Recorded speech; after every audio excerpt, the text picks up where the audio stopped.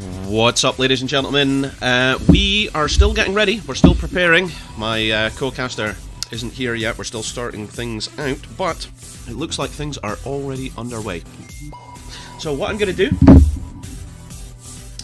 is mute that phone, which is making a noise over the stream. Sorry about that. Yes, what we will do is I'll take you over to the overview because this is where we are. We have our two teams here in the upper bracket finals. And this is how it's going. We're seeing Galnagunnar representing the Wind and Rain organisation. And his team coming out first, looking like they're going to make their first ban. Where are we going? Where are we going to get banned? And there we have it. Dragonshire has been taken out.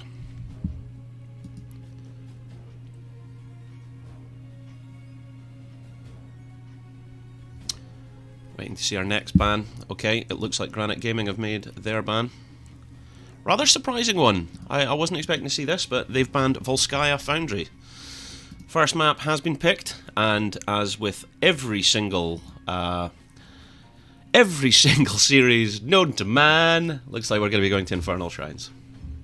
Okay, so as I say, ladies and gentlemen, if you just bear with us, we are still setting things up. We will get this show underway very shortly.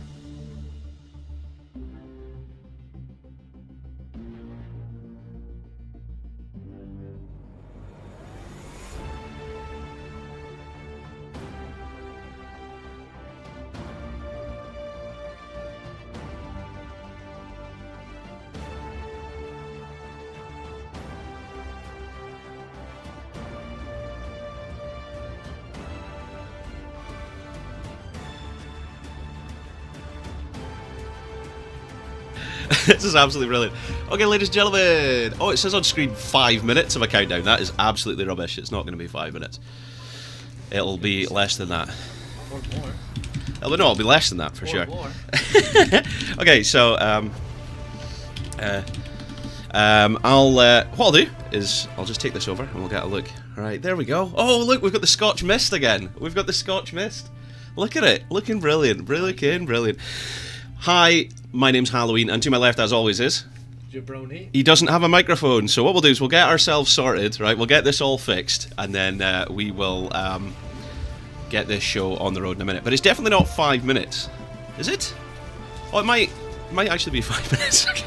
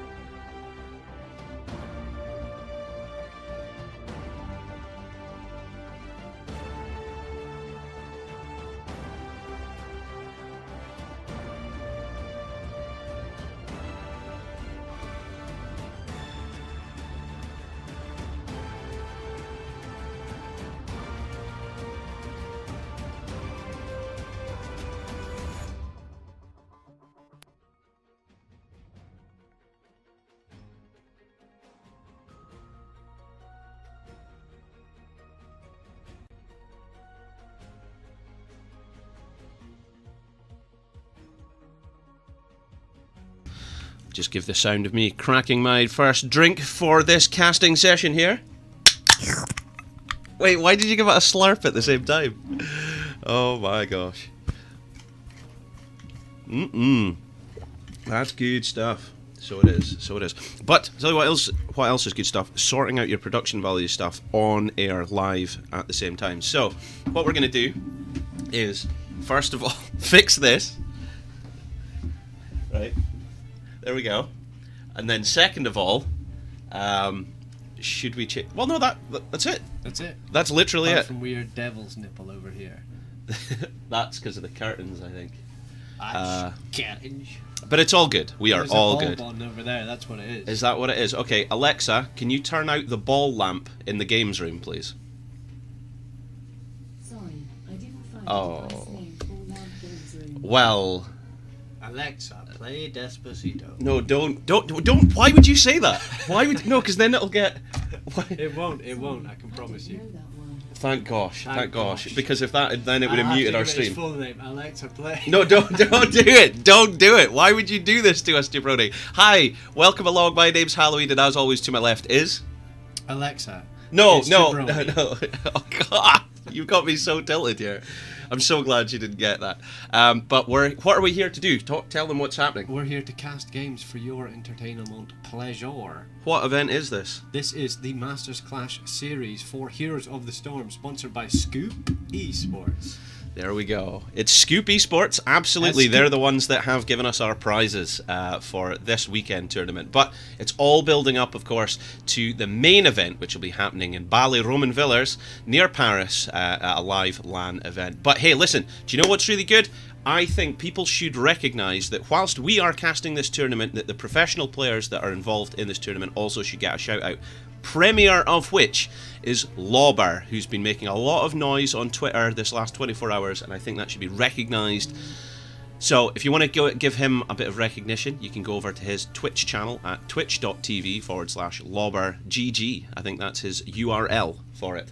But yeah, you should check him out because he is playing in one of the two teams that we're going to be casting just now, and he's in Granite Gaming. He is in Granite Gaming. Yeah, so he'll be the team on the right. He also played in ePunks before?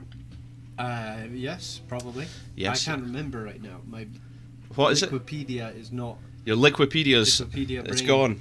Is It's not gone. going. It's not going yet, so I'd have to fact check that, cross check it. But I believe you probably are correct. Okay. Well, as I say, we are just waiting on a couple of our teams to get ready, and then we will be going into game number 1 here. So this is exciting stuff. It's going to be Granite Gaming up against Wind and Rain. Both of these teams are currently undefeated as they have progressed through this tournament. They have not. I mean, I think Wind and Rain lost one game that I was aware of, playing against Creme de Menthe Esports at one point. But oh no, was it Divine Vendetta? They lost one match against them. But I don't know because we haven't personally. Jabroni and I haven't followed all the Granite Gaming matches, but they were looking pretty unstoppable. I wouldn't be surprised if they are yet undefeated. Totally, completely, without even dropping a map. But very, very exciting stuff. So we'll go into this series in a moment. This is where we are. We have banned Volskaya Foundry. That was actually banned by Granite Gaming, not Wind and Rain. So let me just swap them around for you. Just give that a swap, and then. Do you want me to just give that a swap? So if that was banned by Granite Gaming, that means that the ban by Wind and Rain was Dragonshire, which also then means the pick. The pick is different as well. The pick. Boom, there we go. Colours are all flipped. So they are. Infernal Shrines. Yeah, but it's interesting because some people, they're like, why are you even showing this? But this is important stuff. This tells you that Granite Gaming didn't want to play on Volskaya. Why is that?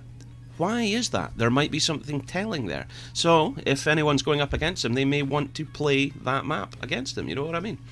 Know what I mean? Get yourself the home field advantage wherever possible. So, good stuff indeed. But hey, do you want to know more about this? Then you want to type !bracket in the chat. and that'll give you the brackets. If you want to know more about the Masters Clash in total, you can type exclamation Masters Clash in the chat. And if you want to know more about who you are, type exclamation Who am I in a command line interface, and that will tell you which host name you are currently applicable to. There you go. I'm gonna have to look at that. Who am I? Do you not know about that? Never seen that before. You type Who am I in a CLI, and that'll tell you who you are. You didn't know that? Didn't know that. See, if anyone wants more IT interface information cast on stream, please do let us know, and we'll see what we can sort out for you. That's funny. Who am I? Are you literally are you trying this out? Who am I there? Oh no, it won't work there. I was meaning like on literally a command like in MS-DOS or something. No, I thought you mean. Why would you tell? I was joking. That was the joke. Oh my God, I can't believe you showed me your QMI. Oh, that is so funny. That is literally so funny. So it looks like Lauber is stuck in a Storm League match. We're just waiting for him to drop out of that, and then we'll be able to get this show on the road. That is hilarious. It's one of those things, innit? Just one of You those wanna get things. yourself a little warmed up, so Just you one of go those and things. play a Storm League match. Mm-hmm. I myself, I went on Vertigo 51. That's how I warmed up just then. Was it? Against, I think I was against some Scottish people, because they were calling people, you know how in America, if you're speaking about your bumhole, not your bumhole, sorry. Your what? If you're speaking about your butt, you would say, my fanny.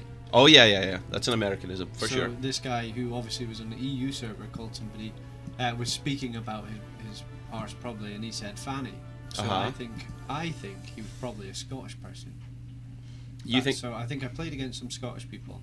Do you know, if we've got a moment, right? If we've got a moment before we go into this. By the way, I really feel like we should pull this over here a bit more. What, get you in it more, eh? Well, no, it's just that I like all yesterday and everything. I kept doing this.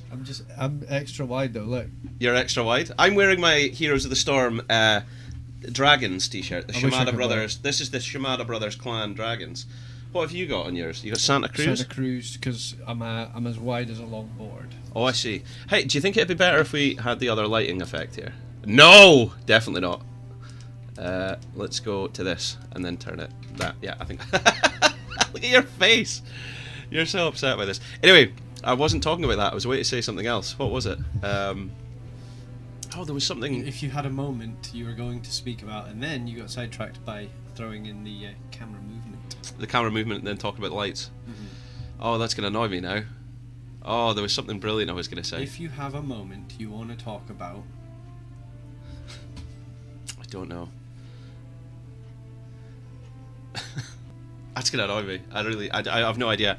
But I think there is some minor roster swaps happening on this team. I'm just trying to decide if we should discuss or negotiate some more some information about that. I think what's happening is what you call it. We are still waiting for Lauber, yeah. That's what it is. So there, somebody's Lauber. like, hey, why don't we just start the game? And it's like, well, if you start the game, you're not. We don't want to allow your sub, which is so it's fair enough. It's fair enough. Hey, you want us to play with the bot? We don't want to allow your sub. It's 4v4. It's anything goes. But I think the plan will be wait for Lauber. The wait for Lauber continues if thou willst.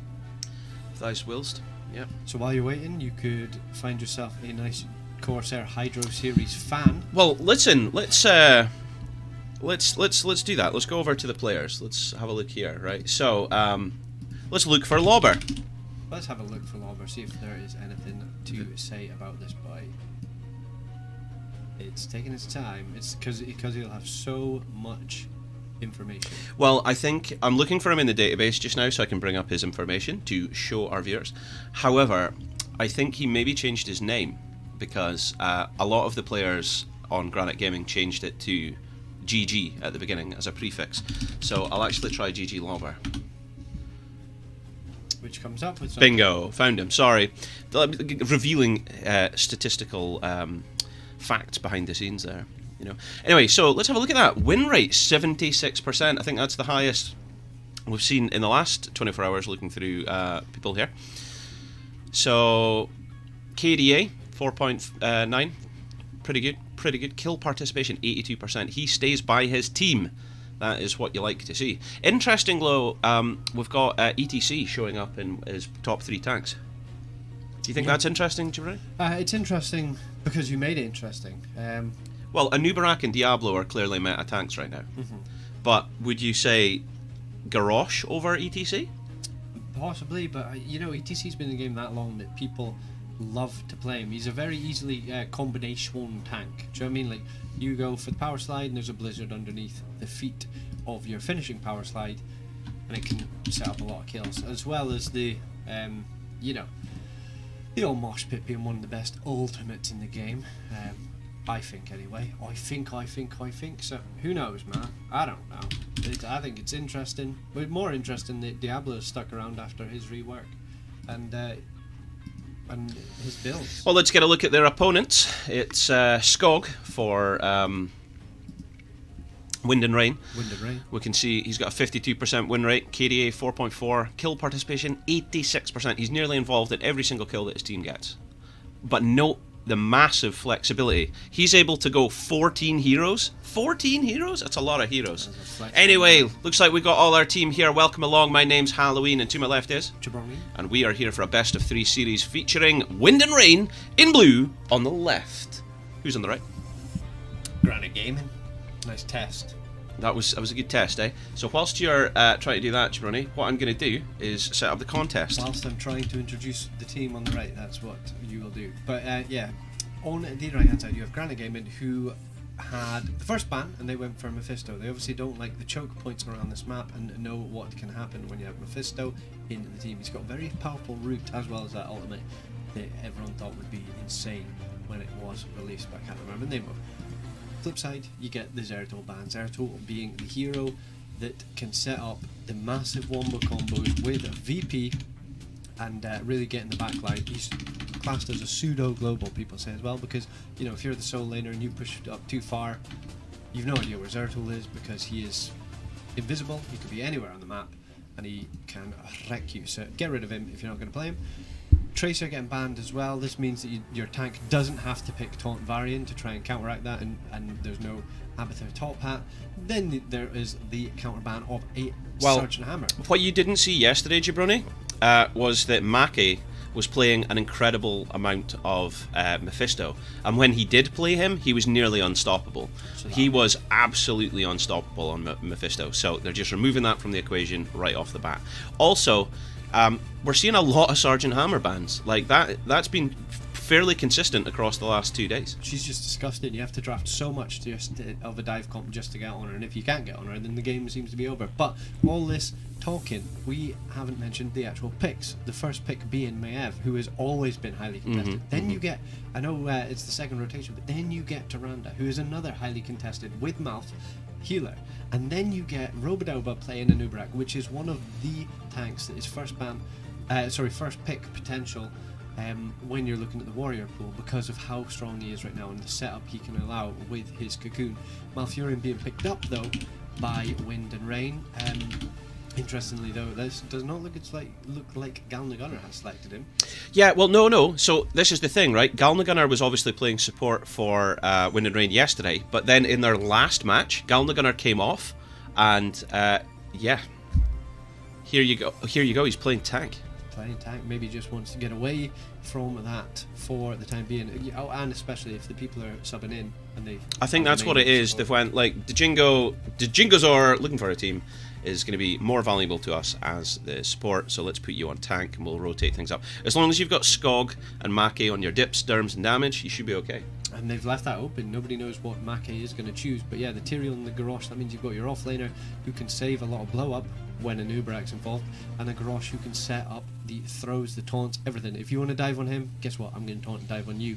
The Oric is this solo laner though. He can double soak on this lane. We have seen it. So I'm going to quickly run through this because we haven't done it yet. Ladies and gentlemen, there is a contest open for some loyalty points that can be used to redeem for parts of our giveaways. So if you want to be in with a shout of doing so, let us know which team you want to back and vote for in the chat. If you think on the left here in blue are going to come out and win game number 1 of this best of 3, type !bet space A space the amount of points you want to bet. If, however, you think on the right that Granite Gaming have got what it takes to come out swinging, then it's !bet space B space the amount of points you want to bet. And if you want to know how many points you've got, type !points in the chat. Jabroni.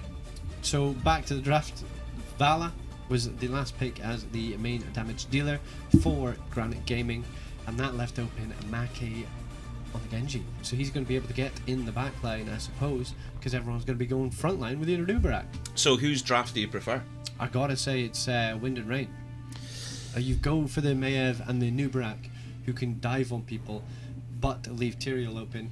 Max Passion playing the Tyrael will be able to Sanctification, hopefully, stopping the Warden's Cage and any blow up that the Nubarak goes with. Genji will be able to pressure the Vala, hopefully, and well, that's what he's hoping, or the Tyrande. And you know, if a Nubarak and Maiev have dived in, it's going to leave them. Well, I mean, I think that Anubarak and Leoric are absolutely vital picks right now. They're very strong, so I wouldn't be surprised if the execution of Swamp Groot's Maiev into an Entomb and a stun from Anubarak doesn't get a kill. I would be very surprised. Anyway, if you want to back any of those choices, the competition is still open, but we don't have time to talk about that, because here we go. Welcome along, ladies and gentlemen. My name's Halloween, and to my left is... Jabarni. And we are here to introduce game number 1 of our best of 3 series, featuring, in blue, Wind and Rain. We've got Djingazor looking for a team playing Malfurion. We've got Skog, the forest monkey himself, playing... Don't call his name. It's Hanzo. We've got Maki, HGC's Monkey Menagerie player, playing Genji. We've got, who could forget, Triple X Max Passion, playing tank there as Tyrael. We've got Galnagunner off support and on tank this time, playing the biggest biceps in the game. It's Garrosh. Jabroni, would you like to introduce our lovely Granite City Gaming team? Granite City Gaming, you've got Robodoba on the Hanhobarak, Svampgrota on on the Maiev, GGT, I don't know who T is, but that is the Vala. Henning on the Tyrande. Oh, the big flip goes in, and Galnagunner goes to wow. He dies. The roots from Malf not able to stop the aggression from the red team, and that's one dead. Garrosh. That's an early kill, especially for a Garrosh as well. That's quite frightening, actually. Just quite how effective that was. Anyway, so what we're seeing here is, let's get a look at level 1 talents. That is not the talents, Jabroni. What are you talking about? There we go. Look what's happened. Jabroni. What? Salvation at level 1, not Justice for All. You've always said this. Yeah. Unless it was changed recently, but what was always said was you go the purple talent. I can't remember the name of it as a Tyrael. You go the purple talent at level 1. It's called Justice for All, by the way. It does not matter what else you go. Of course it does, but that's how strong they were making out the talent to be. So very interesting. Aha, thank you very much for pointing that out. Makil234, we now have in fact unmuted the sound. What a legend. What a legend. He's just on point with us all the time. That guy Makil, what a guy. Although I'm sure it's pronounced Mookil. Mookil! Anyway, looks like we're going to be seeing the Q build Hanzo. There's been a lot of variation on Hanzo across this tournament. Oh, Malfurion goes down. Sorry, I was actually looking in the top lane because Tyrael was very far over on his lane. He's not staying in his lane as such. He was there. Well, that's because all the action's down here, though, Jabroni. That's what we're saying. Yeah. All the action's down here. Maki getting a lot of damage from the Vala's AA. And has to get out of there. But they find themselves a Galnagunner who again does not have Unstoppable because it's not level 4 for you, and you are dead. One way ticket to death, one way ticket to Respawn City. Swamp Groot going to start the camp there, trying to get his timing just to perfection. Leoric coming to join him, which is going to leave Max Passion in the lane by himself, but all the while, big push down here. Big They push. have come out swinging, and swinging they are this Granite Gaming. I mean, they're hard as a rock. Do you know what I mean? They're strong and stable. So, I'm trying to get the chat up for you there, Jabroni, because I just noticed. don't worry about me, man. There we go, that's what you're Don't after. worry about me. Talk to me, I told you. Right, so there's another Galnagunner aggress. He's died twice now. His team will be getting punished if he continues to do this. And this is to a team that you don't want to be dying to very often. Yeah, whole level lead just as the shrine is activated. This is really quite good for the red team. Now, what we saw a strategy emerge from Wind and Rain across yesterday, which was... He's getting pulled in, he uses his Unstoppable to get out of there, but Genji went right in, Genji jumping away with his fat D! Wow, he actually nearly got burrowed by Nubarak, which would have resulted in stun, which would have resulted in death, but nice movement, agility, and parkour from Maki. Parkour! Yeah, what I was going to say is Wind and Rain had a strategy here that they would ignore the objective and just push the other lane. and that's what they did against Creme de Menthe Esports yesterday, and they completely dominated with it. Oh, this is they've gone very hard in, and that is one dead Malfurion, one dead Grosh, and they're not gonna stop there. They're chasing Max Passion.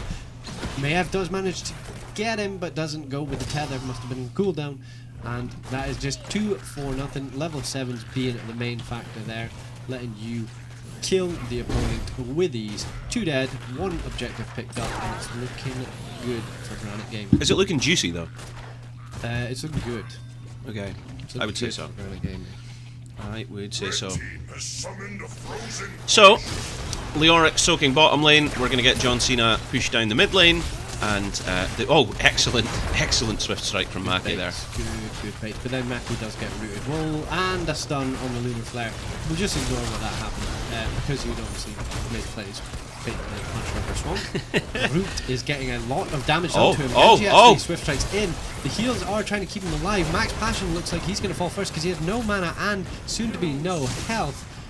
Malfurion does die though. Malfurion dies first. Max Passion gets chased. He does have his Q and Max Passion his way. We are missing the death. Oh! Down to Genji. 70. But Genji died. Skog nearly died. Tyrael nearly died. I mean, this is crazy. Do you know, it absolutely looked like we were going to see a death on side of Granite City Gaming there, but then they didn't. No one died on their side. What about the Vala, who's just respawned? Well, except her. Thank you, Jabroni. You got my back, yo. There we go. Look, I can even I'm going to check the replays, and yes, she died at some point during that team fight. Yeah, that's quality actually that we've got a running replay here.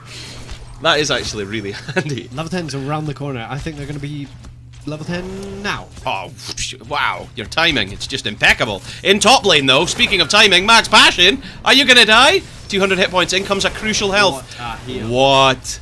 That heal was crucial, but now they're turning. Fury looking dangerously close to death, and he goes down. This is level 8v10 team fight, and they're taking it, and they got a 1-for-1 trade, which will favour them, but now Robodoba has been found. He gets into the fray, out of the fray. And then containment disc. Genji takes all that deflect. In comes the stun. They're not going to be able to get Swamp Root though. Oh, but they've decided they're going to anyway. By the way, just to recap, it is Strafe, Containment Disc. We've got the Cocoon, we've got the Entomb, and Shadow Stalk. But it's not going to be enough! Is it going to be enough? Max Passion has fallen, unfortunately. Sorry, can I get a look at the full talents again? I'm not switched on. You're not switched on? There they are. They are now A lot of switched on for beetles you. there, that's why I was like, what the hell? Has he gone Spell Beetle, has he? The Anubarak. Spell, or is that Legion of Beetles? They have 40 Spell Beetles. Spell Beetles have 40 armor. Yeah, imagine having 40 beetles, Jabroni. That'd be pretty OP, if I don't say so myself. What would you rather have? 40 beetle-sized Anubaraks, or 40 Anubaraks beetle-sized? That doesn't make sense. I don't know, I can't do the math. Try and figure this one out for me. Because it's, I know that the age-old statement was, would you rather have 40 duck-sized horses, or would you rather have 40 horse-sized ducks? And like that makes sense, but oh my word, here we go. Dog, he's got the tether on him, but he's gonna get away. That leaves Anubarak in the thick of it, but the containment disc actually saves him. There's a containment disc and a cocoon. With an Entomb though, you are Savage. Absolutely decimated by his opponents there. And with level 10s coming in, he now does have the abilities to continue this team fight. But Swamp Groot, and he's swiped out. Good back. He played very well there to try and anticipate Henning, and he gets the kill. And with that, Robodoba's going to escape. But is Fury going to be the next to go?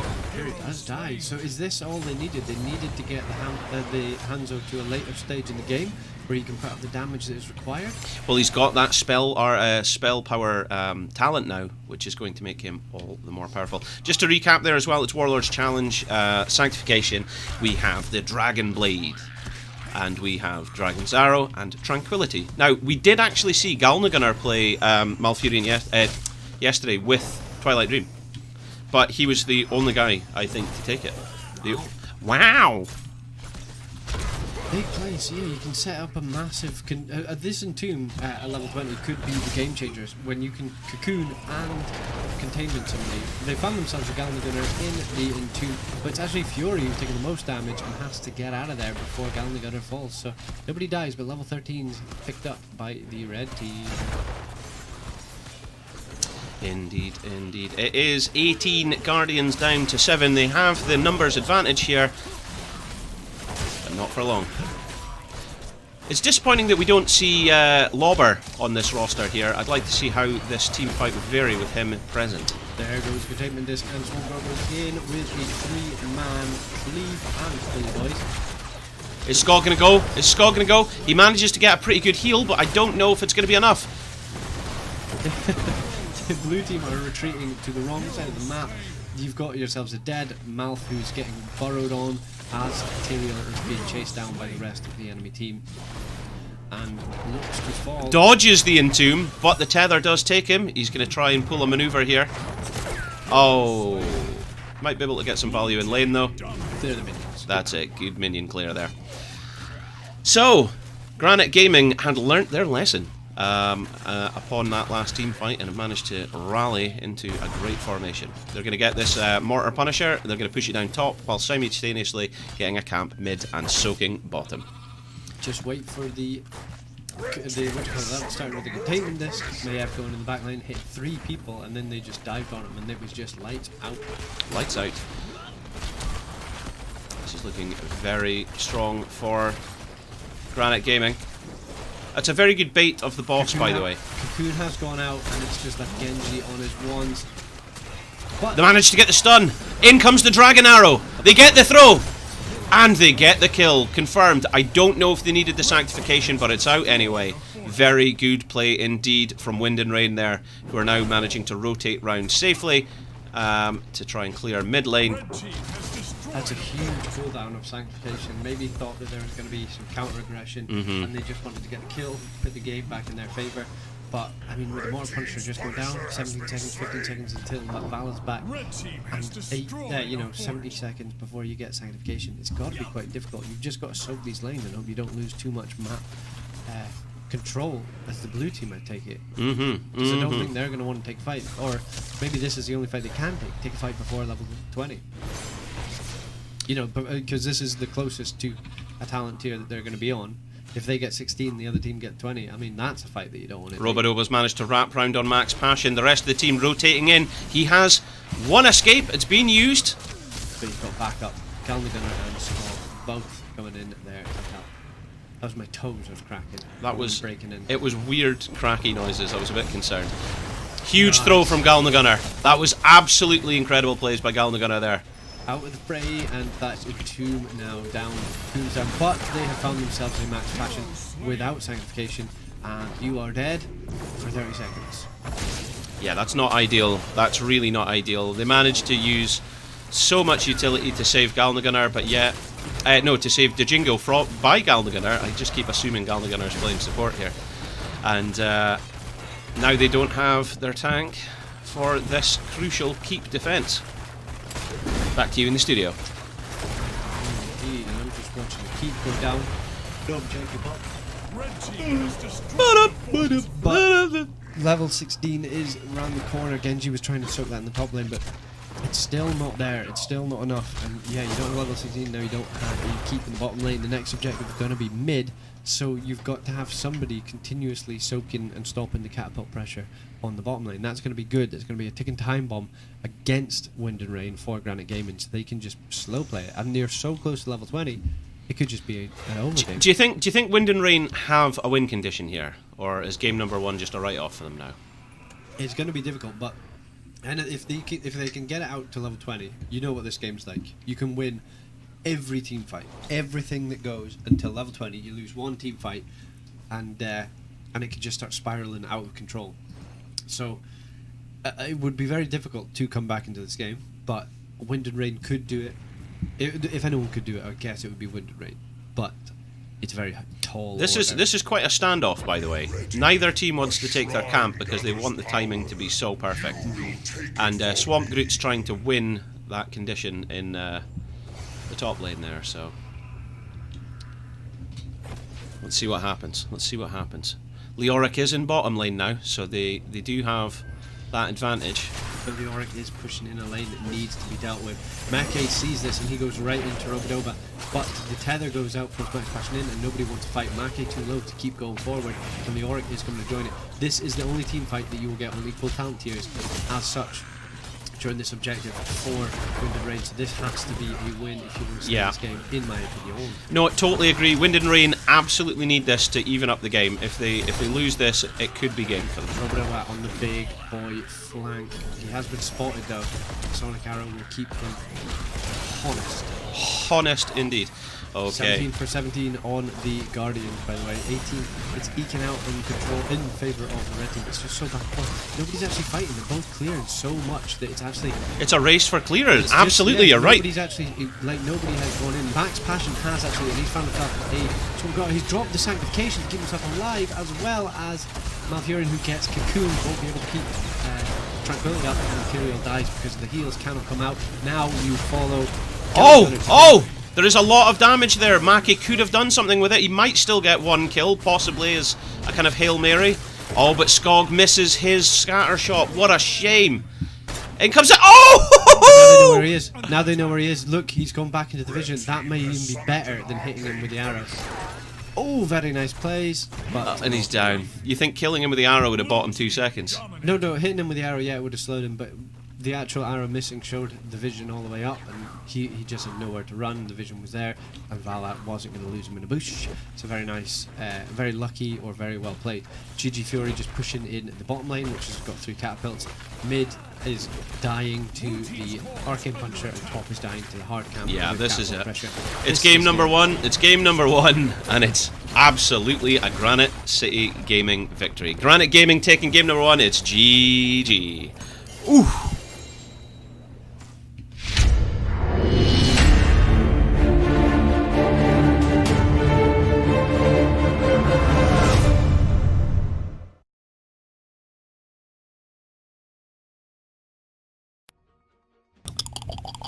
There you go. You can talk now. What are you saying? Look at those statistics. 21-7.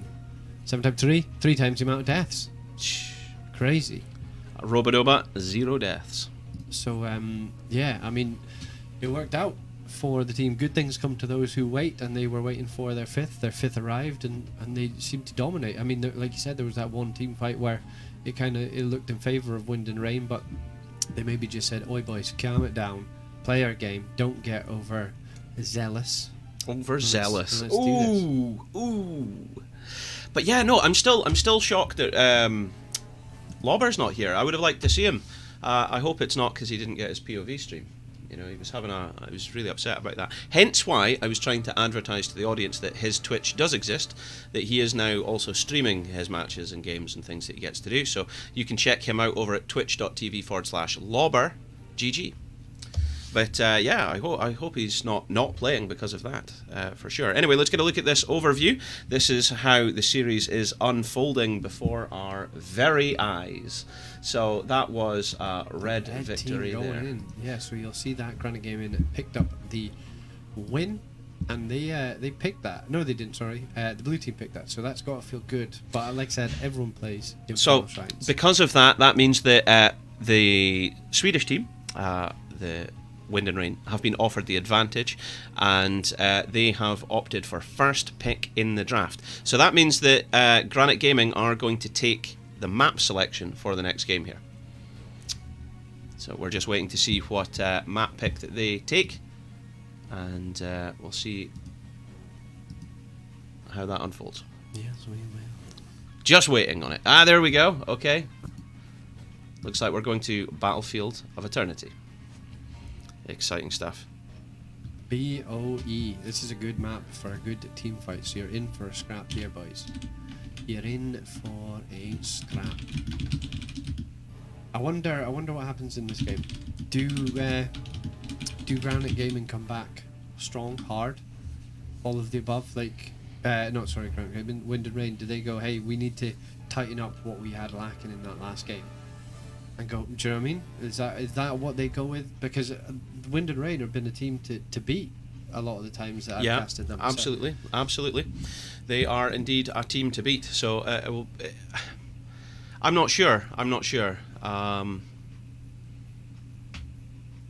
I'm being informed that the absence of Lauber is because he had a scheduling conflict and IRL has came in the way. So, okay. IRL. That's So what it is. he could have POV streamed whatever he was at. Do you know, he absolutely could have. There you go. See, so In fact, it some would wouldn't- it's argue not that a he should be doing that. It's not a POV issue or a visa issue. A visa issue. Well, that's what happens with there's a heap of CS:GO pros who are having to play with subs because there's so many visa issues. So it could have been a visa issue. Well, Could have been an here's internet issue. hoping that it's not a visa issue Could have for been Lauber. a food poisoning issue, but it's not. It's a prior engagement. Yeah, let's hope there's no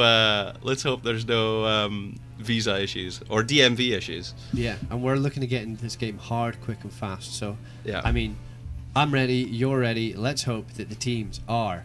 Oh, can you set up the contest? I'll just try and do it for you. Because here we go. Go for it, jabroni. We are going into the draft. Battlefield of Eternity on the left side, Wind and Rain on the right side, Granite Gaming. If you're just joining us, Granite Gaming have picked up the first win in this best of 3 series. Granite Gaming not one apiece, but it could be one apiece and all to play for. Granite Gaming only need the 1 win to close this game out, while Wind and Rain need to do the reverse sweep. It can be done, it has been done before, so let's see if it can happen now. First pick going over to the blue team though, but of course there's the ban phase first. Zeratul being banned out. This was the first ban that they chose last game as well. They obviously don't fancy playing against the Zeratul. They must know that there's a Zeratul player. I would expect either Maev, Hanzo, Anubarak, or Sergeant Hammer to get banned in this next ban. Well, Maev being banned is interesting because Granite Gaming managed to get it, but Granite Gaming don't. Granite Gaming managed to get it in their last game. They aren't the first pick, so they need to ban it. You can see what a Maev can do, especially with the choice of ultimates. Given, the containment disc just taking somebody off the battlefield for, 8 to 10 seconds, and the Warden's Cage, just all hell breaks loose when that is popped. So it's a good ban to get out of the way if you know you cannot get them, and you can't because it's, you don't have first pick. Hammer, as you said though, banned. So what you want to see here is Maki now has his Mephisto open, but is this the map that you would want to play him on? No. Was that a question? Yes. No. There goes Hanzo's possibly lamest skin. I don't know. He looks like I don't know. I don't know.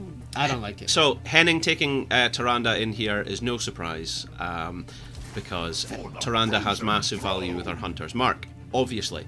Do you know, by the way, IRL, in real life, Henning actually has a Rhaegar tattooed on his leg. Oh, really? Aye, he's got an amazingly detailed, honestly, proper amazing tattoo of Rhaegar that's like this big, and he's wearing the kind of cowl and like of fur, and it just looks fantastic.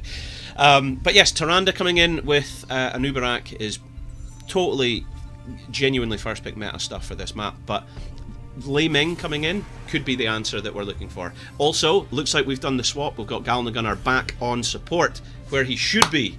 Yeah, boy. And Malfurion is... We've not seen him play Tyrande yet, but Tyrande is actually Galnagunnar's first pick primary support hero. But he's only and exclusively played Malfurion across this tournament thus far. Wow. This may be the winning factor you need. You've got a sub in Dajin Gazor looking for a team, and just finding where he is comfortable. Not where he is comfortable, sorry, where the team is comfortable with him, if that makes sense. That's kind of where a team can kind of fall down. Yeah, you may be an amazing support, but the team are maybe used to playing with a support who plays a little differently, a bit more passive or a bit more aggressive. So this may be exactly what you need: getting the Ming, getting the damage out, getting the resets, and Galnagunnar on his prized possession, the healing role of Malfurion. But I'm interested to see this. Imperius as the solo laner picked up with another Vala. They fancy the Vala. The Vala can do a lot of damage. Honestly, we have seen Imperius played main tank many times across this tournament so far. Well, I don't think you put a Nubarak in this solo unless you had a really dodgy solo laner, which is not a dodgy solo laner. You have your Rel. No, I mean, I realise that, but what I'm saying is he's been played as main tag, so it's... I don't know if that's going to make any difference towards his talent build or anything. Imperius is quite flexible in that way. But I think statistically, I don't think Imperius's teams, the teams that have been playing him, I don't think statistically have been winning as much as they would expect. Anyway, we're seeing Make picking up Stitches. Make off the DPS and onto Stitches, and they've taken Max Passion and put him back in more of a tanky role. See, You got to pick a draft. You got to pick a draft. See, I went with Wind and Rain last game, but Granite Gaming were so solid that they just kind of knocked out the park. I'm going to go with Wind and Rain, purely because if they can win one objective, I think it's going to be very hard to defend it with all that melee and a Vala. I'm going to go with the same argument, actually. Yeah, you're right. So if they lose all the objectives, it's clearly Granite Gaming anyway. But you're saying that if Wind and Rain can win one objective, they can push hard, really hard, so hard that it's going to be very difficult for their opponents to push them back, purely because they're all melee, they don't have the range, and if they get stunned by the Immortal, it'll only continue to spiral further out of control.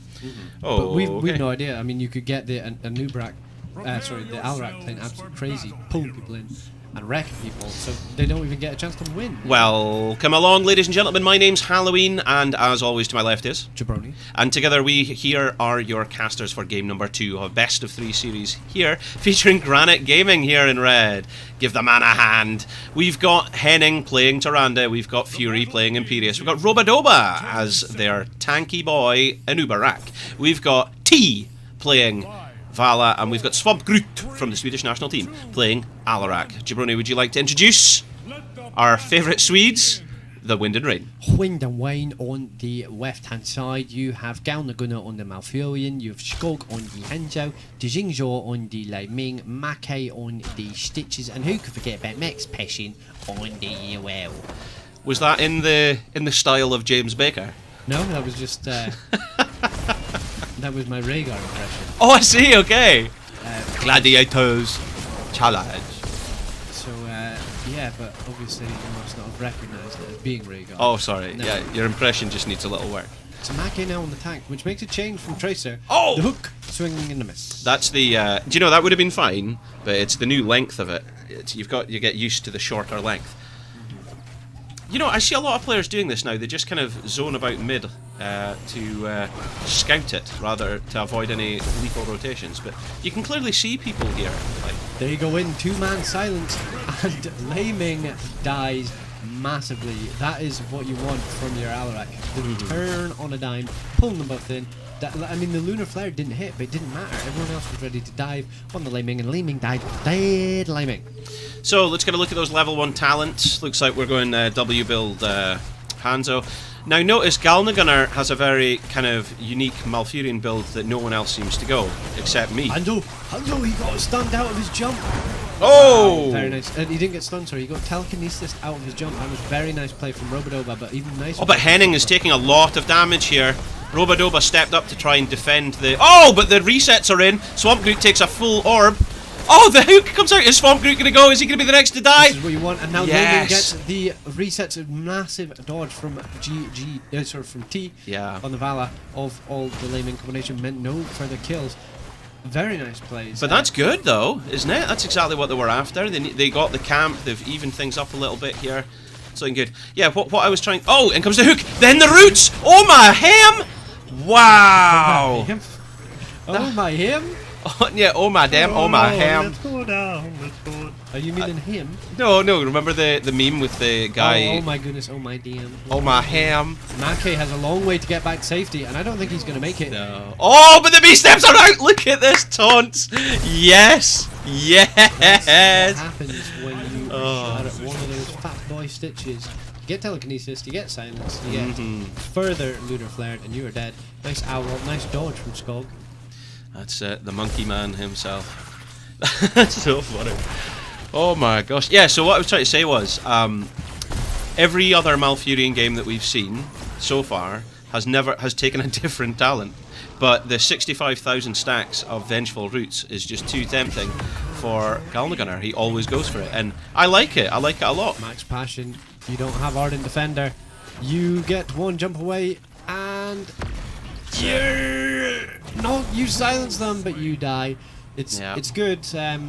But now he's not there for that Fallen Shaman camp. Yeah. The boss is already up, but they are doing a trade. They're going bottom.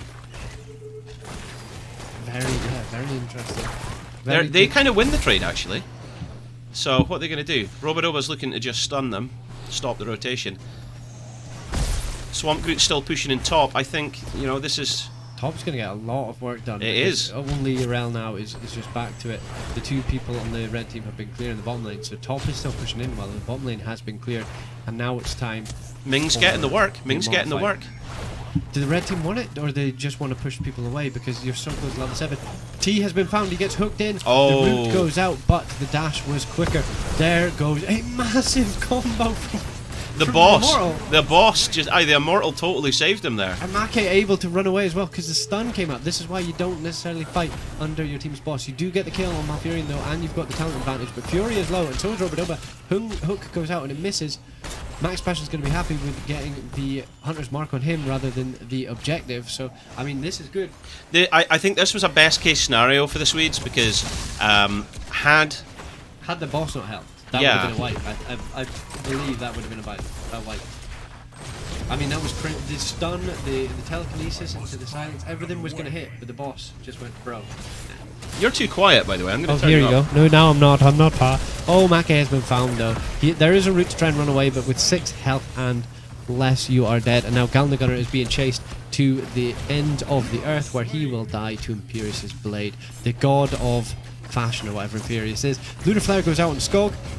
Skog. Did you say the god of fashion? I can't remember what. Oh, it is. he's the Archangel of Valor. There we go. Archangel of Valor. One of the two. Skog God of fashion. manages to get out of there, but the Immortal is not looking good, especially with the Q build Vala. Patoink, patoink, patoink, and more patoink.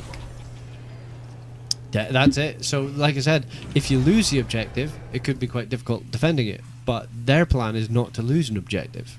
Granite Gaming are just going to go, just win, just kill them, win. Do you know what I mean? And there goes a mass protector release, the silence into the stun combination, into the impale, or whatever it's called, the kebab you call Lance. it. The lance, and that is 1 dead stitches. He's got a lot of health, but he is not too healthy to die, if that makes sense. Well, this is going to be an easier objective to defend for Wind and Rain than it would be for Granite Gaming. So let's see how they achieve that. But all the while, in top lane, we've got Max Passion. Kebab goes out on as well as the Lunar Flare, and Robodoba dives on it for good measure. That was it. So you lance That's the him, combo. you burrow in, and the Lunar Flare is there in between all that to keep him completely isolated. And, you know, while Stitches was only just respawning, there's nobody to help you out. I mean, the best you can hope for is a help and hook. That's why Stitches is not always the best tank for people who are going to go past him. Because what are you going to do? You only have one hook, you only have one form of hard CC, and it's a skill shot hook, and it only pulls them closer to your teeth. A huge rotation here from the side of Granite Gaming, who've decided to go down top lane and aim to take this fort, increasing the periodic catapult pressure that they're going to be applying. Not to 1, but now 2 lanes. Perfect play, because you have level 10, you know that the blue team are not going to get in your face, so just go and get aggressive. One of the things to note here is level 10s have dropped, so they've got Strafe, we've got the Cocoon, we've got Reverse Falling Sword from Johanna, we have Counter Strike and Shadowstalk. I wonder if the Imperius player, okay, sorry man, I've forgotten his name. Fury. I wonder if he prefers the big shield, but he's feeling that they're so strong and they're winning so well that he's going to go the Wrath of Anguirus. Anguirus Council, yeah, and I think it's called the Shield of Anguirus as well, the other one. But the shield can be used offensively, which is why you see a lot of it when you're doing the solo laner. But why would you take him for solo laning when he can be a main tank?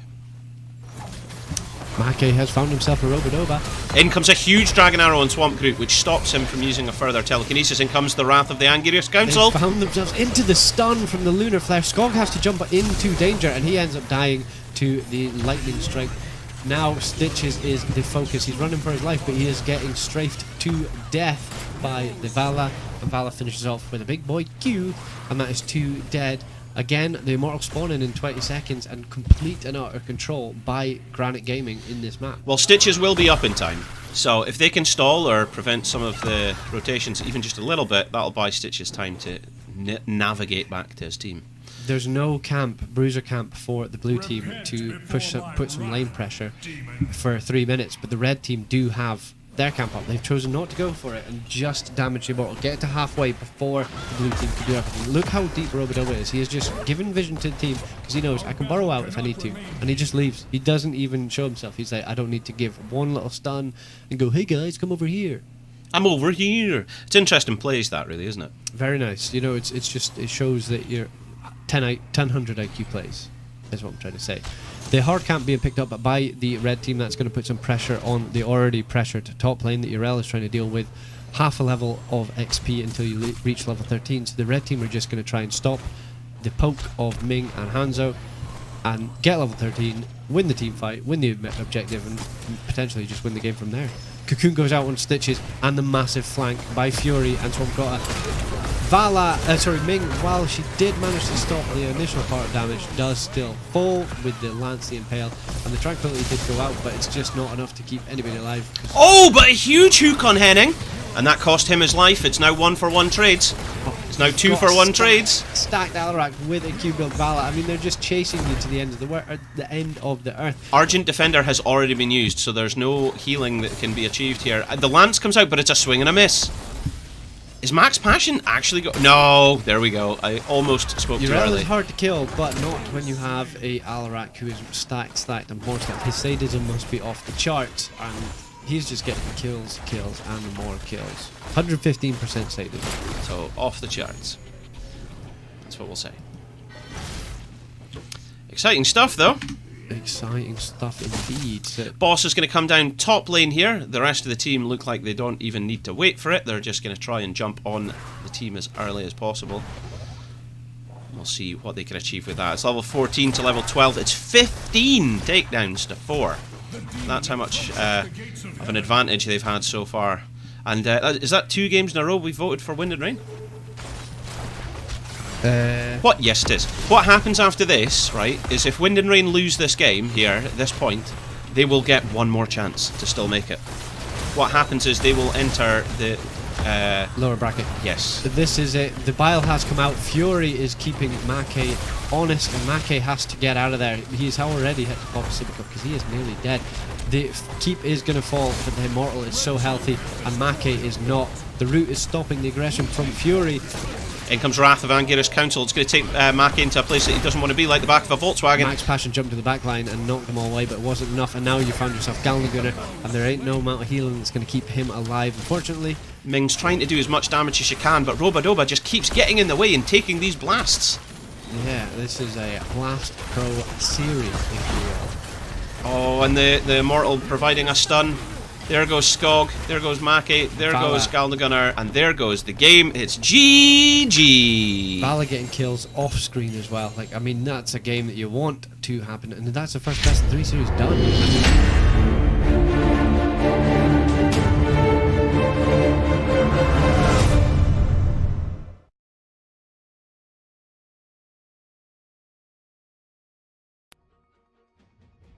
Okay, yeah. How long was it, Giovanni? So that game was 11 minutes, right? Yeah. Get some feedy back. Yeah. That game was 11 minutes. The first game was 15 minutes in the side of Granite Gaming. So they managed to close it out in 11 minutes plus 15 minutes. That's 26 minutes. That's as long as some games, especially games where you include the draft time as that. That is crazy. That is crazy. 26 minutes to get 2 games done. You had 21 kills in the first game. You had 18 kills in the second game. I mean, you can't ask for a more clean series than that if you are Granite Gaming. If you're a Granite Gaming fan, it's quids in. Absolutely. So with that, we get ready for our next series. I'll just get that sorted now. So we're waiting for our next one, but we may be waiting a while. No, not at all. Not at all. Okay, that's a bonus.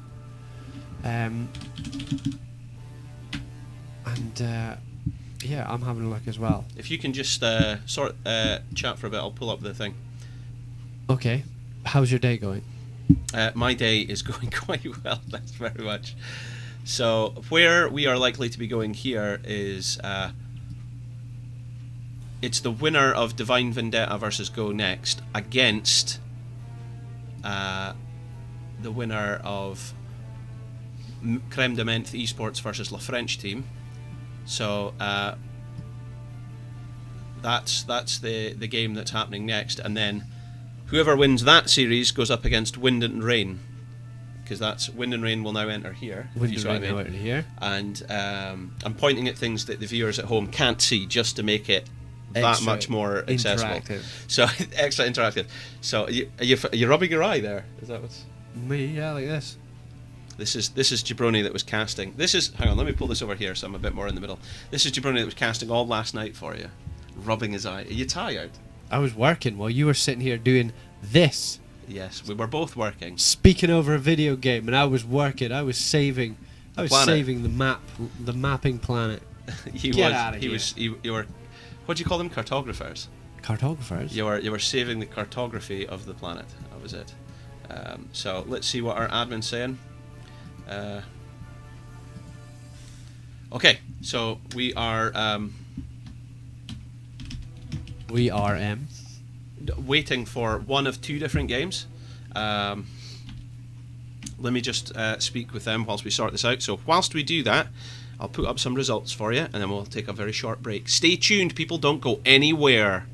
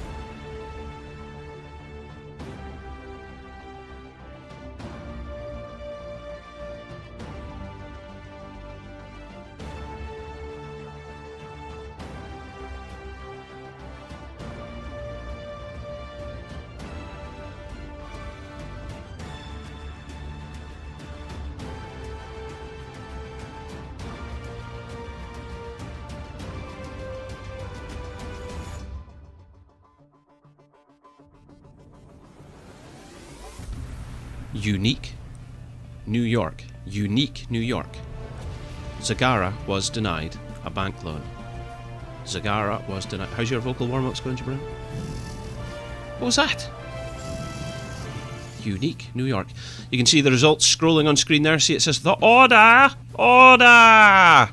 Unfortunately, they had to forfeit today's games as their team was unavailable, which is a shame. because they were doing quite well. Mouseketeers, unfortunately, did not beat Divine Vendetta.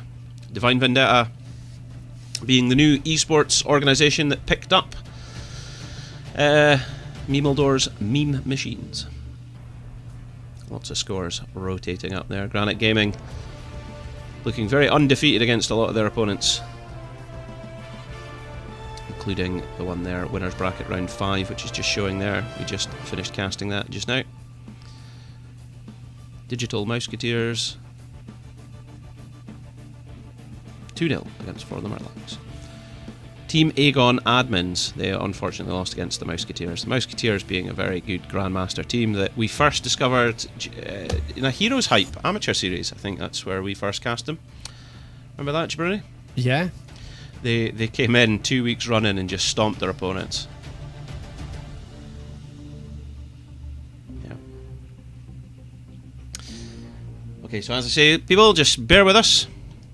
Bear with us, we are just trying to get things ready, and then we'll be moving into the next series. So, thanks very much for staying with us. What we can do, should we put some adverts on, or should we just Put some adverts on, yes. Yeah, I'll put an advert on, so just to keep things fresh and exciting for you. What do you want? If anyone's in the chat, right? Would you like to see an advert of the All Hallows Cup 3 highlight reel? Or would you like to see our trip to Katowice? Or would you like to see... I think that's the only two things I've loaded in. Can't load in anything else, that's it. That's all I've got, apparently. I thought I had more adverts. Highlights. Keep it hyped. No one needs to watch an interview of the most interesting man in the room. So keep it interesting with the highlights. That's my opinion. Alright. Let's do it. Let's do this.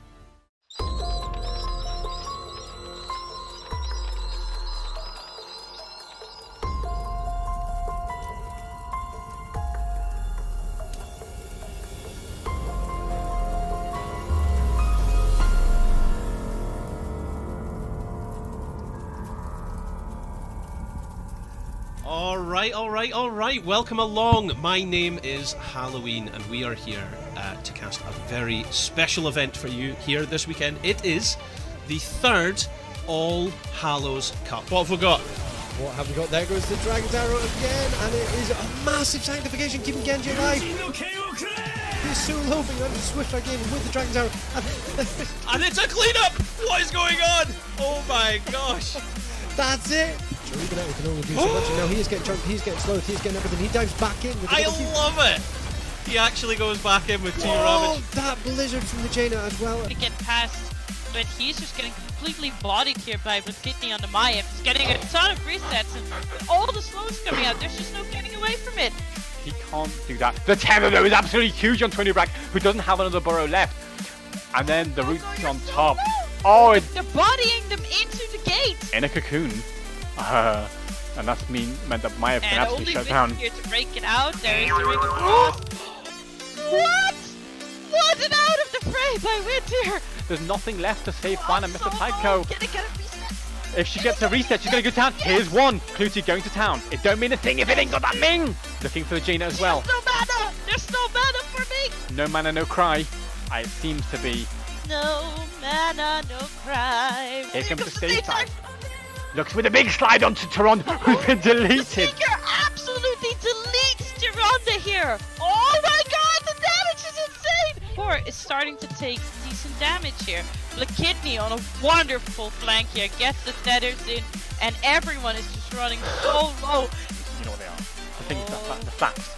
I think Rhaegar might be in trouble. Here when he comes I think he's in more than a bit of trouble. Here comes the Riptire onto the Entomb. It's absolutely savage onto Wit. It's 100 souls on the deck. It's Rhaegar as well. I hear the call. And Nasiba?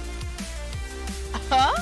Yeah, now it looks like Team Russia wants to try and start getting the objective. Oh! The zombie wall! The zombie wall! For 60 seconds, so he could become the focus here.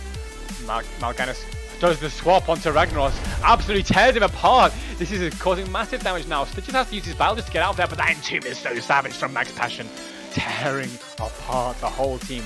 Russia hits level 20. Here's the Entomb. Stock's the only one in it. Gets the Indomitable up. Here's a beautiful tree. Big Groundbreaker with a big Shadowfish who takes 3 kills here for Russia. There we go, there we go. What's up, ladies and gentlemen? I don't know why I just clapped into the microphone there. That's ridiculous. Whoa! Hey! Help! Nubrak's actually being Oh! Huge Dragon Arrow followed by the Entomb. buried alive. The ring goes out and it hits 2 people, so next he has managed to stay alive, but it's Ming who dies first. The cocoon goes out into Tyrande, and that's 3 people dead. Oh my gosh. Trying to run as best as they can. I don't know what's going to happen here. Looks like Diaby's going to be thrown. Oh, but he uses... Oh my word. That's okay. Try to hit me. Come on. Is what he was on there. Schwimpy landing these Qs, insane, but he They got a actually died. kill! My mind's telling me no, but my body telling me yes. Who would have believed the leftovers not only survived, but got a counter kill? Breeze is actually falling super low that he had to get out of there. You have no idea what I am capable of. To annoy me trying to remember the name of that ability. In comes the stun. Dragon's Arrow! Good night, Francine. Be out, but there goes Moptio following up, and a mosh pit landing to kill off 3 people, 4 people, and soon. Okay, ladies and gentlemen, just a quick shout out to you there. This is not quite right. It looks like it's showing the wrong information there. Let me click update there. Why is that saying 2 to... Ah, that's why. There's a little tick box here you got to do. Boom, there we go. So this is how this series has currently went. There's been 2 bans, Volskaya and Dragonshire, and they played Infernals, and then they played Alterac Valley. I'm quite gutted I missed that. I would have liked to have seen Alterac Valley. And it looks like our 3rd match is just about to go underway. I don't think they did play Infernal in Game 1. No, they're playing Infernal now. Yeah. Oh, why is that showing us... Hang on a second then. So, well, it's still accurate in the sense that it's been picked. It has, in fact, been picked, but we're missing one more pick there then. So, let me just see. Did it say? Towers of Doom. Towers of Doom. Towers of Doom. So, hang on. No, Towers of Doom. No. Oh, yes. Yes. Towers of Doom. There we go. And then change this. Towers of Doom. That's Jabroni not speaking with his mouth full. Let's just say that. Oh, wow, that's There you go. stuff. Protein bar, not what you said. Okay, so on the left, we have Go Next, by the way. They're the wrong way around. So, just to add more drama, boom. There we go. That now makes a bit more sense. Oh, jeez. Everything's backwards. Everything's backwards. But who cares? Let's get in there. Hello, everybody. My name's Halloween. And to my left, as always, is... 2 seconds. A guy who's just trying to finish his drink there. We're just going to drink some And Fiji water from He's Fiji. always got Fiji water from Fiji. Where do you get this stuff from? From Fiji. Well, obviously. Helicopter in, airlift, all this stuff. It's Jabroni. It's Jabroni. All that big Castor Badola that he's got bankrolled. He's sorting out water from Fiji. You're drinking that place dry.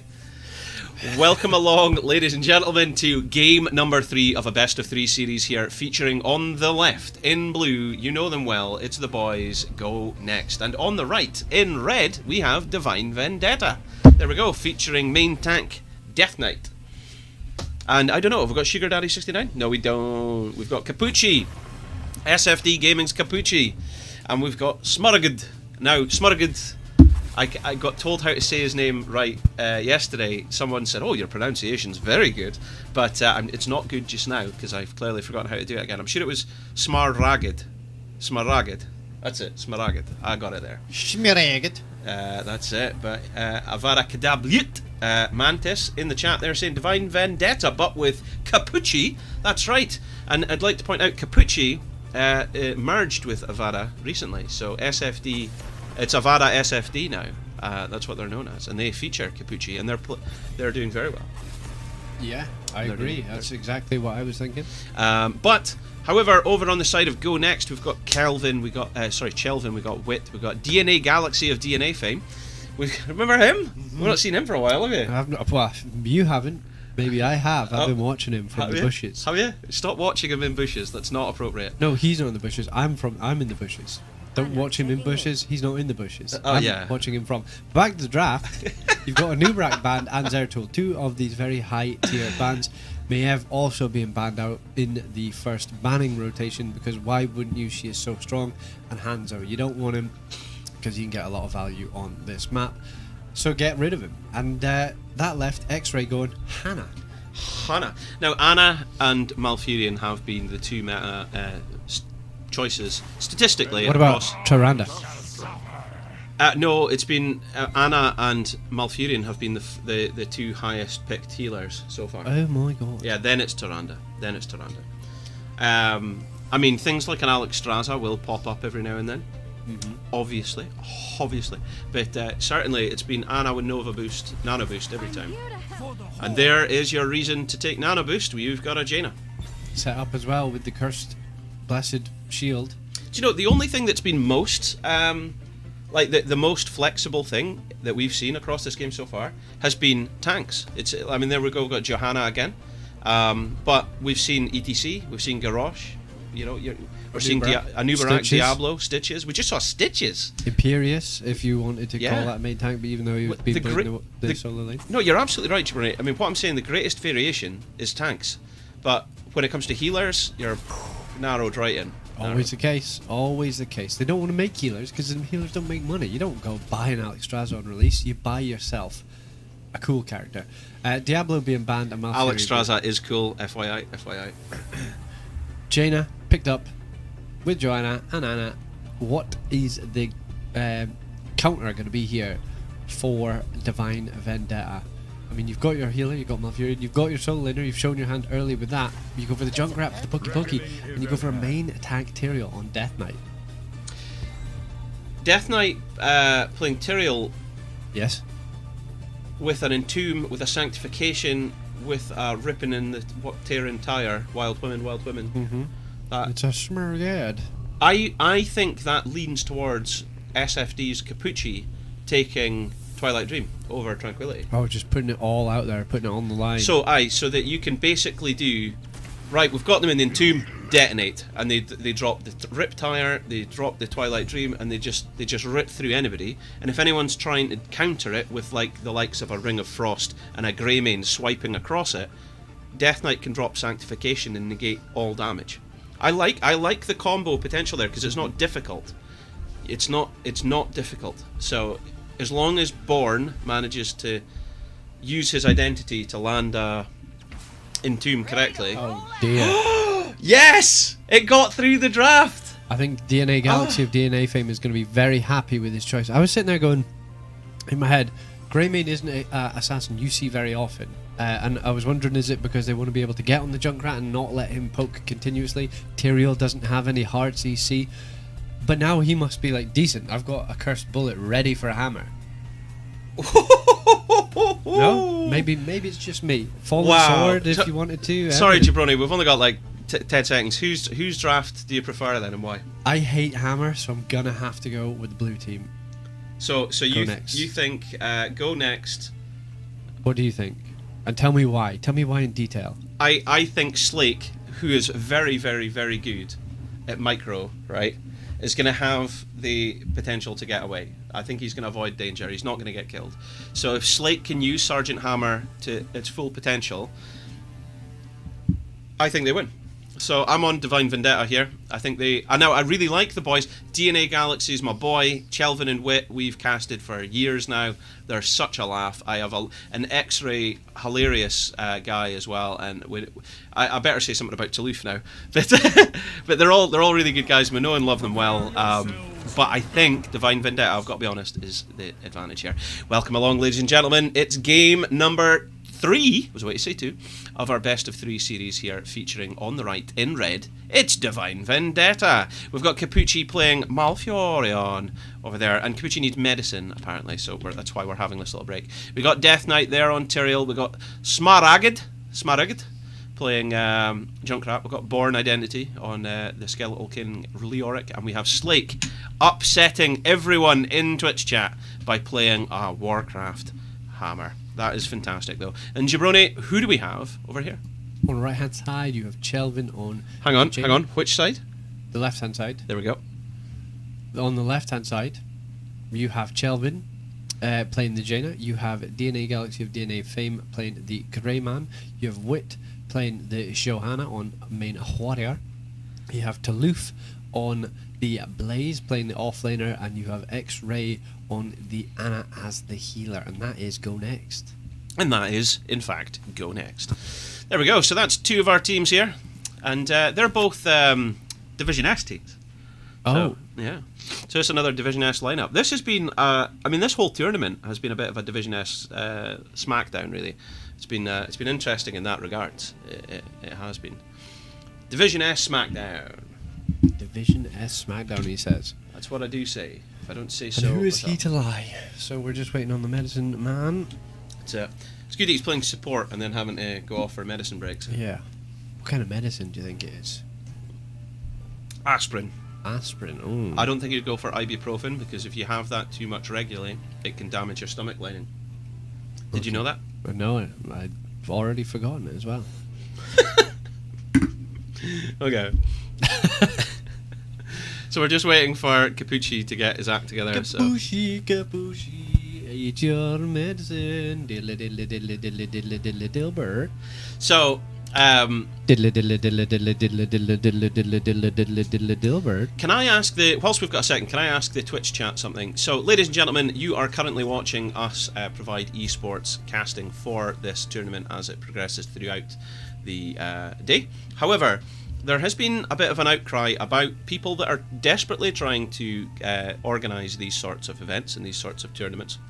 And when they do so, sometimes sponsors or streamers get involved that try to maximise the stuff that goes in by disallowing POV streams. What's your view on POV streams? It looks like we're back into the game. Here we go. Point of view streams. Right, Yeah, level yeah. ones have been picked up, and you see Tyrael going for Justice for All. Maybe, Because he heard you. and maybe he heard me, even what though it it's is. a different series. Yeah, we've still got a couple of seconds. So, yeah, what's your view on POV streams? Should they be allowed or should they not be allowed? And if they are allowed, do you watch them? Do you use them? Or would you rather just watch them in this format? Please let us know, because we're always interested to hear other people's opinions. Twitter is very loud, and so is Reddit, and sometimes the loudest people are the minority. So I'd like to hear what the majority has to say. Anyway, here we go. Both teams setting up for a little scrap 5-on-5 in the mid. And there's nothing unusual in talents. He's going Galnagunner's build, Celestial Alignment. See what's happening. Quick clear from both teams. Let's get into position. Hammer is also wanting to get into position. Hey guys, fight in my range. To quote Timmers. The big F Timmers. BFT it is. Hey guys, fight over here! Was this a plan by the blue team? Did they know that Slake or Slake likes to play Hammer? You've got a blind on Wit. You've got Slake. Cursed Bullet. You've got a Sleep. Do you know what I mean? It's almost as if they said, "Hey, let's draft for having a static hero, and kill them." Do you know what I mean? It is quite like as lucky as Condemn CC, stun from Blaze, sleep from Anna. Yeah, totally. They've got just the slow. blind her as well. Blind her before you start fighting. She's just like, "Hey guys, they're fighting in my range, but I can't do anything."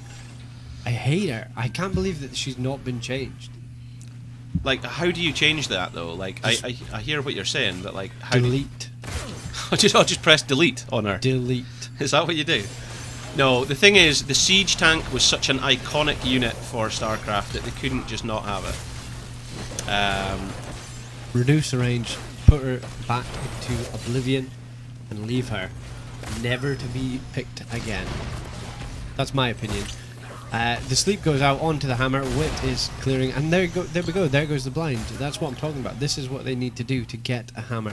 And I'm not showing any bias. I don't want Divine Vendetta to lose.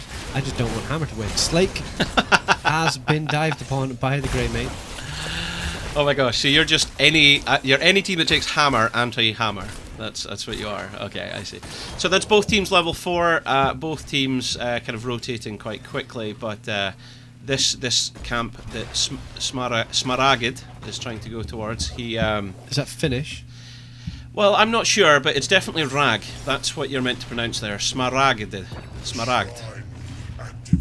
Smaragd. That must be like that. Anyway, they've taken up their Khazra camp, and it's moving towards the mid, whilst Death Knight's looking for an opportunity to dive in front of Chelvin and scare him half to death. Both teams also trying to pick up their Fallen Shaman camp and time it perfectly. Bing! There we go. That's a very good point. Mantis has put in the chat.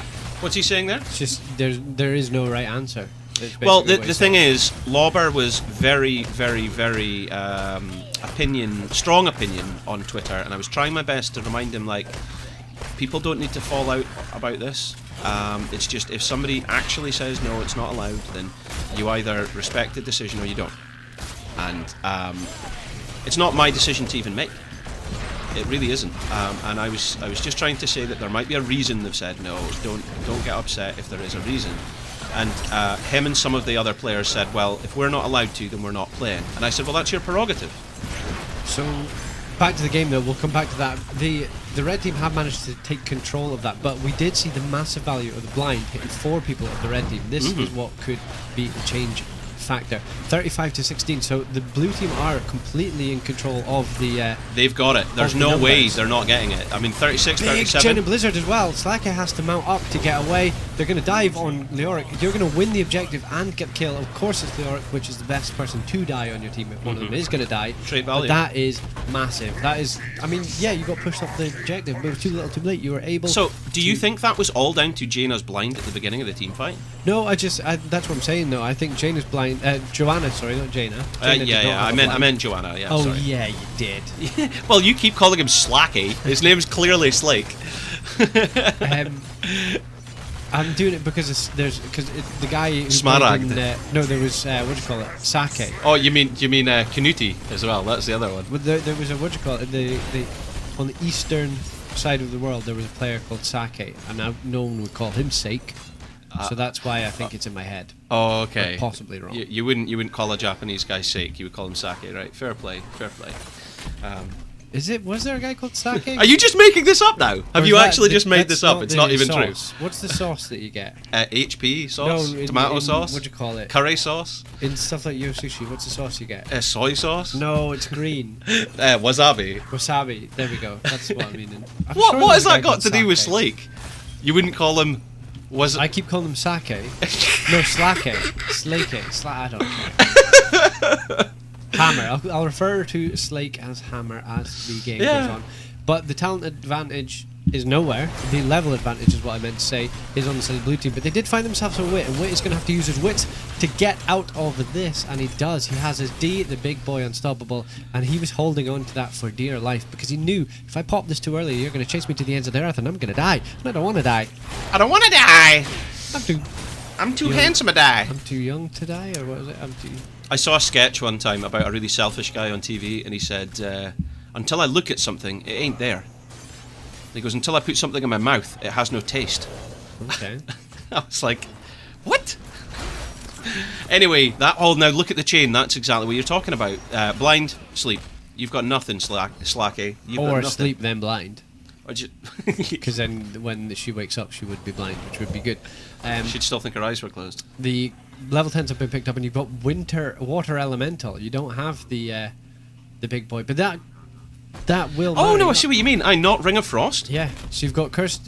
So you've got blessed shield. You've got nano boost. You've got Blaze's bunker drop. You have cursed bullet. So Yeah. that will be able to chunk down the hero, and I think that's what they were doing up in the top lane. They're chunking down heroes. Leoric has had to get out of dodge per se. Purse. Level 10's picked up by the red team though. Can you rattle through them because Yeah. my eyesight isn't what it used to be. We've got Sanctification, Entomb, Tranquility, so they didn't go for the blow up like I thought they would go for, but they do have the BFG, the big furry gun, and they have the Rippin and the Terran Tire. The blunt forced gun. Yeah, it's the Rippin and the Terran Tire coming in. So they do still have a blow up inside that Entomb, but they don't have the Twilight Dream, which I feel like might have been powerful, you know. But Maybe that's because they haven't taken Ring of Frost, because the silence would have prevented Jaina's Ring of Frost, but because she's got a water elemental, you can't silence it. They want to try and heal through it, but it is just all about the slows, letting DNA Galaxy rip through the backline while they're all getting slowed. That is very aggressive. The blind does go out as well. In comes the tire, in comes the sanctification. This is the setup. The bunker has been dropped as well, stopping any of the tire getting crazy value. They've managed to just push the blue team completely off. There is Entomb still up, and there is BFG, and that's it. But everything else has been In comes the burnt down. stun. Wit coming in, the Blizzard's deployed, Iron Skin also deployed though. Again, Slake is blind. He just can't put out the value. 20-5 on the Guardians, and counting. The red team have managed to push back a little, but still nobody is in control of the objective. Wit is focused, but he blinds again. It's just stopping any of the value. But Slacky is getting some reasonable damage. In comes the sleep, in comes the strike, and there goes The Oryx Chelvin. for Jaina. Jaina dies because the Entomb was perfect, but she managed to put out the the Blizzard right at the foot of it, so any damage being done was also being done to the Oryx, and he ended up falling, so it's one apiece.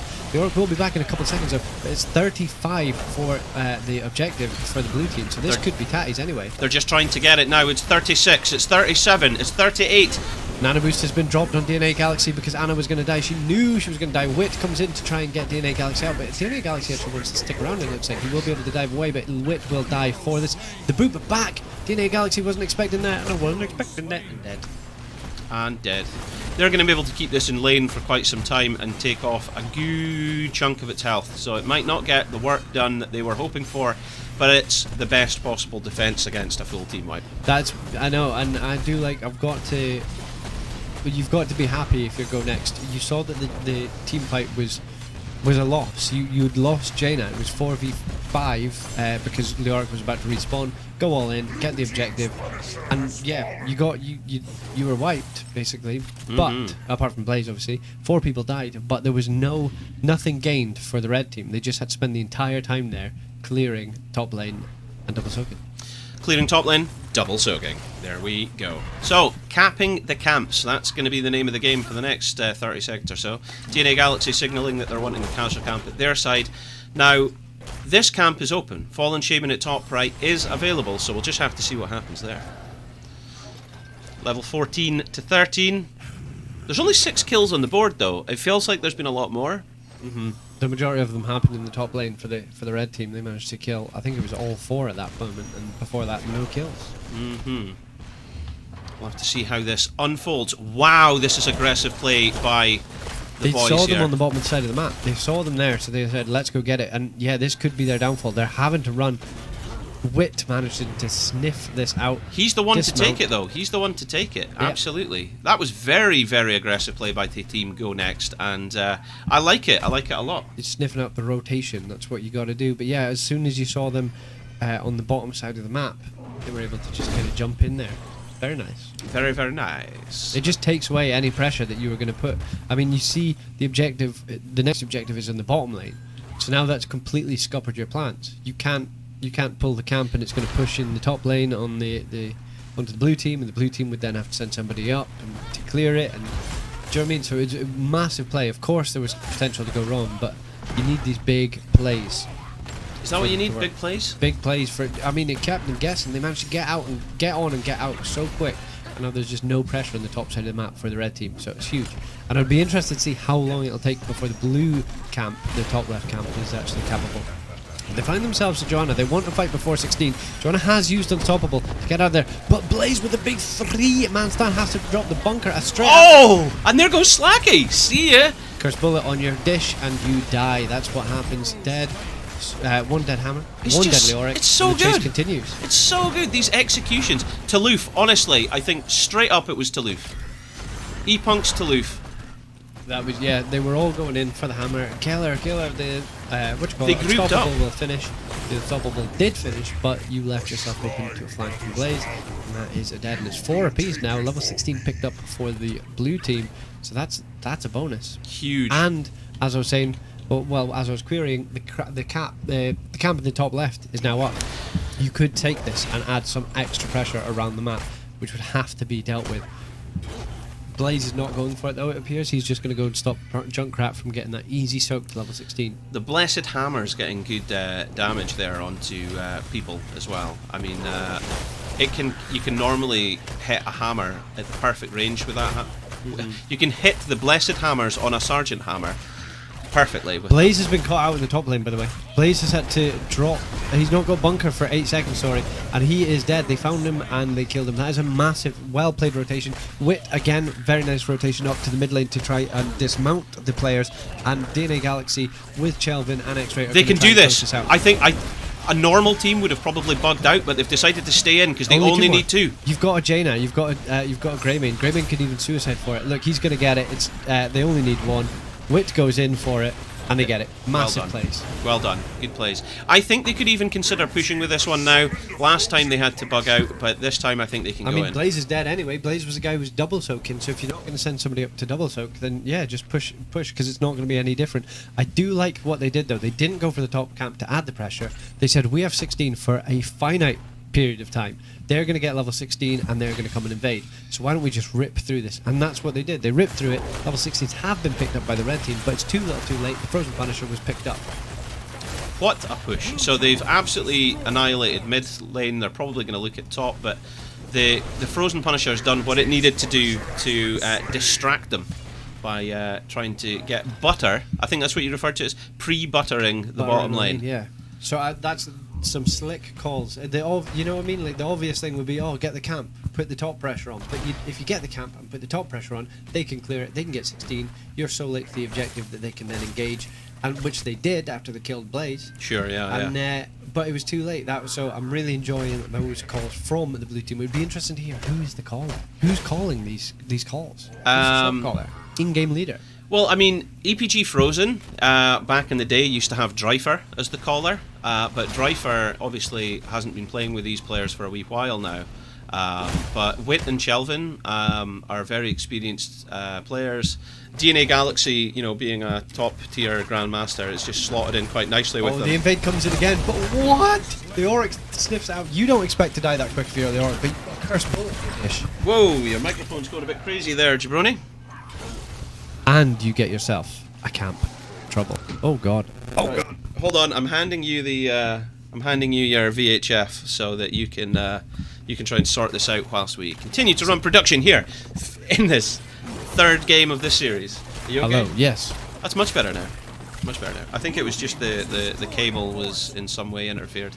Okay, so back to us in the studio. What we're seeing is a very aggressive counterattack. Death Knight looking for an opportunity. He's trying to dive out. He's calling for his team to get into the bush. He's going into another bush. Oh, I love it. That is incredible aggression here. They're going to try and take their camp off them. But they've not been seen. They actually amazingly haven't been seen yet. Because they're... Oh, they've now been detected. Chelvin sniffs it out. That's big. They now know. But Wit's had to drop his iron skin. He's in a place that he doesn't want to be, like the back of a Volkswagen. He's used his blessed shield to try and stop them and buy himself a couple of seconds. Anna's coming on the flank, but cannot get there just in time. So that was very nice plays. Very nice sniffing out. You get a kill. 60 seconds on the board for a dead Joanna just before. Can Blaze tank this though? Like, no, Blaze isn't even there. He's at the bottom of the map. He's trying to push in towards the keep. This could be Tatty's. An Anna boost has gone down. It's 70 seconds. You don't have that online. Level 20 just around the corner for the blue team is crazy. Is this best of 3 or best of 5? It's best of 3 this game. Best of 3 this game. Because what it is the winner of this goes off into the next game, and then the winner of that goes against Wind and Rain, and then the winner of that is for our grand finals against Granite Gaming. Smaragd trying to escape. Smaragd. Chelvin chasing him down, but Capucci is on the flank to get him out of there. This is a best of 3 or best of 5? Oh, I see what you mean. It was the chat asking that. Yeah, no, this is a best of 3, and the winner of this has one more game, and then they'll be playing against the... Oh no, Blaze. Blaze has been found dead, and he's already burnt bunker. But he's survived. He's in the fire. He's healing up. He's doing quite well. Kill this Death Knight doesn't doesn't do anything, fortunately. But that is massive. Ribbon Terran has gone down. BFG has gone down. Sanct is still up though, and that's the most important one. But this is so much of your damage. Now you have poke damage with Junkrat, and you don't have the massive burst that can kill. This is looking quite good for the blue team. You've got level 20. The shrine is active. You have half a level of time on this shrine, and they're going to go all in. Wit even standing very aggressive in the map to stop any rotations. And yeah, look, the red team don't have anything to do. They have to pull camps to get this XP, get some pressure around the other side of the map. But the blue team could look to finish here. Possibly. It's a Mortar Punisher, so it's the second best Punisher. No, it's the worst Punisher, because I think it goes Mortar Punisher, Frozen Punisher, Arcane Punisher in that order. Now we have it, level 20. But this lane isn't buttered. Notice the complete defense is still there. Both camps as well being picked up. I mean, you could argue that the blue team could have waited, cleared those two camps, gone up and taken the last. You know, they could have left on 39, which we see a lot of teams do. Galaxy's taken the wall. But they maybe say, we don't care about mid and bottom. We're pushing to win here. Do what you want mid and bottom. We're going to win. Yeah, Wit has now joined his team, so they have their main tank. Punisher's half down. Half down, but everybody is now focusing the core. Soon, the keep. TNA Galaxy actually taking a lot of damage from the hammer, meaning he has to back off Wit now. Slake is in position to try and do a good defense here. In comes a Storm Shield. Keep's gone. Keep has gone, and that's all they're looking for. Blue team are completely out of there. They're leaving. Death Knight going so aggressive over the wall. That's lucky that the entire team were leaving. Everyone's mounted up apart from X-Ray. So Smaragd's arrived. In comes the Entomb. X-Ray's in a place that he doesn't want to be. Ripping and Tearing Tire comes out. X-Ray goes down. Humongous, as well as the BFG going through. That is the Magnum PI, the Magnum thing for the monster thing. What are you trying to say? The Magnum monster thing? What are you talking about? That was just a massive play. Oh, it was huge. It was that. How did that not stun him? That's insane. He went in an L shape. But yeah, that is what they drafted. You go for the Entomb, you go for the Ribbon Terran, and you put the BFG through it, and it worked. That's one dead Anna for 40 seconds. Yeah. This has turned round. It's kind of looking good for. Look what TNA Galaxy's doing on the top right of the screen. Yeah, he's. That's filth. This is huge. I mean, he's happy doing it because they know that no one's there. But the Orc is coming in to sniff out. Is he going to see it? He's not seen it. He's not seen it yet. He's not seen it yet. The drama. The drama. Leoric, sorry, we've not been looking at talents, have we? Because Leoric went the auto attack talent at 16. No, he's taken Buried Alive at 20. That's all that matters. Look, the auto attack talent at 16. That's 13. Yeah. Hold on. Mithril Mace. Yeah. He's got an attack speed of 20%. A permanent attack speed of up to 30%. He attack speed is massive. Look at him! Doink! Doink! Doink! Doink! Doink! The thing that we were talking about yesterday was how BFT pointed out to us that every third hit he makes a really uncomfortable noise. Douche! Douche! Douche! Eh! Douche! Douche! Douche! Eh! That's 4. Well, it's after every third hit. That's what I think I meant. Oh. Alright, well, let's listen to it. Oh, you just in time.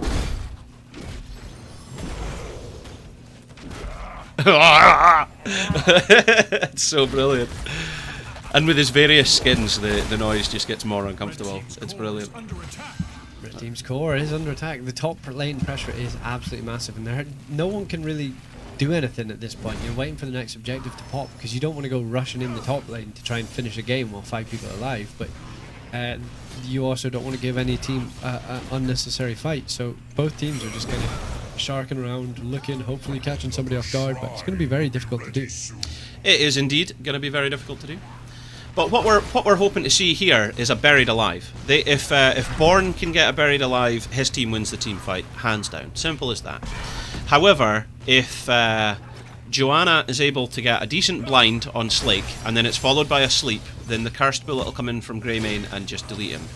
And you can follow that with a Cursed Shield to block everybody. Death Knight went the auto attack speed upgrade.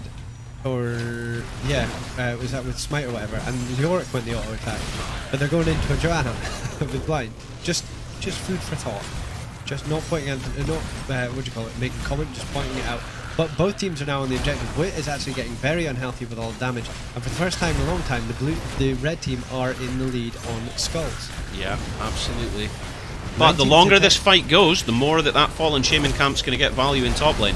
That's probably why the red team know that they don't have time. The Buried Alive goes out with the Sanctification on top of it, but the two assassins have managed to get out on the side of the blue team with all their health. Everybody is alive. This is a nightmare because you've used everything on the side of the red team to try and kill these two assassins, and both of them are alive. You can get the objective in 4 points, but your core is taking damage.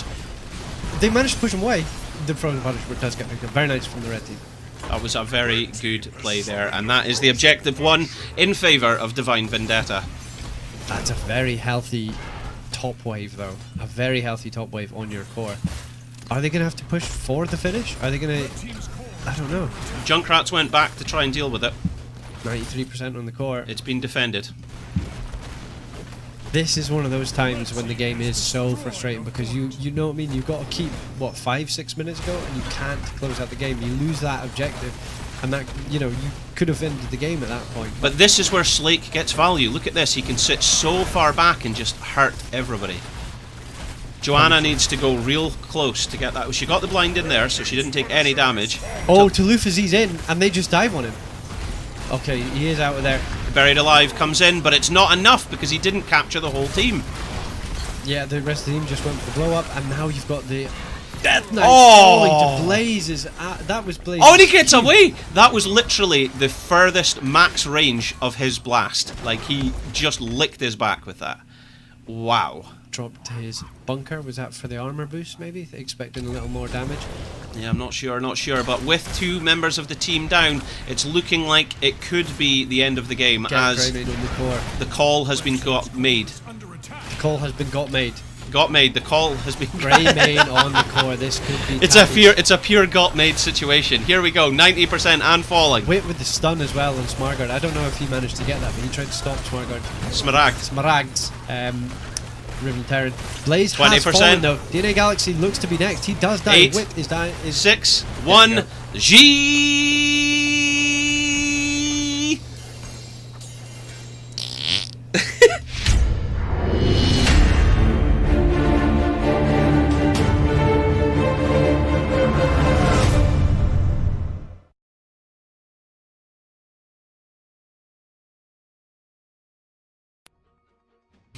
You want to talk about some of that? I want to talk about that. Look at Blaze's XP advantage, XP contribution. That is insanity. 25k, quarter of 100k soaked by Blaze. That is exactly what you need from a team. That's why it felt like the blue team were in a commanding lead, in my opinion. Because yeah, the 4-man were doing what they needed to, but you know, as a solo laner, he may be not getting as much value in the Discord chat that they're probably in.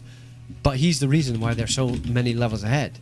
Because it was only 7 kills to 9. It wasn't like, oh, we're killing them, we're getting massive XP advantage. That 25k XP, yes please. Yes please, more of that. Indeed. Right, so I'm just trying to get a few things sorted so that we know what we're going up to next. So if you can just bear with us a moment, I'll let Jabroni talk at length about the POV situation. So there was a lot of discussion online today about that, and you know, we opened up POV for us on the All Hallows Cup, but that wasn't initially what we were going to do. But I think for this tournament we actually have, like, people are going on about, oh yeah, but these tournaments are just pizza money and stuff like that. Well, I can hands down tell you that the Masters Clash has tens of thousands of dollars put into it, where we have, I think, 6 conglomerate corporations involved as sponsors. So it's not as clear cut as some people think. You know, it really isn't. It's not. So them just saying, put it on my stream or I'm not going to play. Well, if 6 corporations say, well, fine, then unfortunately, then you won't play. But I don't want to play hardball like that. I really want to be compassionate with the players.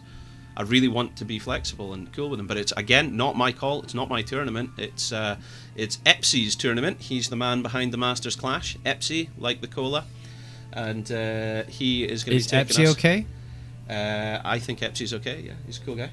No, is Epsy okay?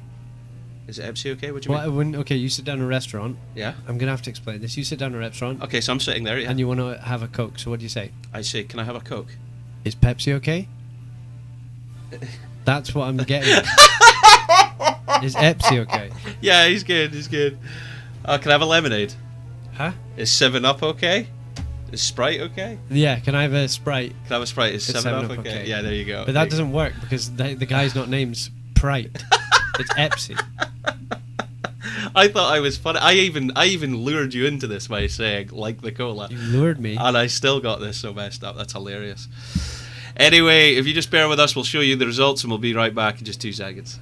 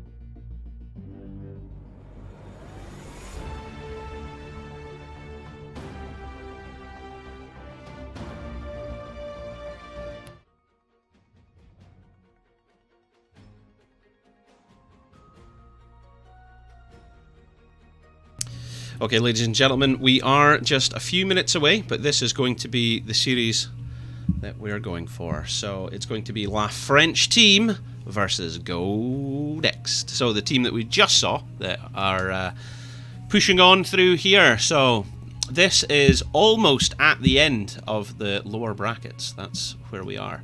They're almost at the end. So the winner of this will play against Wind and Rain, and that'll be the lower bracket finals, and the winner of that series goes up against Granite Gaming in our grand final. So we're almost there. This is the third last series of the whole tournament. Come on, come on! Exciting stuff, absolutely. So as I say, we're just waiting for this now. The coin flip's been done, and first pick has been selected by La French team. They were offered the choice of map or first pick, and they have opted for first pick. So now we're waiting for the bands.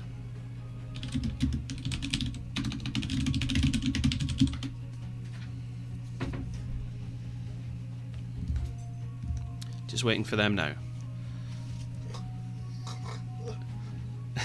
Jabroni's just coming back to get himself sorted here.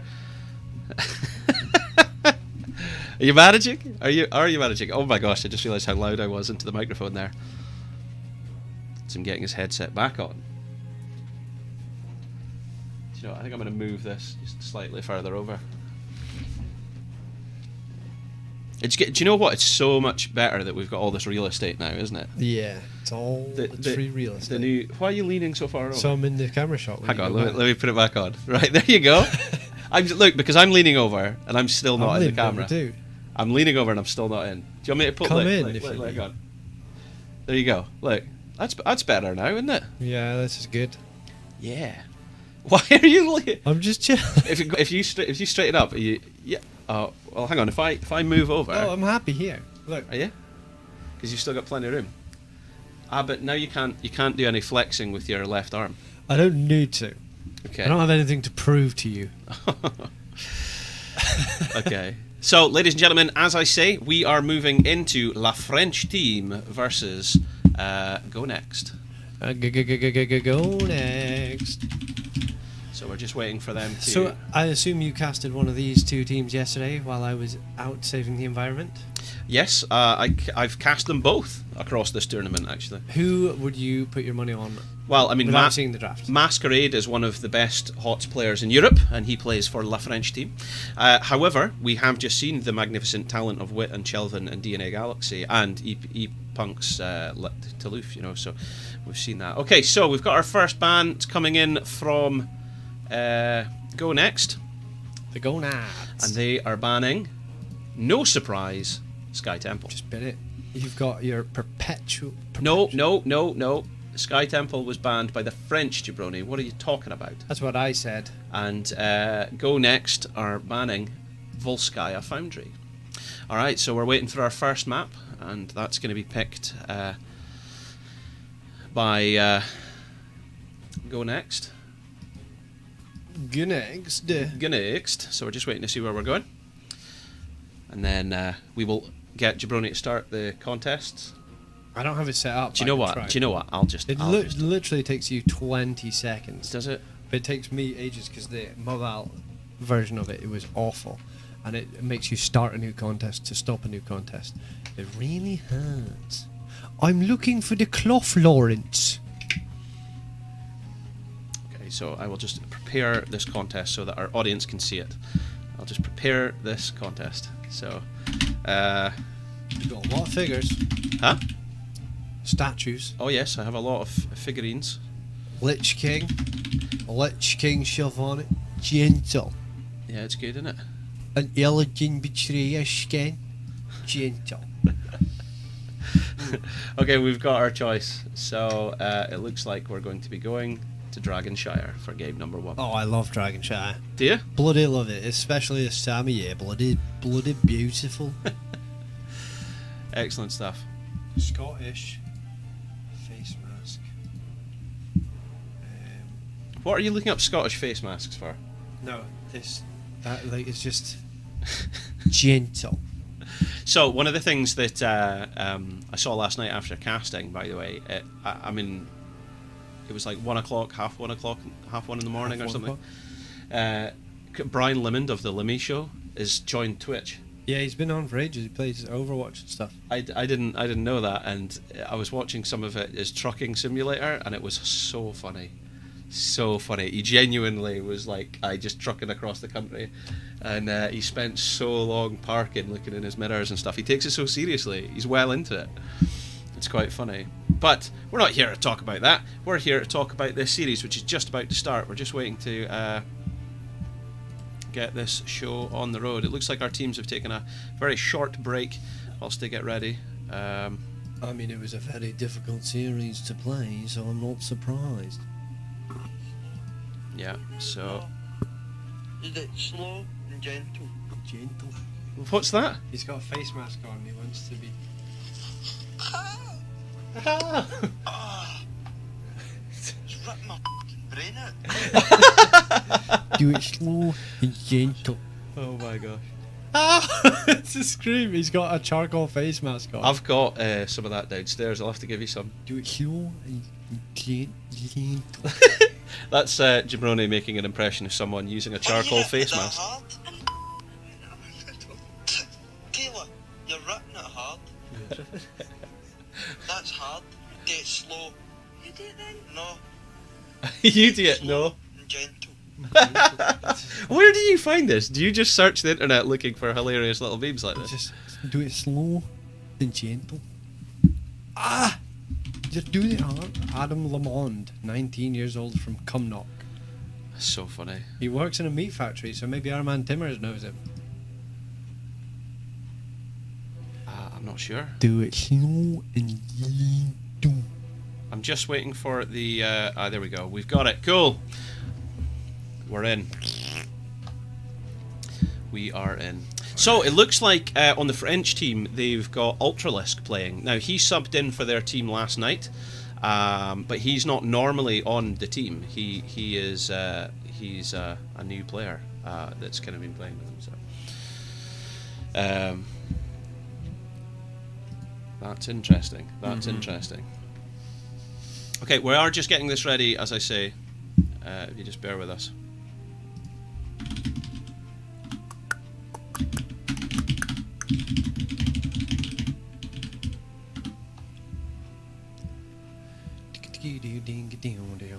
So yeah, we're just in the throes of passion, waiting for the game to start.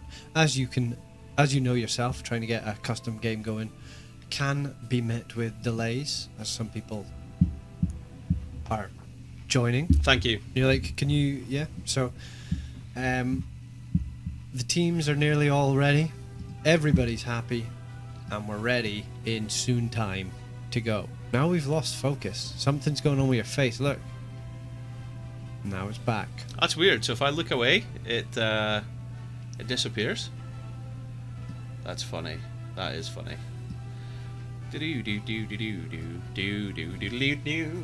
Okay, so we are just ready to get into this game, and then we'll take it from there. So, once again, for those of you that are needing to see, this is the overview. We've had these two maps banned, Volskaya, which I'm surprised by. I thought a lot of teams were interested in playing that map a bit more.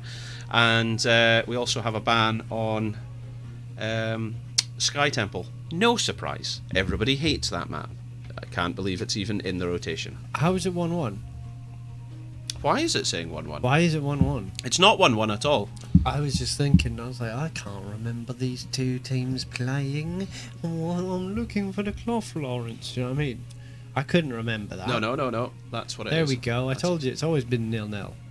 That's it. It's always been 0-0. So yeah, we're just waiting for the teams to get sorted. It looks like one of their players is missing. The DPS player Tobos for French, La French team. Zut alors! He's missing, but we'll find him.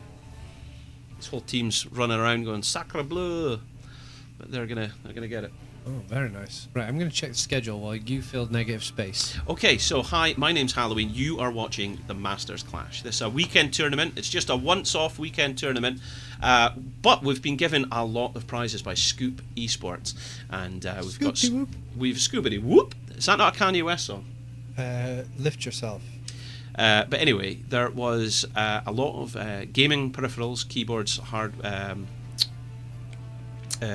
keyboards, headsets, that was the word I was looking for, and mice being supplied, which is going to be fantastic. Some mouse pads, etc., things like that. But this is just the beginning, because we are moving towards several weeks of qualifiers that will ultimately go towards a weekend live LAN event tournament, which will be held in Ballay-Romainvillers near Paris in France, and Jabroni and I will be there, part of the casting desk and casting team, heading towards the grand finals, which will be for, I believe, £5,000 cash. So £1,000 cash for one weekend's work doesn't sound too shabby at all, wouldn't you say? I would. Wouldn't you say? I would. That's good. That's what I like to see. So we're just waiting for Tobos to get there, and then we'll take this show on the road. Come on, so Tobos. is this the losers final? Yeah, it's spelled a bit funny, yeah. But this is the... No, in fact, this is not the losers final. The winner of this goes on to the losers final, because we did the winners final, and the loser of that was Wind and Rain. So Wind and Rain goes down to the loser final. So the winner of this gets to go in the loser final. And then the winner of that goes into grand finals against Granite Gaming. So who is one of the people in the loser final is Wind and Rain, because they lost the winner final. So who else can go in? So it's Wind and Rain and one of these teams. Yeah, one of these two will go. So it's either going to be Go Next. Who's going to meet in the grand final then? Granite Gaming versus the winner of Wind and Rain and one of these two. Oh, so this isn't for third place. This is for the final. Okay. Yeah. Lower. So the loser of this will be fourth. Okay. And the winner of this has the chance of being second. Right. The winner of this is third. No matter what. Does that make sense? Yes. And Wind and Rain. This is the lower bracket final. We are presenting here, everybody, to you, the lower bracket final. Is that what you're saying? Yes. Is that not what I'm saying? No, because that's the lower bracket final. But you said that this is the third place. This is for fourth place. Fourth place. So into the loser bracket final is the winner of this will go into the loser bracket final. Oh my days. Okay. Look, I'll show you it in a lot easier format. Is if we look at this page here, look, this is La French team versus Go Next. Yes. Because Wind and Rain lost here, they entered there. Winner of this goes against Wind and Rain, and then the winner of that goes against Granite Gaming. Does it make sense now? He's got it! He's got it! Oosh! At least somebody here understands what's happening. BO3, BO5. This is still a BO3, and then the next one's BO3, and then the last one's BO5. We got it now. There we go. And Tobos has just showed up, 78th Grandmaster in Europe just now. Oosh, oosh, Is that in Team Amaka. League or Hero League though? There is no such thing as only Storm League. Testing you, testicle. He was giving me his testicle. That was what? No. No, testing you. That's what you said. That's what you said. Can I get? Is there any more of? Well, no. Can I have a Monster TM? You want a big fatty in your mouth, do you? I want. A big fatty. Oh, Is that thank what you. It's really good having a studio fridge, by the way. Yeah. Here, like that. That's The one. Studio Goblin needs to come fill them up. Studio Goblin. Studio Goblin. Studio Studio Goblin's security back in was there. the issue yesterday. Security issue was the issue yesterday. Oh, I'd see. I might pop my one. I might just whap out and pop it. But Do you know then what? I've remembered that there's a BO3, a BO3, and a BO5. We're going to be here 7 hours. No, we're not. No, we're not. BO3, BO3, BO5. Yeah, we'll be here a while. We'll be here 6 hours, 59 minutes. Oh my gosh. Well, do you know? Oh yeah, there was something I was going to do here. It's backwards. Compatible. No, I'll leave that like that just now. All right, we're going into draft. Welcome along, ladies and gentlemen. My name is Halloween, and as always, to my left is BOE, BO3, BO Jabroni. that's it. And our team to the left in blue is La French team. Je parle beaucoup français parce que je pense français est très très belle. Aussi, mon ami, c'est Jabroni. No. Je m'appelle Halloween. Et toi? Don't speak German, mate. Sorry. There we go. Okay, so the French team, if you think that they are going to win, then you want to type into the chat right now, !bet space A space the amount of points that you would like to bet. If, however, you think on the right, our challenger team go next have what it takes to win this game number 1, type !bet space B space the amount of points you want to bet. And if you don't know how many points you've got, what do they type? Exclamation mark. Points. That's it. That is it. So what I will do is I will bet 300 points on the French, and if you think Go Next are going to take them down, you want to bet against me. There you go. I'll do that. I'll take that bet. You'll take that bet. You'll take that bet. Now, remember, these points can be used for our giveaway. So I will type exclamation mark giveaway into the chat so you can get a bit more information about that as well. Who was banned? We are seeing Zeratul being first banned, which has been very common across all the series that we have seen thus far. Anubarak being banned, also similar. You did bet space. Bet space. Oh god. Oh no. Bet space B. And I'm going to do 3009. Okay. I Do I don't have know. 3009? I don't know if. Oh my god, you actually do have 3,009 points. How do you have so many points on my channel? 3009 points for Go Next because I put all my faith in. Oh my gosh, if anyone wants to scoop that huge Wait, pot. what? Who's it? Bet that's. You've What? done me. How have I done I you? thought Go Next were on the right. They are. You've bet for Go Next. That's. Go Next is Wit, isn't it? And DNA Galaxy. It's not the French team. You've still bet on Go Next. I've swapped that. They must have swapped their places at the last second. But I've put bet space B. No, it's okay. That's still for Go Next. Oh my god. You're okay. Oh my god. I thought. I Oh did. no, I did get it right. I just hadn't clicked update. There you go. We got it right. Yeah, no, I had it right. It's just I hadn't clicked update. I keep forgetting. Hanzo, in his worst skin possible, has been first picked. So yeah, we've got Maiev banned, we've got Anubarak banned, which are the two main bans. Zeratul again has been banned. A Genk and a Genk. Oh, you see that? That's again with a K at the end. And the Haka, get rid of the global solo laner if you're not going to be able to get him in the first rotation because he has been so strong. He's got essence, he can keep himself alive for days, and he can stay on the point for so long. But this is where it gets interesting. You get the Tyrande, which is always a very hotly contested healer, and Rexar. Rexar having his buffs. I can't remember who it was. It was the ex-Liquid guy, Hasuops maybe, playing Rexar. I think it was twice in a game that Calder was casting. And Rexar just seems to do bits now, and especially in a lane where in a game where you're going to have to keep control of an objective. I mean, I'm liking the chances. If Toulouse is going to be doing Rexar things, this could be lights out. but it's pulled in a very strange rotation. You've got Banana H grabbing Rhaegar, who we haven't actually seen. Like, I've not seen Rhaegar all of today. In the BO3, the end of the BO3 that we've already done, I've not seen Rhaegar in it. And you put him above Malfurion, you put him above Anna, and you go with Rhaegar. So you must feel something good about this Rhaegar. Diablo, always strong, always contested, and a nice hero to have as well. So the French team are looking strong, but it's the Rhaegar that's a question mark. There will be a reason. These people know what they're doing. But the Rhaegar to me is like, hey, there's a Rhaegar there.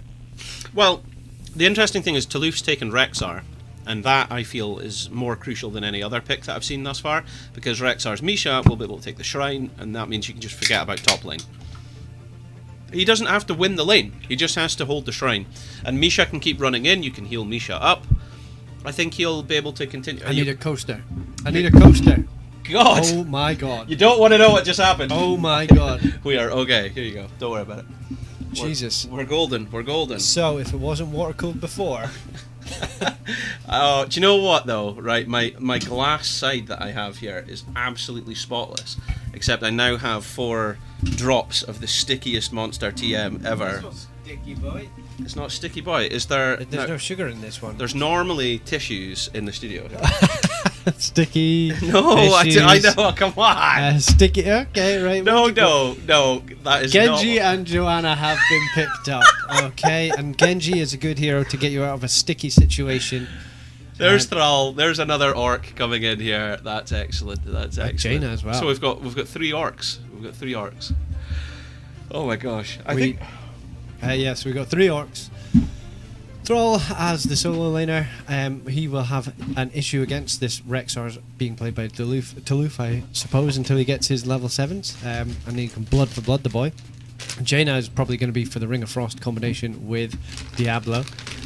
But yeah, on the left hand side, that you see the final pick: Genji, Joanna, and Junkrat. So Junkrat for the poke for days, Genji for diving in the back line. And yeah, I mean, both teams both look strong, but this Rexxar is the question mark for me. This is why I don't know who's going to win. Here, can you fix the cable? I'm having to clean up here.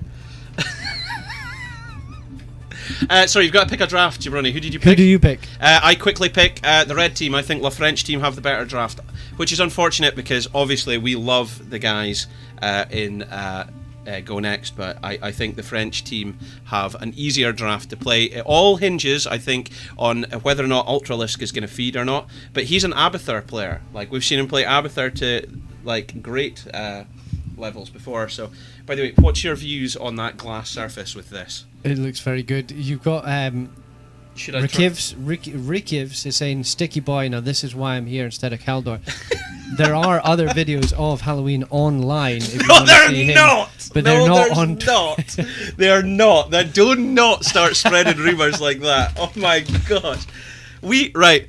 Welcome along, ladies and gentlemen, to game number 1 of our best of 3 series here in the 4th place finals. This is for 4th place. The loser of this will get 4th. The winner of this will move on to the looser bracket finals, which is what it was called by the French people here. But on the left, we have Go Next. We've got EP Toulouf playing Rexxar. We have Chelvin playing Genji. We have Wit tanking up the front there as Johanna. DNA Galaxy of DNA fame playing Junkrat. And we have X-Ray playing Tyrande. Jabroni, can you take this one?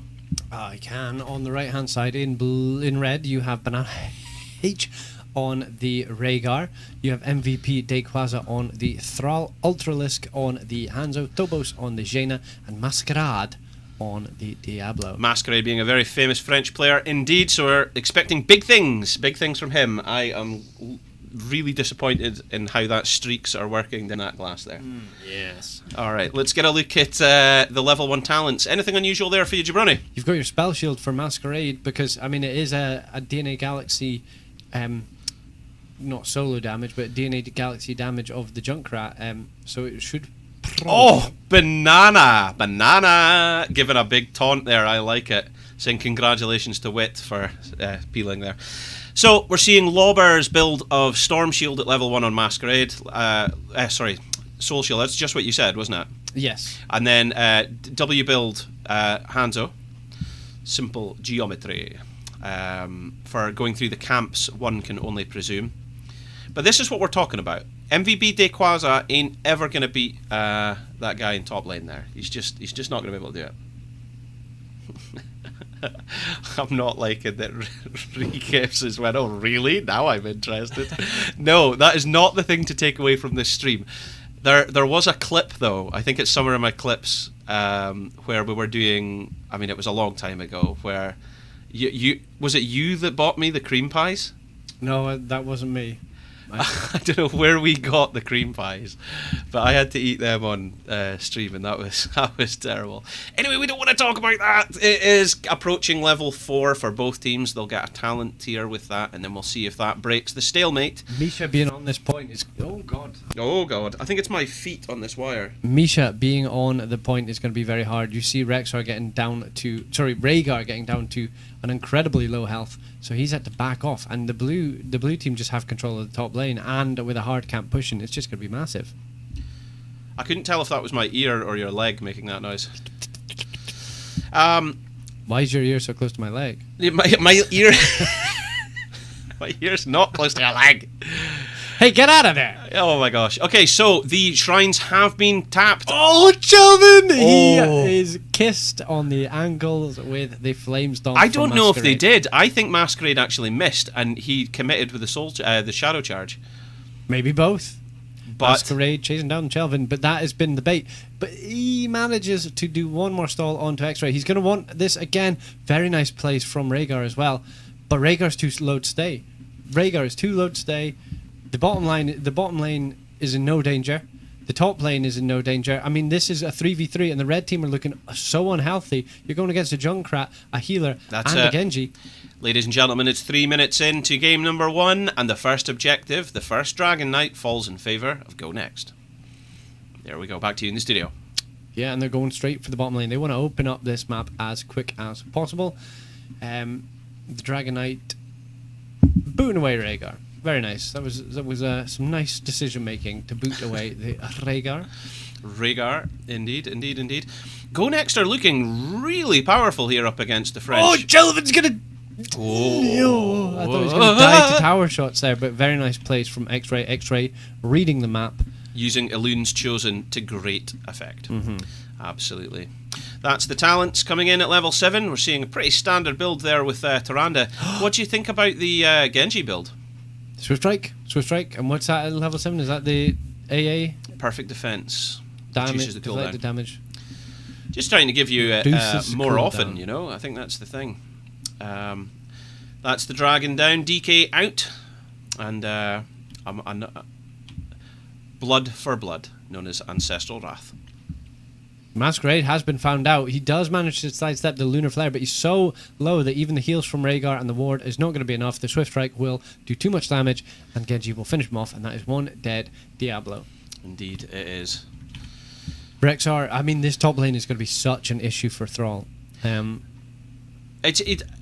was what I said in draft. I mean, I don't think anyone really.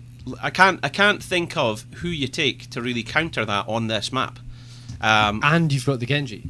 That's not going to make your team suffer at some point. You know what I mean? I think you have to start winning team fights post level 10 to be able to beat that stalemate, to kind of break the cycle. Because you could, you know, if you had a Genji, you could maybe help pressure the Rexar, but the Genji's on the side of the Rexar. So if you get very aggressive to try and kill the Rexar, and Genji comes into your lane, then you've got so far to run back, getting damaged, getting stunned, getting Swift Strike. It's an unwinnable lane for Thrall, and it's allowing Rexar to do this double soak in on the bottom and mid, where Jaina and Thrall are having to do a soak a lane each. So the map control is all on the side of the blue team currently as we speak. Yeah, Go Next have that advantage, and the fact that they're getting kills against Masquerade is only making it worse for their opponents. Do you want to put the VHF receiver on the floor and see if that? Wait a minute. Yes. Yeah, I do think you want to put that down there somewhere, and that'll help you out. So, right, I'm solo casting just now. My name's Halloween. Jabroni is currently crawling under desks and things in the studio here, trying to rerun a wire. Rerun. I didn't even say the words right. That's level 10. Here we go. We've got Ripping in the Tear and Tire. We have Unleash the Boars, Cursed Shield, Shadow Stalk, and Genji's holding off. Is he going to take Dragon Blade so he can get kills on the chase, or is he going to take X Strike as an escape and AoE damage? What is he going to do? It's all about bottom lane in this game, for this map particularly, because you've got the three camps that can all go down one lane. Diablo's at 100 souls, so although he is tanky, it's got Dragon to be a worry Blade. for him. He's went Dragon Blade. What are the heroic abilities on the side of the French? Earthquake, Dragon's Arrow, Ancestral, and Apocalypse, and Ring of Frost for the Jaina. So they are going for the APOC Ring of Frost combination, it looks like. Yeah, that's an age-old... But Joanna's gone really deep there, popping the Unstoppable and the Blessed Shield to stun out the Jaina. This is going to allow DNA Galaxy to pick up the Dragonite for the second time. It's complete 6 domination minutes. of 6 the minutes. points, because you have a Joanna who can stay on the point for so long, and you've got a Rexer who can stay on the point for so long. Do you know, I absolutely think that was perfect. Joanna diving so deep and throwing out the Curse Shield was all in an effort to just give them the space they needed to get that objective. But what happened? What rotation up, the Thrall went in with the Diablo, and it killed off the Rexer. That is big, that is massive, that's going to love you. But Shelvin getting great dip storms and damage there. I was away to comment and compliment the cleanse that came from Banana, because Hatch. his cleanse was a clutch cleanse. Kick away on the Diablo again. Thrall is down now, joining the fight, but I mean that's quite a good Dragonite if you are the blue team. Good defense though from the red team. You didn't lose any more than your bottom four. Your keep is not pressured right now, so it's a bit of a bonus. Absolutely. I'm just waiting. The thing is, all the heroic abilities are still available, and they've not done the combo yet. So whilst it might look like La French team are not... oh, in comes the arrow! In comes the APOC! To the root, to the explode. You didn't even need the Ring of Frost. This is what I was talking about. I was literally saying it as it just unfolded before our very eyes. That don't count the French out. These guys are about to show them why they put salt and not just garlic butter on their escargot. I've never tried them. Have you ever tried them? What? Escargot? What's that? Have you not? Oh, come on, you uncultured sleuth. How do you not know what escargot is? Are you joking? I don't think you know what it is. That's why you didn't say what it Yeah, was. it's snails. It's fried snails. Oh. But and the You mean il cargo? Yeah, that's what I said.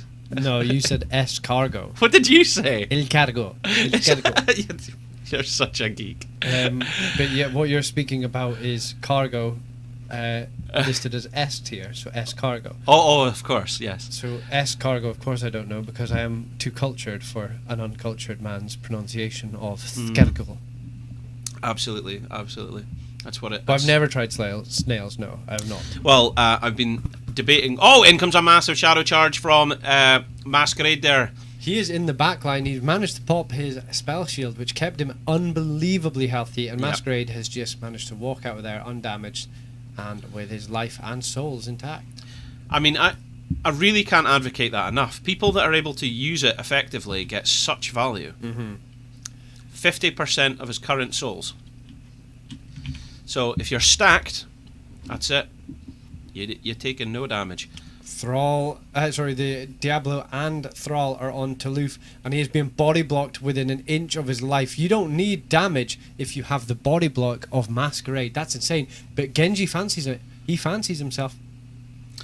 I don't think he fancies it quite enough, but all the while they were taking damage on their fort. Oh, MVB Dekwaza taking the arrow there. But it's not going to be enough. They've lost top shrine. The French are now in control. They've got a bit of breathing space. But they lost bottom fort.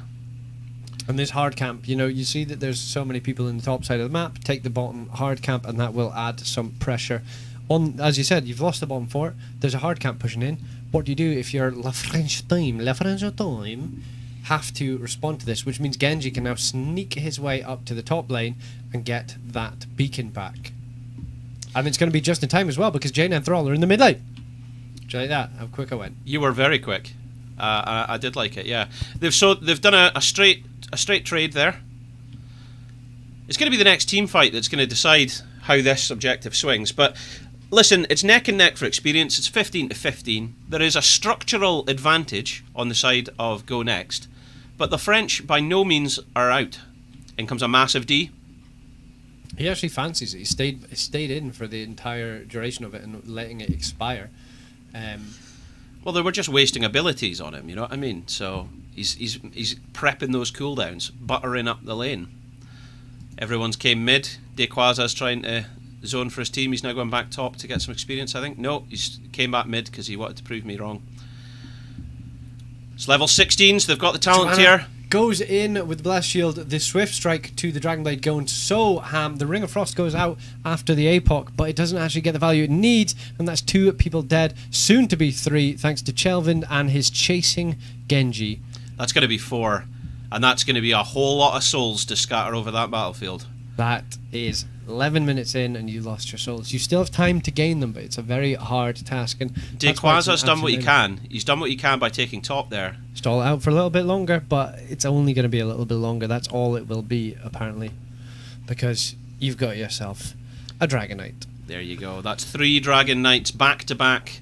They managed to push this out for an extra 3 minutes, but that was it. This is looking dire, Wolf, for the Oh, nice. bottom lane here. Masquerade getting Lunar Oh! There was the Dragon Arrow to try and save his mate, but his mate obviously didn't realise how less tanky he was without his 100 souls, and that's one dead Diablo. So you had the 5-second cooldown, and now you're on the full duration a minute after. So not ideal. This could be the first keep of the game, and it's 12 minutes in. It's going to be quite an early one. They're just waiting for the minions, it appears. Kick the Jane away, who's one of your main damage dealers, used for clearing the Dragon Knight. And as the Catapult and minions get in lane, I'm going to start wailing on your keep. Yeah, there comes the... Keep doesn't go down, though. It's only half health. That's big plays. Keeping the keep is very good, I would say. Very good. But all the while, Rexar managed to get the fort in top lane. Oh no, the Rippin' and the Tearing Tire coming out. Jaina managing to negate some of the damage there. Oh. Survives. Ancestral Healing, putting her right back into full health. Dequaza trying to get in. Chelvin going in. He even went into the into the Earthquake. Blood for Blood has been popped onto it. X-Ray hitting a massive Lunar Flare previously, just before that, keeping the aggression to a minimal. But now Toulouf is in the backline. He uses that sleeping thing. There he goes. He What's it feigns called? death. Feigns death. And it now leaves Masquerade away from his team. Masquerade using a massive Q to get into the Genji. Who's Huge arrow! Huge arrow from Hanzo, but he can't go off the back of it because of the Lunar Flares. The only person healthy here with mana is Thrall. Everybody else on both sides are they're chasing, but I mean the blue team have no mana and no health, so this isn't a fight that you want to take anymore, and they have managed to get out of there, which is a bonus. Misha! They managed to get 0.25 of a kill off the back of it. But everyone's got health now, and most of them have got enough mana, I would say. I think they want to keep this up because this is the closest thing they're going to get to a talent tier fight, because level 20 Storm talents are just round the corner for Go Next. I think they want it, but rather than taking it, they're going for bottom camp. But that's still something. They need something. They can't allow this to go unresisted, untolerated. I don't know what quite the term is for this. Unchecked. That's exactly what I'm looking for, Jabroni. Thank you. Now that they are getting aggressive, you've got the hard Check camp. me, please. Check me, please. Taking the aggro of the tower. They're just going to go hard on this, actually. Misha's in the mid lane. Rexar is in the mid lane trying to get that level 20. So Wit's considering going round on the flank here. Main tank on flank. That's what he's considering here. And he's going. In comes the arrow. He's now not with his team. He can't peel for them. Genji uses the deflect massively, stopping all the blizzard damage. But now Wit is in the backline. He uses a blessed shield. He is stuck in the earthquake, though. There goes the ancestral healing onto the Jano. The ribbon turn goes out, and Rhaegar has died. The chase onto Hanzo. Hanzo is the next dead. Masquerade is now stuck on his ones. He gets Lunar Flare, and he is dead as well. It's 3-4-0. Don't do it, Dequaza. Run for your life. Genji. Oh, very nice. Ice block to stop the second Swift Strike. She throws out the Ring of Frost and it kills off the Rexar. But you're that's losing something. everybody for that. Rexar down, nobody else. Well, I mean, that's something. It's not a complete loss if you at least kill one person, but these piercing arrows, they should be getting more value, but they're not getting the value that I believe they're looking for. So your 3,009 points that you bet are looking pretty safe at this point, Jabroni. Can't believe you did that. That's Dragon number 4 for the Go Next. Go Next, and they will go to the next lane that they want to pressure. which is the same lane that they pressured before. And get this keep down and maybe even look to finish. You've got a level 20 advantage for 11.5. They've got a minute of Dragon Knight. If they get another kill, it's game over. Kicking Masquerade away, so he's not going to be able to tank for the squishy assassins. And they're just going to back off. They just want pressure all over the map. It looks like they're going to go for mid. They're going to go for... They're probably after some of that experience. That's what it is. Yeah, the XP that you get from the custom games is Because massive. remember the... I can't believe you just said that. You don't get your HGC accounts that have got everything unlocked anymore, so they have to... We saw that at the beginning of tournaments after the HGC collapsed, that some of the pro players that were playing in our games were suddenly like, yeah, I'm going to play Hanzo. And then they were like, oh, I don't own him. And we're already in the draft. I can't buy him. So we're in trouble now. So they're having to earn money, get the heroes, and buy them and buy the skins that they want. And so yeah, they need that juicy experience that they get from customs. Yes, indeed. Not. Oh, oh, okay, now you got me. That's it. Now you got me. So level 20 is still on the cards for the blue team, means that they're going to get aggressive. Yep. They're going to take the camps. And this is where the game gets interesting, because you can't... Before level 20 hits, they can't finish the game. When level 20 hits... Was that ever something that actually happened in the 90s, when people used to go, not? What do you mean? Like, they would say, like, hey, you're really handsome. Ha ha ha, not. Was that only on TV, specifically American TV, circa 1990? I've no idea. Or was it just like... Was it actually used in the real world? Because, like, I don't remember that ever being a thing. But, like, Borat brought it back in the noughties, you know? But, hey, we're not talking about that. We're talking about heroes. It's level 22 to level 20. It's 12 takedowns to 4. It's looking decisively in favour of Go Next, who are looking very strong at this late stage here in the tournament, with La French team trying to rally behind their forces. But it's without a significant team fight at this stage. I think it's going to fall in favour of Go Next, and we'll be moving to game number 2. Wild Boars are out. Riven Terran goes right in and is going for Thrall. Thrall loses so much health. The Dragonstar actually misses, but the Ring of Frost does hit, and Tyrande, who went for the flank, is dead. 60 seconds of no healer. Wit has gone into the back line. That is huge heal. That is absolutely massive. Jaina looking very healthy, being played by Tobos. This is what I was saying, man. Level 20. This is where the game, you've got the keep, you've got control of the map, but that's all you have until level 20 hits. After level 20 hits, they're on the same talent tier, baby, and they can start their fight, and they did, and that is... I mean, that was a third of their kills. That was the entire beautiful. Game, they got that beautiful. in a level 20 team fight. 40 seconds without your main tank. It's very difficult to deal with. They've opted to go get the bottom fort, open up a bit more of the bottom lane. So they're obviously wanting to take another massive team fight rather than go for the objective right now.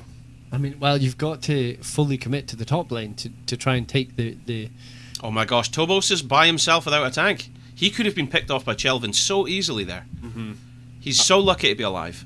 Chelvin, though, is more experienced than that, I'd assume, to chase into the fog of war, where it could be a one Jaina, or it could be all 5 of the enemy team. Okay, looks like they've got top and bottom. And they get Genji. Chelvin's down. Chelvin's down. This is it. This is it. This is their chance. This is their chance. Caster Curse saying that my points were safe. Oh no, he can't stop it. Yes, well done. La Masquerade's French team are going to be able to go bottom, get the fort, and then possibly open up a keep. This is incredible. They are down, but they are not out, ladies and gentlemen. It's still happening. It's Wild Masters Clash Esports Entertainment here, casted live by Halloween and Jabroni on Halloween Heroes. Back to you in the studio. Back to me in the studio, and back to you in the studio. Okay, so the Dragon Knight is pushing down bottom lane.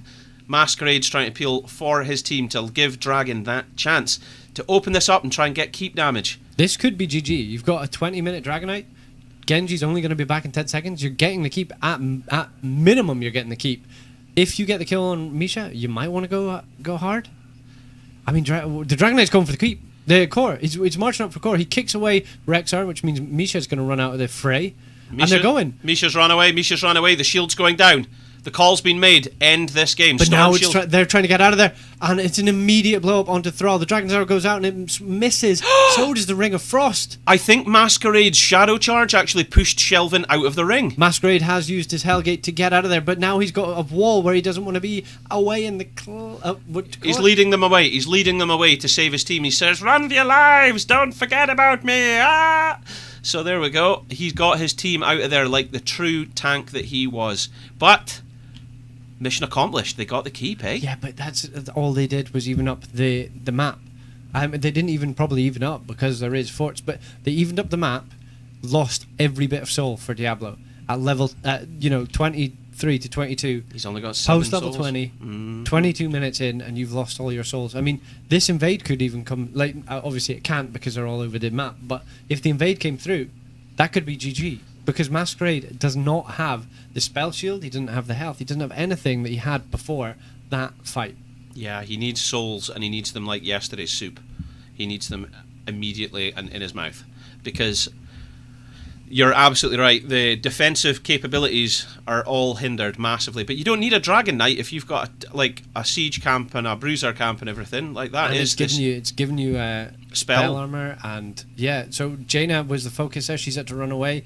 Misha's the only one taking damage, which is the one that you want to take damage to. I'm pretty sure she just got blood for blooded as well, so it's perfect for you. Masquerade now is the focus, and look, his health is just melting down. Oh, what an ancestral! In comes the apocalypse. But you lose Thrall due to the ripping and the tearing. The health of Tobos is so low. She's had to... she blinks away. She blinks away from the Junkrat's disruption mine. Yeah. That's massive. The core's going though. 3%, 0%. It is GG. GG. Wow. I'm not...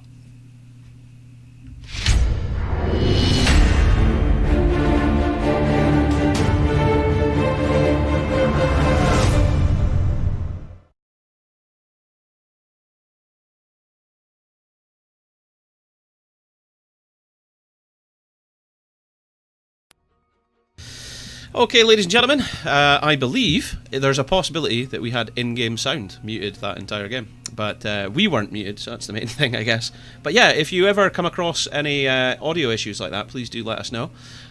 Because obviously that's a problem and we need to fix it. So there we go. Anyway, we will allow our winners to collect their points. So enjoy your 90% of the total pot, whoever won there. Who won there? There was a couple of entrants, so... But who won the big load? I think you won a big load. My Jabroni. big load was 3,009.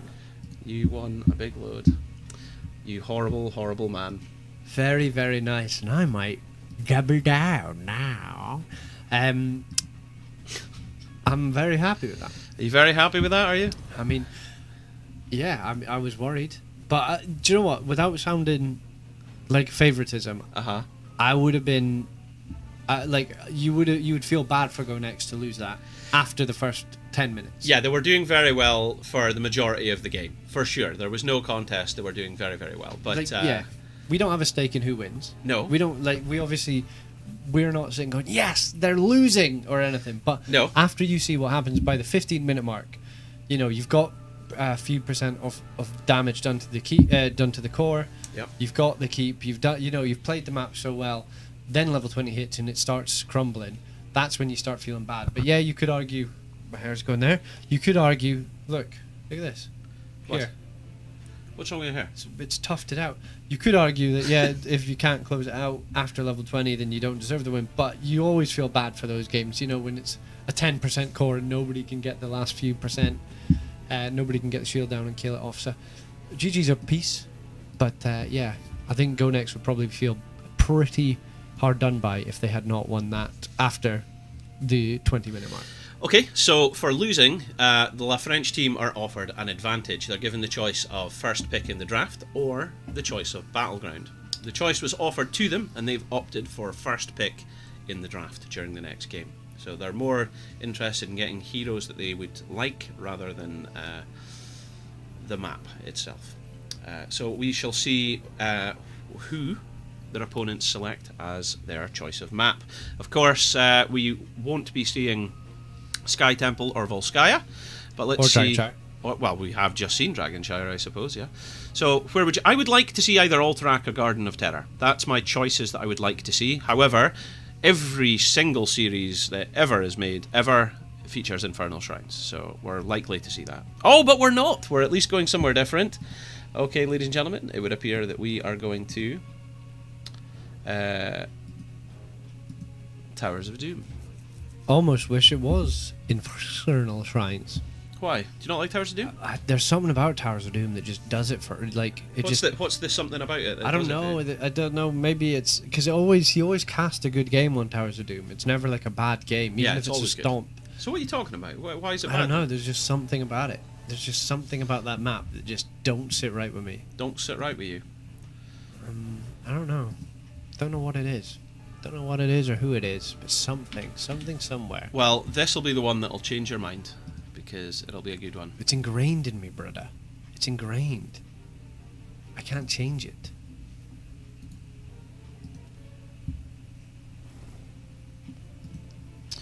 Okay, so we're just waiting for this to get sorted, and then we'll get this show on the road. So, just for those of you that are maybe just tuning in just now, this is the current results of the tournament as they've been unfolding. As you can see in the corner there, it's 91% of matches have now all been played. We're in the closing elements, heading towards Scoop Esports. Lovely prizes. Scoop, Scooty whoop, Scoobity whoop, Scooty whoop, Scoot. I don't know how to sing this. Scoobity whoop. Scooby whoop.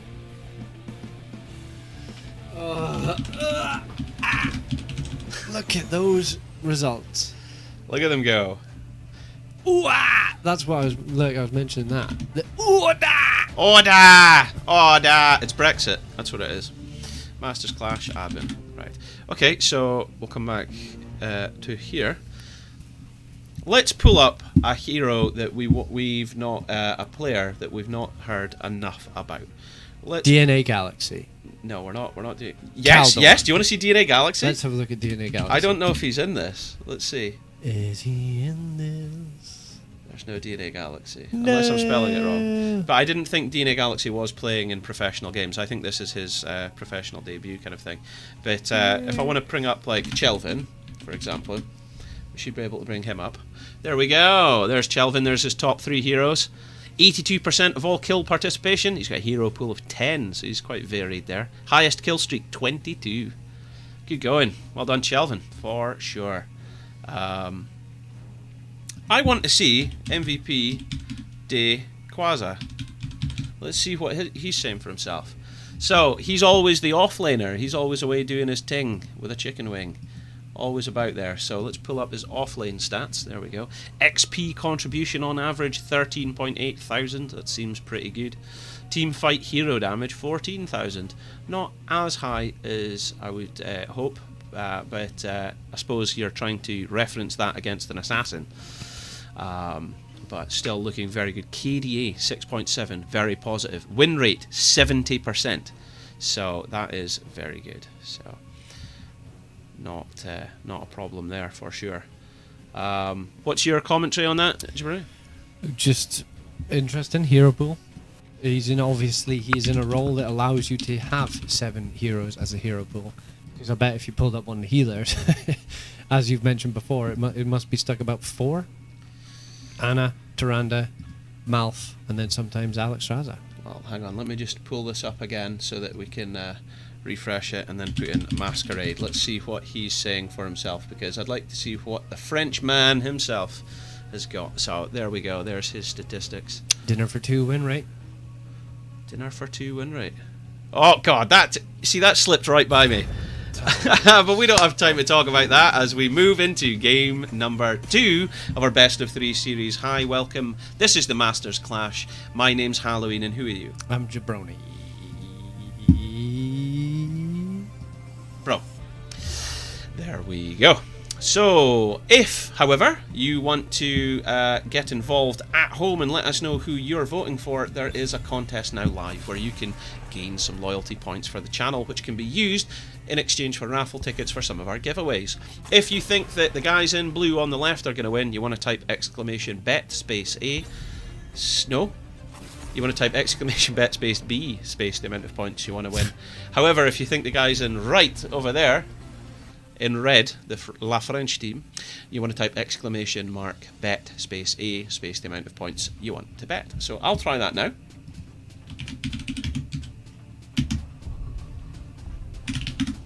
There you go. So I've bet 300 points on La French team. And you can see the text syntax that you need to use to do so. So we're seeing a Nubarak ban. That's fairly standard for the meta. We're seeing Maiev ban. Again, fairly standard for the meta.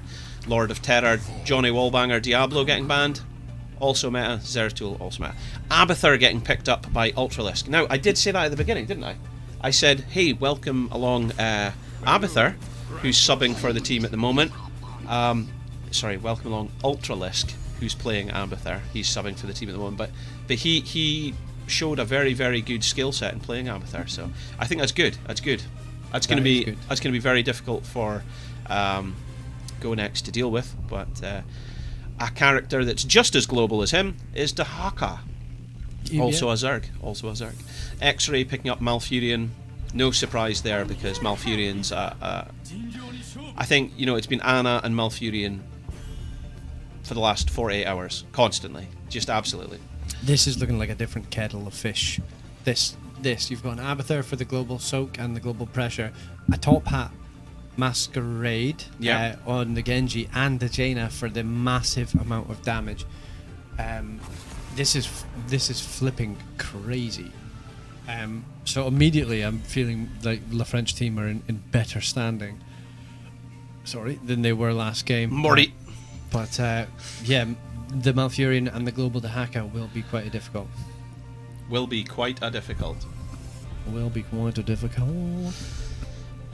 Masquerade, by the way, off tank and playing Genji.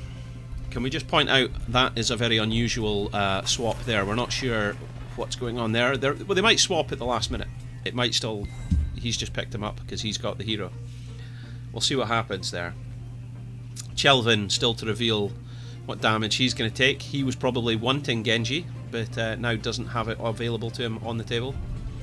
Ana's been banned, so we're not going to see Ana getting picked up by La French team. So there's still a lot of possibilities in this draft. I'm not sure which way it's going to go. Anytime you're ready. Nephilim Tyrael and Stars and Stripes Raynor. Raynor's pretty consistent damage against Jaina and Genji as well, so even if you can't catch the Genji, you've got the range of Raynor and his consistently high auto attack damage. So that seems okay. That seems okay. Let's see what we get. What do you think? Any predictions? No. Solid input. Right, I'm liking the team of La French team so far. They have everybody who... Do you know what I mean? If you could go, we need a mage. Can we get mage? Yeah, Jaina's available. Do you know what I mean? We need a healer. Trant's available. Oh, we need somebody who's minging on this map. Oh, Abathur's available. So they have a very nice team. The last pick will be interesting. This will swing the favour, if thy will. Do you think it'll be like Falstaff for a double soak? No, it's Greymane. It's Greymane. Double auto attack. That's your damage. Raynor damage. You've got to choose. Who are you picking? You've got 10 seconds to decide. I love this side of the La French team, but I'll go with DNA Galaxy, DNA Fames, because of what he did to the Hammer in the last match. Any team that gets Abathur that is of a competent Grandmaster level or above, I believe, will win. So I am sliding to La French team. That is a crazy, crazy draft what they have. And it is Masquerading the Muradin. Yeah, so they did swap at the last second there. So Ultralisk obviously didn't have the hero, and that's what's happened there. So okay, so the joke about experience actually does stand true. Like they not all the players actually have the heroes to be able to select the drafts that they need to do. So they obviously do that, then use the custom swap mode to do it at the end. Or no, it's probably just like I want an Abathur here, and somebody locks in the Abathur. Do you know what I mean? Yeah, I mean, I don't know. That's what I would say. Just from watching the POV streams of like S Division or whatever, it's like I want Abathur. So like a Smexy would lock in the Diablo and then swap. That's what I think. That's what you think, I don't know. Welcome along, ladies and gentlemen, to game number 2 of our best of 3 series. Jabroni, would you like to introduce your boys on Go Next? Yes, you have Tuluf on the Dahaka, Wit on the Tawanda, X-Way on the Malfurion, Selvin on the Owaina, and DNA Galaxy of DNA fame on the Guaymain. Well done. And over on La French team, we've got Ultralisk subbing in, playing the Genji. We have MVP Dequaza this time on the Abathur. Banana playing the High Priestess of Elune, Tyrande. We have Masquerade running about as the Candy King, Muradin. We have Tobos playing frontline Jaina. So that'll be good fun. And let's get a look at those level 1 talents.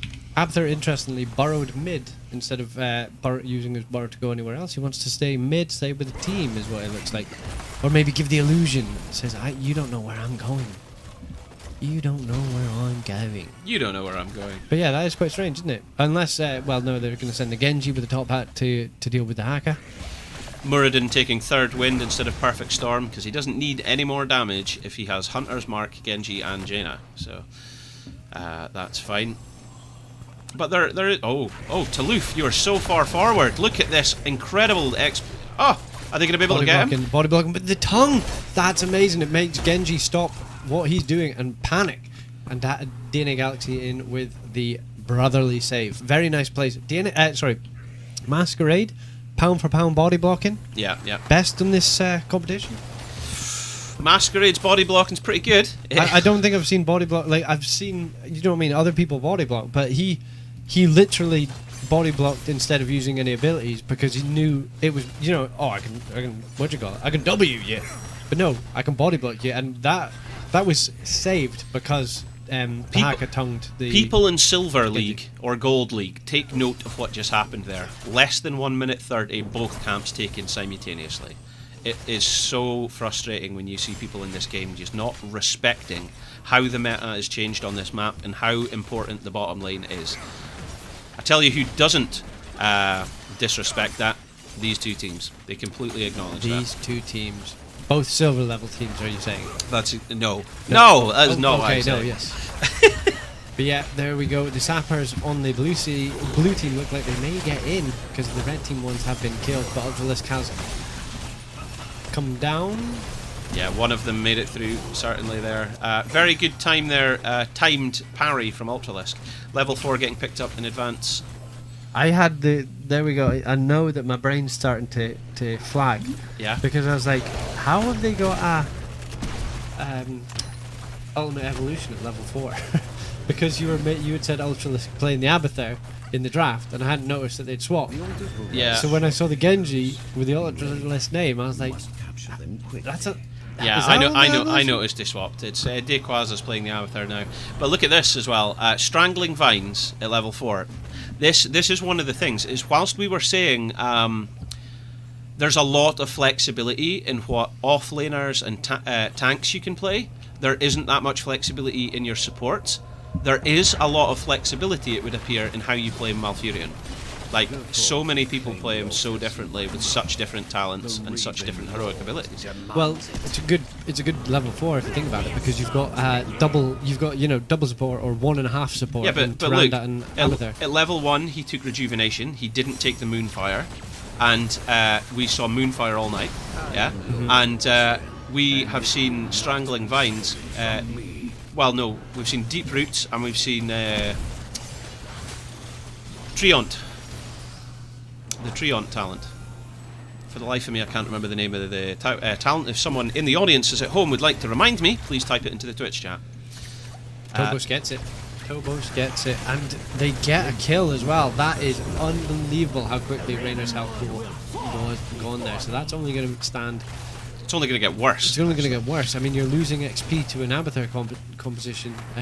He's got Fight or Flight that allows him to recover if he survives the initial damage. If you take Behemoth Armor at that level, then what you can do is, as the game goes on, you get more and more health, which gives you a greater survivability.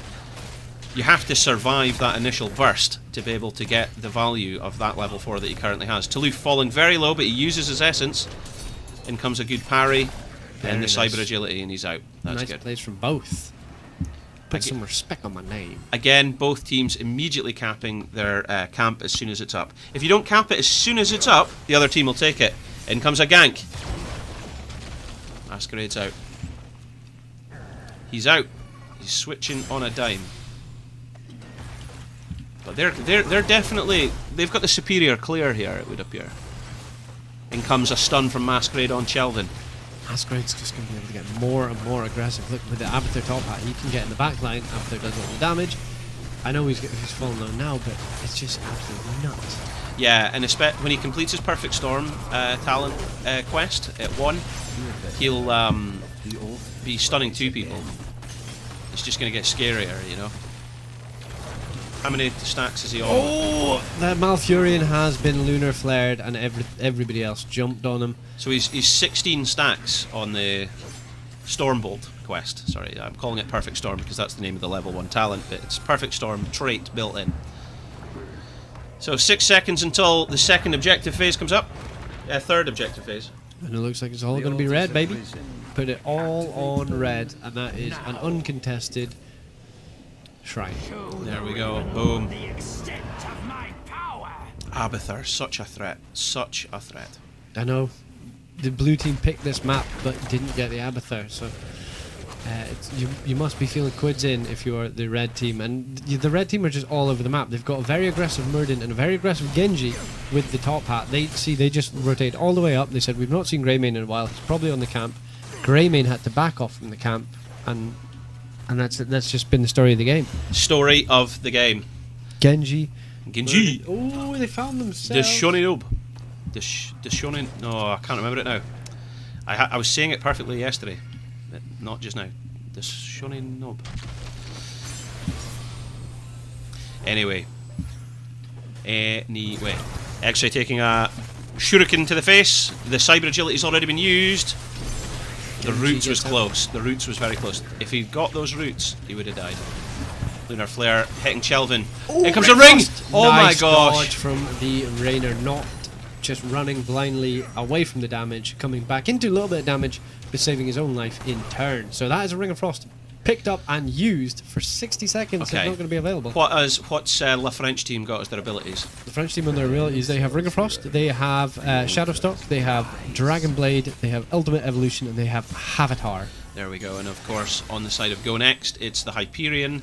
Twilight Dream, yes, we're seeing it, guys. It's happening. This is your game that you've been waiting for. This is what you want now. You've got a Genji, you've got a Murden, you've got the people who are jumping in the backline. You want to be able to stun them. The massive Twilight Dream goes immediately out onto the Tyrande, as well as the go for the throat. And that is one dead Tyrande before the altar's cap. But without... Here Where's comes Abathur? Ultimate Evolution's come in to replace the lost hero.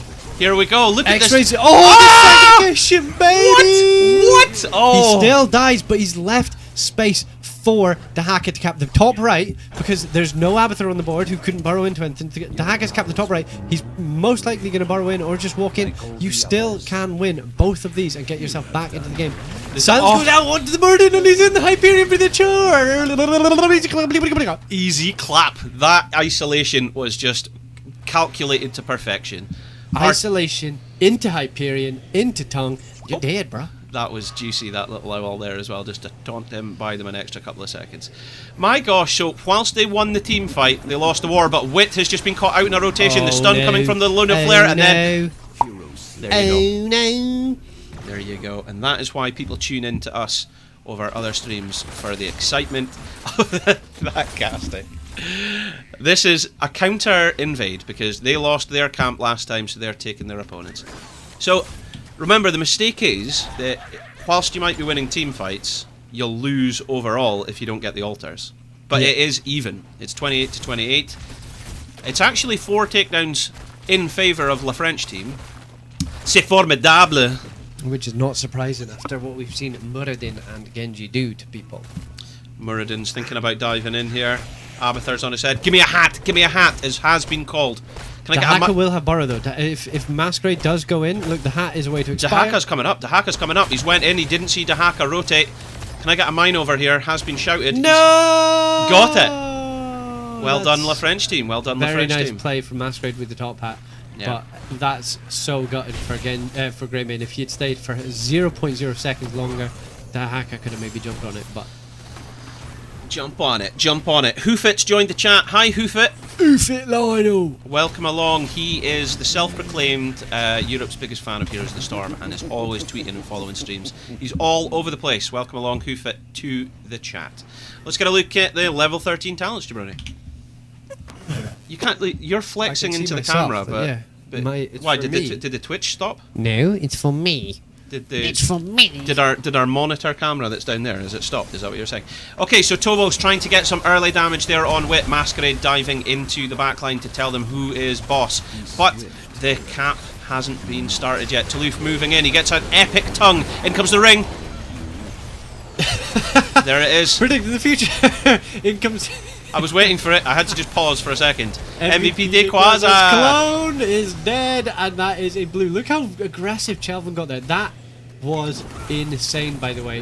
The tongue Yeah. into the Twilight Dream, into the Sanctification, stopping all the damage into people who were completely silenced. I mean, I basically think it all fell apart after Dahaka got that tongue. It was massively in favour of Go Next as soon as the tonguey boy was thrown out.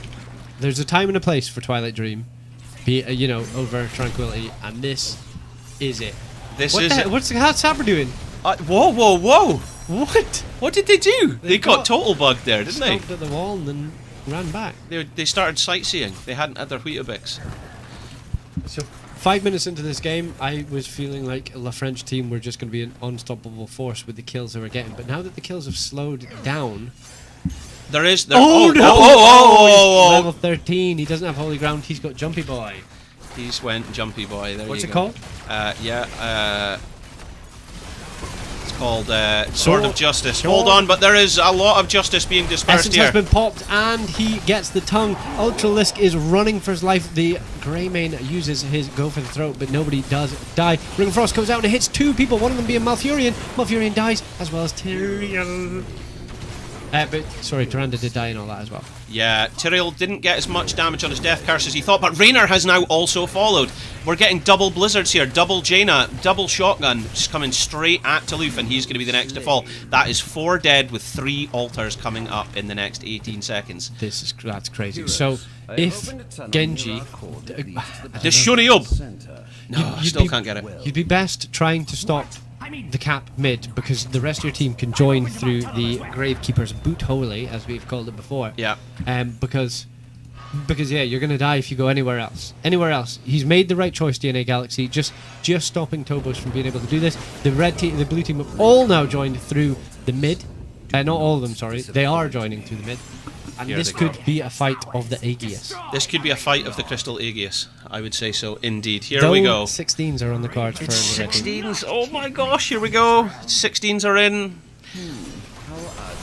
This is so mental. I think they're just trying to stall out while Dahaka goes to soak, because Dahaka's not even joining the fight.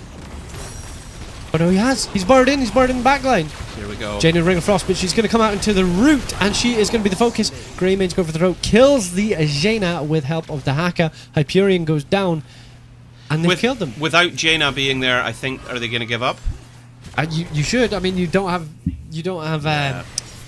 You're going to give up. Yeah. You've got an Abathur, sorry. So you're only 3 people during a team fight, 3 bodies, anyways. Excellent plays here by Go Next. I mean, both these teams are playing at such a competent level. It's just very exciting action. DNA Galaxy being caught out in the rotation there. Banana, is he going to fall? He knows that Sanctification's up, so he goes in. Sanctification getting burned for no results. Yeah, that's a hard cooldown to activate without a kill. Masquerade. They know that the camp is being picked up. Gets the stun, but misses the Stormbolt. Camp's going to get some value, so he's going to try and prevent at least all 3 of them going towards his tower. I love that from the red team. They're not letting the Sapphires get anywhere near the tower. They're killing them in. Well, they've killed one of them. Oh, they've got an 2 of them. opportunity to stop the last one as well. Yep. There you go. Good play. It's just experience that they lost, but nothing else. Wit's got a Sword of Justice. He can go back. Yeah, Masquerade's highlighted it because he thinks... No, he's gone now. Invade on the bottom left camp is not going to be. Do you know, Matt, in game number 1... Oh no! Oh yes! Oh no! Oh yes! Genji's followed him over. In game number 1, La French team looked like they were outclassed entirely by Go Next. But in this game, it looks so neck and neck. Once more. It just goes to show the difference a battleground can make, eh? Yeah. Eh? Yeah. Eh? Eh? Avatar's Mule getting mad value on this Yeah, map. yeah, it's going to do well. It's going to do well because you don't get your towers back when they go. That's the problem with this. Whilst you may get an altar back and a healing fountain, you don't get your towers. Experience is neck and neck. Points are neck and neck.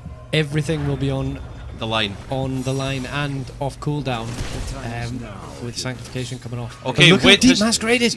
Masquerade. No one knows it. Now he gets stunned beyond. Sorry, he stuns Malfurion, but now he's had to hop out. The Hyperion does go down, and DNA Galaxy is in the back line, but he's got a Blizzard on his dish. It's double Blizzard because we've got double Jaina. X-Ray trying to bait out the damage. They've managed to root Wit. Sword of Justice comes in action. This is kind of working out for the blue team though, because Dahaka is fighting with Genji in the top lane, and not having Genji in this team fight is massive. Yeah, they need... Although Galaxy's moved up. They know that because of the Abathur, there's one less body on the map. And Well- they've managed to get that. Oh, huge silence. But Masquerade's Masquerade's coming straight back up because he's got trait value here. And his avatar, the Ring of Frost goes down, but there's still the Sanctification up. Everyone on the blue side is so healthy, and now Jaina is stuck where she doesn't want to be. She uses the entire duration of the Ice Block, but she has died and gone. Dead as the dodo. And that looks like Go Next are going to be able to take not one, but Go on, two Abathur. altars. Go on, Abathur. Burrow in the bottom and cap it. Go on, son. Oh my gosh. Oh my gosh. Do you want him to burrow into the bottom altar and take it? That's what I'd love, but it's not going to happen. It would be certain death, but that would have been hilarious. He would have won social points for doing that though, would he? Gentle. You're doing oh no! He's been caught out! Dayquaza! Oh! Very nice play. Tilted your from team. Dahaka. Taloof pinging himself out of sheer respect because he knows just what he's done. 50 seconds without your secondary support, global soaking, top hatting hero who also has his ultimate up. 50 seconds, that is massive, and that should allow That's going to three be of these to yeah, go over. At least. Oh, here they go. One. The roots just come out. Oh, they only got one. They only got one. Oh, and it looks like there could be counter kills coming out here. Tobo's trying to get the damage down. Wit trying to peel. Jaina, are you gonna fall? Jaina! Jaina! Are you gonna fall? No, she's okay. She's fallen, but she can get back up. Oh, Wit! You danger-seeking maniac! Oh my word. No, he's okay. There ain't no mule for a dead top fort, but Dahaka is now being focused in the top right. Dahaka, will he get out of there? I don't think he will. He's got full essence though. He uses the silence, and it's because he's got level 20 isolation. He hits Genji and lured him with it. If he had kept running, he maybe would have got out. He's used his burrow, and he is dead. I thought he was going to kill Genji there, and he probably did too. That would have been a crazy trade. Yeah. But it's Storm Talents to level 19. Level 20 has been picked up by Go Next. So they now face the threat of being able to teleport in with a silence. That's going to be devastating. Two silences that can hit Dayquaza, we've multiple. got double Genjis. Here we go, double Genjis. And that's one dead Raynor. The Sanctification was burnt, but it was burnt too late, unfortunately. Wit is having to get out of there. Only 3 people alive for this defense. They're going to have to give this up, but it will only be 2 points. No, but the thing is, remember, they've got sappers here as well that they need to deal with first. So they can't just immediately go for this. Wit could potentially stall this. But he doesn't want to, because this works out for Wit better than anything else could. They're worried about somebody else capping it, so they take it. Yeah. That's only 2 points you lost. Yeah. That is perfect for you, because they were obviously worried about it. Dink, massive, huge. Can't believe how good that was. They could have lost like 4, but they only lost 2. If they'd gone bottom, they'd gone top, and taken both of them back, then it would have been more of a thing. But yeah, adding that pressure, meaning you guys have to cap this, and they did. 2 points. That's still big. You've got an 8-point lead. Both are level 20. Oh my gosh, Abathur's trying to hold back. He's slapping 3 sappers here. There we go. In comes the stun. Ultralisk doing his thing. If they take one more step, it's okay, that's 2 of them down. Third one. Good work, Abathur. Abathur slapping himself to With that victory. rotation though, as we see, the rotation to the top lane meant that the bottom lane was obviously open. Ergo, I'm going to invade your camp. Good flare completed with a 2-man hit. Now remember, we do have double symbiotes. We've got the top hat hive mind, so that's going to give double shields, double tings, double spikes. It's gonna make ganking a lot more lethal for Masquerade. So he's gonna be looking for opportunities here. We've revealed Toulouf. We've revealed Toulouf. Here we go. Here comes the Stormball. Oh, he's decided against it. They've decided against it. We good. We good. Go next. I mean, Go Next can win it with these two altars. Or they could play a slow game, trade it out, and just get one, get the other. Issue being that Dahaka has to burrow in. You can't do what he did before, where he helped cap top and burrowed into the bottom. So, I mean, this could be quids in if you just trade it out. Play the long game if you're the blue team. Activate them now. Masquerade looking for an opportunity. Then this is the issue. You've given up the bottom one. Yeah, you've given up the bottom one, and you still haven't capped the top one. Abathur's thrown in a mule to try and interrupt. Yeah, it's all working out, and it has worked. Genji's Dragonbladed into the... Oh my gosh, X-Rays teleport in for silence, astral communication, getting huge value. Tobo's getting the ring. But Ultralisk is falling to below and dies. That gives the reset for Go for the Throat, which he uses on the Tyrande, I believe. He's fallen low. Masquerade has to hop out there, but he still has no health. Jaina is in the route, but she won't receive as much healing as she wants to because of the level 4 from Malfurion. Oh, massive Lunar Flare on top of Dahaka there. Toulouf deciding to do a little bit of a manoeuvre, and now he's coming back in. That was a breathing exercise that we've been rehearsing whilst casting. Here we go. This is massive. 5 points left on your core to 15. It's difficult. You could even go for boss if you fancied it on the side of the blue team, because that would put them down to 1 point. Do you think they fancy it? Do you know some people think that the boss hits for as many tower bells as you have? Have you never come across that person? They're typing in game chat. It's like, this will only give us 3 though. We won't win. It's like, what? What? No. What? It's always 4. Yeah, but that's what I'm saying. Some people, I think, believe that the bell towers you have means that the boss shots are increased or decreased. I have never come across that. Red team. There we go. They've managed. So, La French team are still not out on this. I still feel like this game is on a knife edge. Here we go. Masquerade diving in. He's cracked Avatar, so they're committing all in. X-Ray's now in a place that he doesn't want to be, like the back of a Volkswagen. But there goes Dahaka with the massive tongue onto the Genji of all people. I mean, Genji's really hard to tongue. In comes a massive critical strike on Raynor, and Raynor falls. But so does Miranda. So does Jaina. Dragon Blade's out, though. Dragon Blade's out, its tongue goes out, but it's missed. Masquerade has no mana to stick into this. Ultralisk is slowly but surely losing health and will fall. Masquerade is going to get silenced by the isolation that's now a cooldown, and he is dead. And you only have Abathur to stall out the game-winning altar. This is it. It's game number 2. It's falling in favour of Go Next, and that will close out the series, taking us on to the loser bracket finals. There we go. Excellent sanctification. GG's all round. Well done, Go Next, and we'll see you in the next series. Oosh.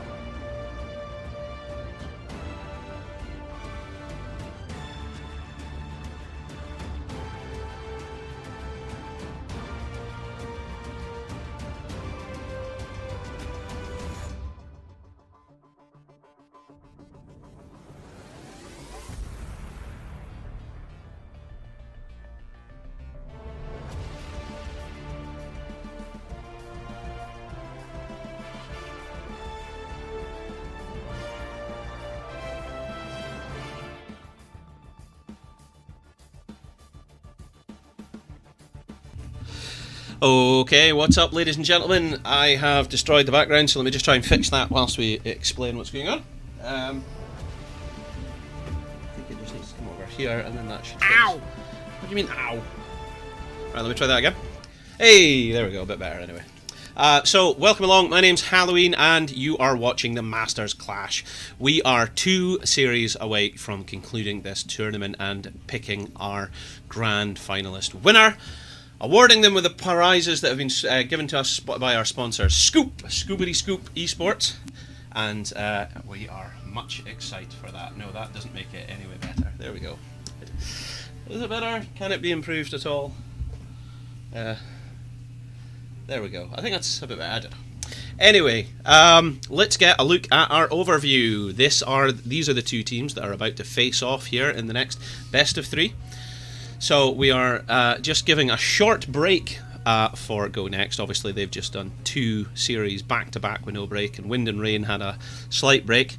Wind and Rain earlier today, as we saw, were up against Granite Gaming, and they lost that, which put them into the loser bracket here. And this is where they can do a reverse sweep and still enter the finals. Similarly, if Go Next win this, they go into the grand finals against Granite Gaming. So we shall see who claims that title. Exciting stuff, is it not, Jabroni? Very exciting stuff. The title shall be claimed today. Today. Do you think if you adjust that, it'll? Can you do it? Because I can't. I can, yes. Yeah. How is it? Is it twisty? No, it's just I've got it balanced. No flipping way. If you just pick just it, balanced. just pick it up. Just pick it up. What I'm trying to say is, I'm wondering if that'll fix the. You can move it down here if you want. You can move it anywhere. It's just I just thought it was better up high. Here? No, that's a terrible place to put it. This is. Said I can put it anywhere I want. Here? That's obvious. I don't think that's a good place to put it. Do you want me to see? I don't think that's giving us enough light. That's the issue. Yeah. So what you're hearing here, ladies and gentlemen, for our viewers at home, is that you're hearing us go through production live. No, don't put that. ASMR stuff. You literally are you doing ASMR into the microphone? All right. So give us just 2 minutes to sort this out. Right. Give us 2 minutes to sort this out. Then we'll come right back. Unless do you want to hear us try and sort out productions? Should I unmute the microphones and you can hear this live as we try and fix this? Does this sword move? Yeah, the sword can come out. You can actually take the sword out of the skull. I don't want it to come out. That's my issue. Oh, okay. Well, anyway, I'll mute this.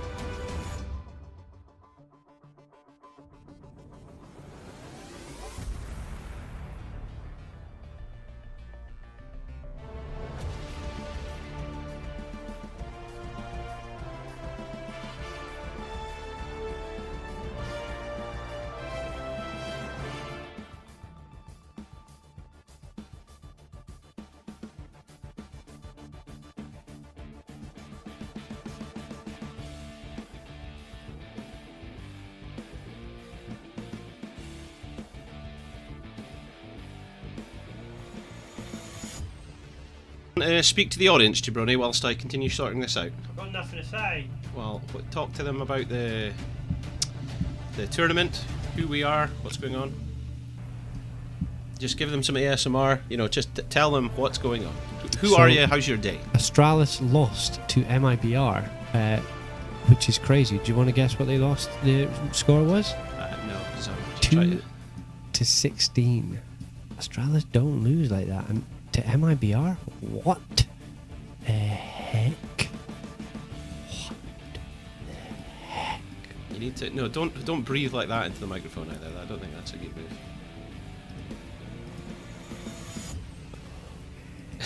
No, don't be a weirdo. I think we should just be muted because there's nothing to say. Yeah, but we want to retain our viewers, so we're But trying there's to. nothing to say, so there's nothing to listen to. I can't because I don't even know where we're going. I can't say anything. Yeah, you do. You do know where we're going. Where? What map is what I'm saying. Oh. Wind and Rain versus Go Next coming up. Okay, well, despite Jabroni's negativeness here, we are going to give you a very exciting series here, so please do stick with us. There's just a 5-minute smoke break for the teams, which we're almost at the end of now, so we're just waiting to get the coin flip done. We'll get the map bans sorted, and we will give you all the up-to-date information. If you want to be interested in something else whilst we wait, please type !giveaway into the chat, and then you will get a little surprise.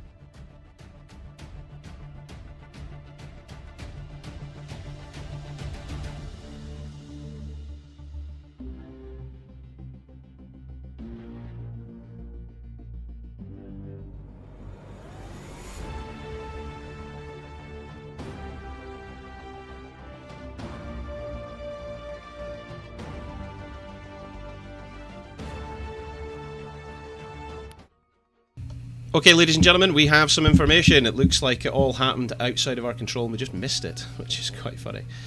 So here we go. This is how it's going. I think I've just accidentally clicked on the wrong thing, which is just so standard. The bans, I can tell you. No, don't though, because I need to put them by whatever team did it, and it doesn't say there, so I need to find them. I can tell you where we're going. No, don't do that either. So we're not telling them anything. No, Keep you in the dark. I would say so. So here we go.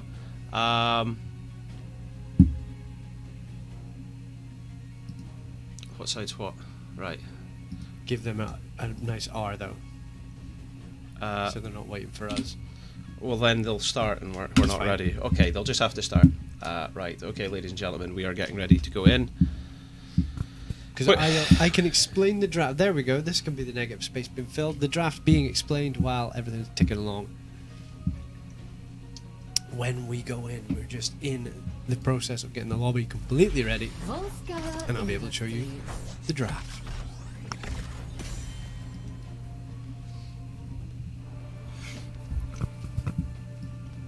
Okay, welcome along. My name's Halloween, and as always, to my left is Jabroni, and our teams are switched. We've got Go Next on the left-hand side, with Wind and Rain on the right-hand side this time. So, that will show for you now.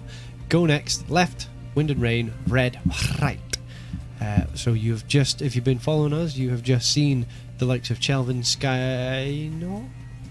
Wit, Taloof, DNA Galaxy, and it wasn't Skynox, but I can't remember the other name. They just managed to break through the best of three and are now in this series, and they are going against Wind and Rain, which has Galen the Gunner, Make, Max Passion, Skog, and Dejingzor. It'll be interesting to see what role Dejingzor plays, because the first game we witnessed today, Djingo Zor. Skynox, by the way, he's meant to be on the team. He was there yesterday. He's their regular player, so it was a Can you sub who remember was who there was- before. No. I can't remember. I bet if I saw it, I'd be like, oh yeah, I know now. But yeah. So the bans go through. You have a Zeratul ban, which is no surprise to anyone, and the Sergeant Hammer bans. They obviously don't fancy playing against a hero. They can just sit on a point. But little do Wind and Rain know that Hammer has been picked against Go Next and dealt with swiftly. So the Hammer ban coming through, as well as an Ana ban. So they must have an idea of who they want to get as a healer, which may put the healer's market value up a bit, because now one of the healers has been snapped away from you. The next ban, I would be surprised if it wasn't a Maiev. Sorry, you're going to get first pick. Okay. Okay, I'm going to try and fix this crazy effect that's happening. Maybe if it was more towards that rather than my face. I think that's the key. Right, I'll show you this. The magic behind the scenes. Just aim it that way. Yeah, that's fixed it. Nearly straight away if I just go to that. And then... Oh my god. What? Nothing. What? Haha. 1-0. GG. Easy. Is that how we play this game, is it? Oh my god. That is actually... Oh my god. Right, hang on. And then if I... Oh no! Okay, we are just waiting for somebody to come back into the thing. There we go. Carry on, Jabroni. Carry on, you've got Timbers in the chat, and then you've got DWSS saying almost 10 people chose to be here instead of Caldo's dream. Who said that? DWSS. Oh, thanks very much, DWSS. Hoof It Lionel says hello to Timbers as well. That's what's happening while we're waiting for the draft to be remade. Whilst, and we're invisible, kind of thing. Yeah, I don't know why we're invisible. It's actually only getting worse, I've noticed. This is just... There we go, there we go. Right, you're back, Jabroni, you're back.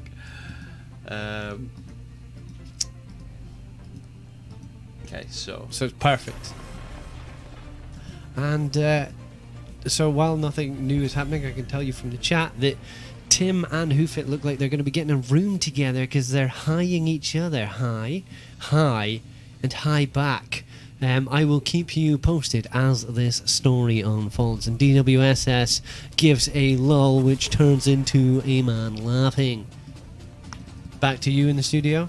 Back to me. Back to you. Yeah, I'm still trying to get this sorted because you know what you don't want to do. Yeah, do you know what you don't want to do is move the lights or anything halfway through a production. That's just not what you want to do. Sergeant Hammer being banned, no surprise. We saw Slake take it against him. We're seeing Maki wanting to play Mephisto, and Mephisto being banned again. No surprise there. So there you go. Was this remade because the first pick was wrong? I believe because we didn't see Mephisto get banned. Oh wait, the bans are changing, aren't they? What do you mean? Ana was banned. So Ana was banned, and I can't remember who was banned on the other side as well. It was Zeratul and somebody else, I thought. Crazy. I don't know. All I know is I'm just trying. Grosh gone. So Ana, that's a change up. Change up for the books. Change up for the books. Is that dirty plays? Yeah, it must have been the wrong first pick, but DNA Galaxy gets on the Maiev. So this will open up the game for being quite a panic mode situation. You've got to play against a hero that can either put you in a cocoon that's unbreakable, or in a warden's cage, which is just pulling you into a boxing ring that you can't escape from. Hell in a cell, if you will. With every death comes honor. Kalnagana gets his Malfurion, Skog gets a Hanzo, and I think I said this before, it'll be interesting to see where Djingo Zor fits into the roster now, because earlier he played support. I think it wasn't on BOE. He played support and then he played Ming. So it'll be interesting to see what role he plays now. Next two picks on the line for Go Next is Anub'arak and Jaina. So the kind of S tier draft heroes that we see of Maiev and Anub'arak have been slammed in. They've spread it open and slammed it in, locked in the two ST heroes. I mean, you've got a Juice looking tank who everybody wants to get, and you've got Maiev. So it's a win-win so far.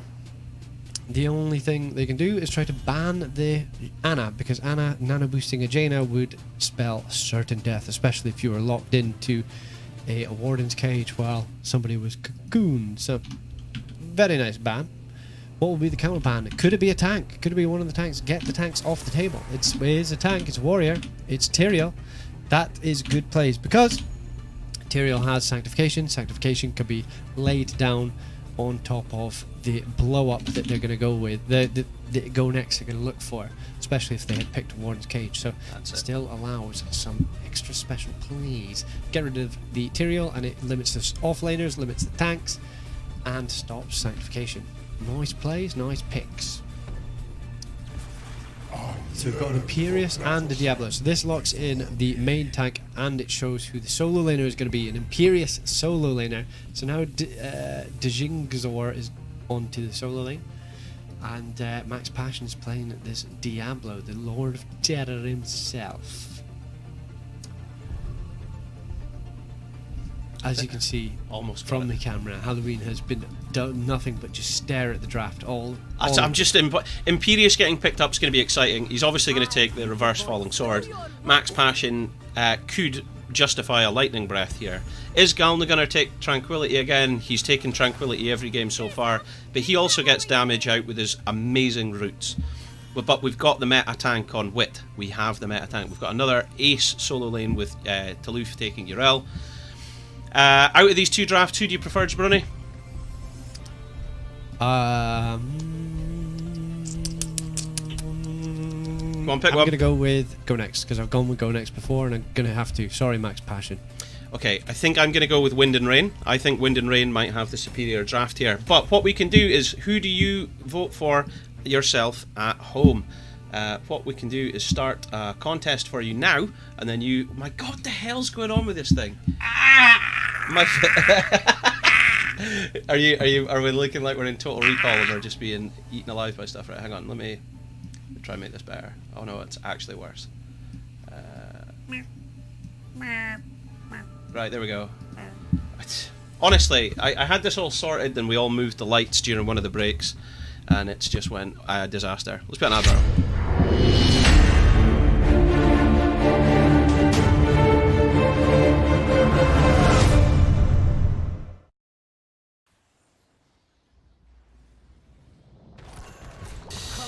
Okay, what's up, ladies and gentlemen? My name's Halloween. Welcome along. This is game number 1 of our best of 3 series here, featuring Go Next in blue. On the left, we have Wit playing Anubarak, Skynox, LFT playing the Tyrande. We've got EP Taluf playing Yrel. We've got Chelvin being played by Jaina. We've got DNA Galaxy, Maiev. And over on the right side, what have we got? We have Max Passion playing the Diablo, Galnagunner on the Malfurion, Make on the Traitor, Skog on the Imperious, and who have I missed out? Djingor on the Hanzo. So Djingor is still on the Assassin role after the change-up they made earlier today.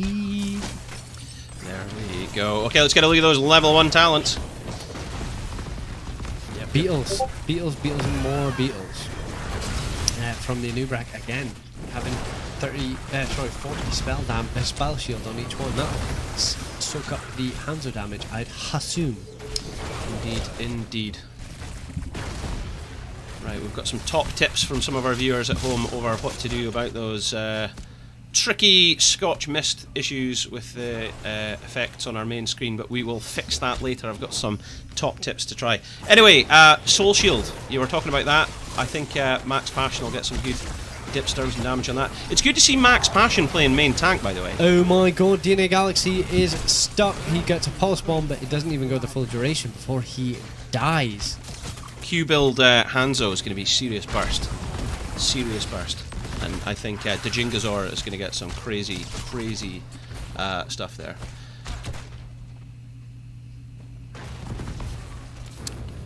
One kill.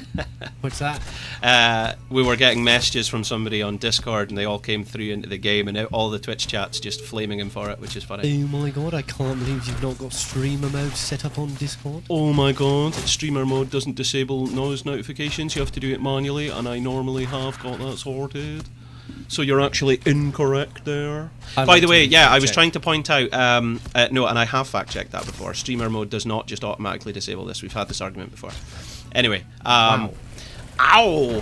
What I was going to say was an amazing lance from Skog, followed by an overpower onto Skynox LFT. In comes Maki with the quantum spike, but it's not enough 39 because health. he gets away with 39 health. Wit coming And in. it's Skog who's fallen super low. Now it's a crazy fight. Galaxy's low, Toulouse's low, Skynox low, Skog's low. It's Aram. Make's out of mana. Look, It's he's got his Aram. mana back. Let's get some talents in here. Look at this. Strangling Vines! Gal the Gunner did not take the Treant. This is the first time in history, ladies and gentlemen. Gal the Gunner did not take the Treant. We are looking... He must have done a misclick. That's what's happened here. There is a straight up misclick.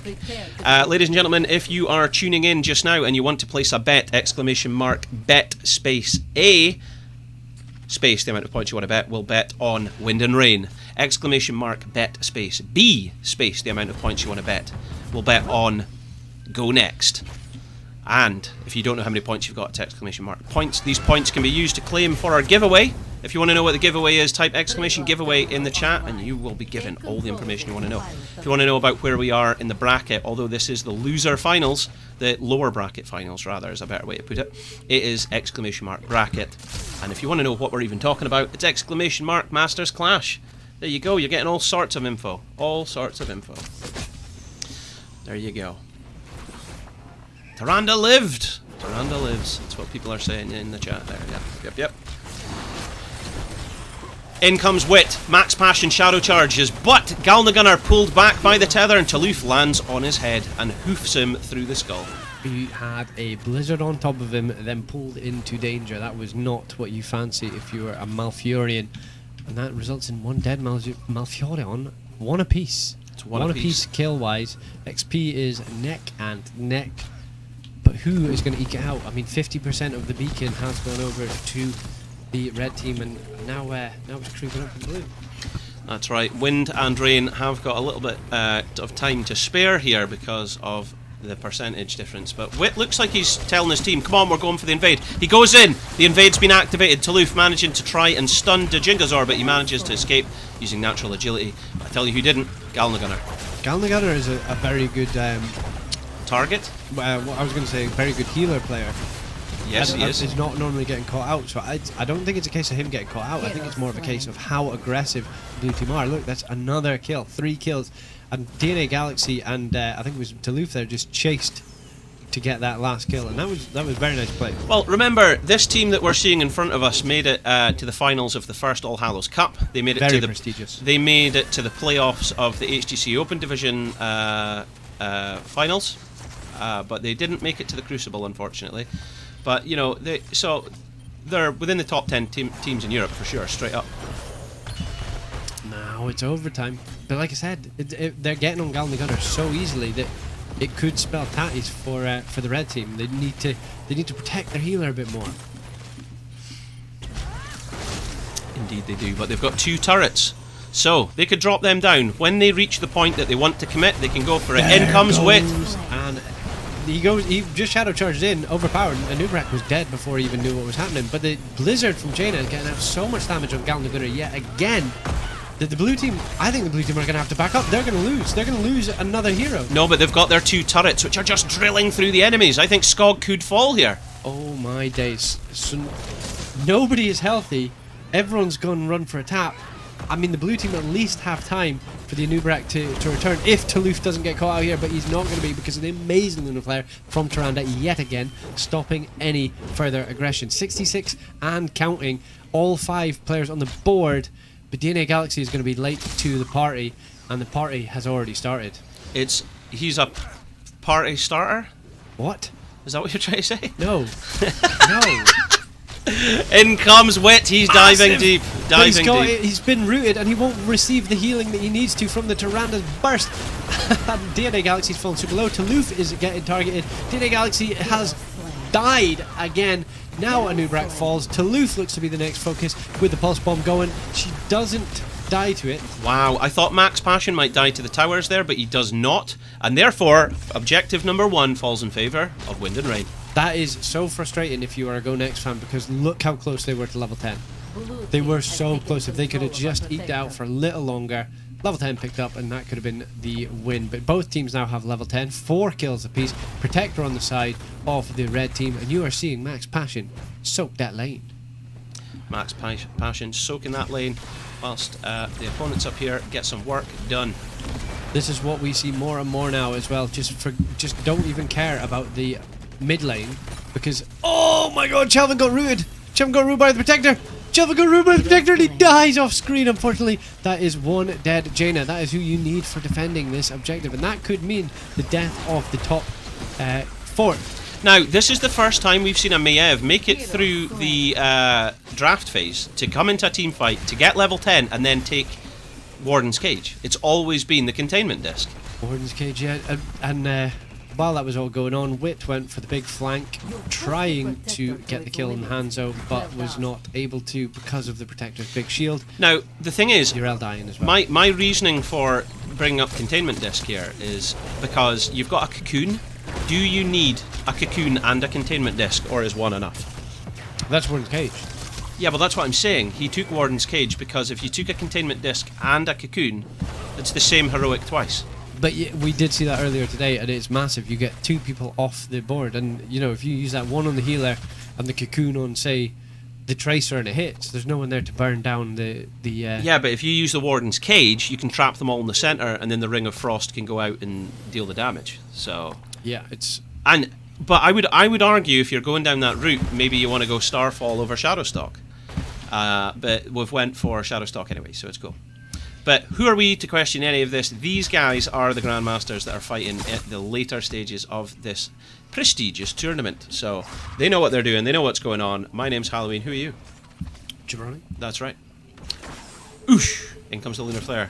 But the thing is, you know, when you play Tyrande, Tyranda's like seriously, statistically picked more often than any other hero. In comes a Dragon's Arrow.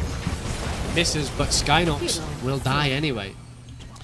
But yeah, so Tyranda's statistically picked up an awful lot, but she's locked into one build. It's always that build. I can't get over that, by the way. That was such a well-called attack from Wind and Rain. They knew it was coming, they said, let's go for it. And they did it, and they got it. And they're just picking them off one by one.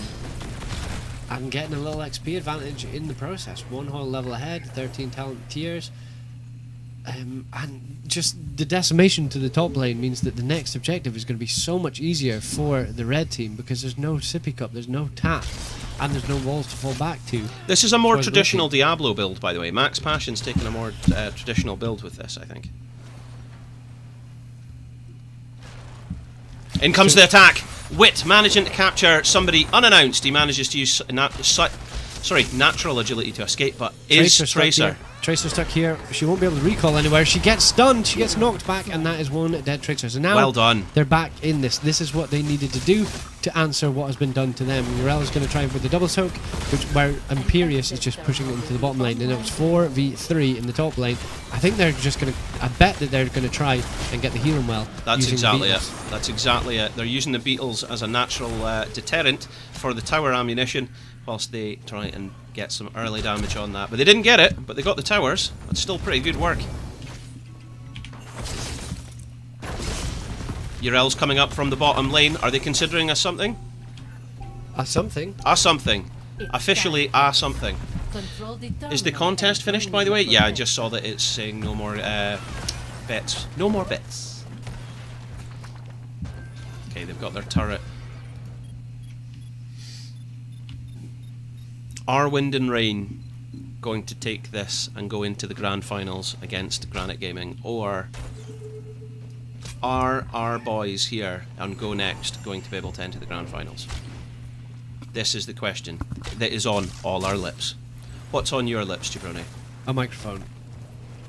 Wit. He's so far ahead. But he doesn't have anything to worry about. Oh, the cocoon! It's out on Max Passion. Max Passion taking a bit of rescue damage from Dazingor, but it's not enough. In comes a huge combo on Max Three-man Passion. Dragon Arrow though.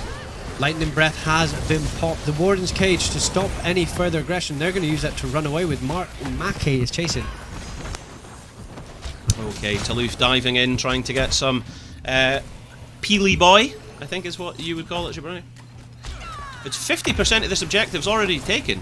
If they don't dive in on this, it's going to be lights out. Hanzo took so much damage there, and he's still not out of danger. He's been found by the Anubarak, and he has nowhere to go. He is absolutely murked and dead. But Skynox is fallen so below. He gets speared! He's got 70% health, but Skog goes so deep, he's having to use the reverse fallen sword to get out of there. They're going to dive on him, and it's going to be the death of Maiev. The ring does come out. It lands. It's very successful. Is Maki going to fall? Oh my god, 3 for 2, and it's just kills, and more kills across the board. You've got only Diablo and Malfurion, the healer and the tank, against a... Max Passion's looking to try and get a shadow charge on Wit, but he's decided against it. He says, no, if I dive in, those 2 turrets are going to rip me a new one. I don't know. I don't think he knows how low Wit was, because you could have potentially dived in, but then are you going to get out against Urel and Ajena, who are doing so much damage to you? So that was a crazy exchange, and for Tyrande to survive for that long... What? Well, I mean, what do you call it? Skog had to go in. Sorry, he went in because he was like, that's only 70% health, I can get this. And then he had to pop his reverse fallen sword to get out. They dived on him, but a Galnagunner's root, I believe, did so much anti-healing, preventing the healing, that it stopped such a boost. Because, I mean, you pop Shadowstalk after they've been rooted. It's not going to do... we've got a we've got a pause. We have got a pause. Technical pause. Technically. So I'm just going to come back here because there is a disconnect. It was Max Passion fell out. So everyone's saying rip Max Passion. So whilst that's happening, I'm going to try and fix this just slightly because for some reason it's... what were you looking at there? What? It's that. That's what it is. And then this up. Feel free to talk to the audience rather than look at your phone.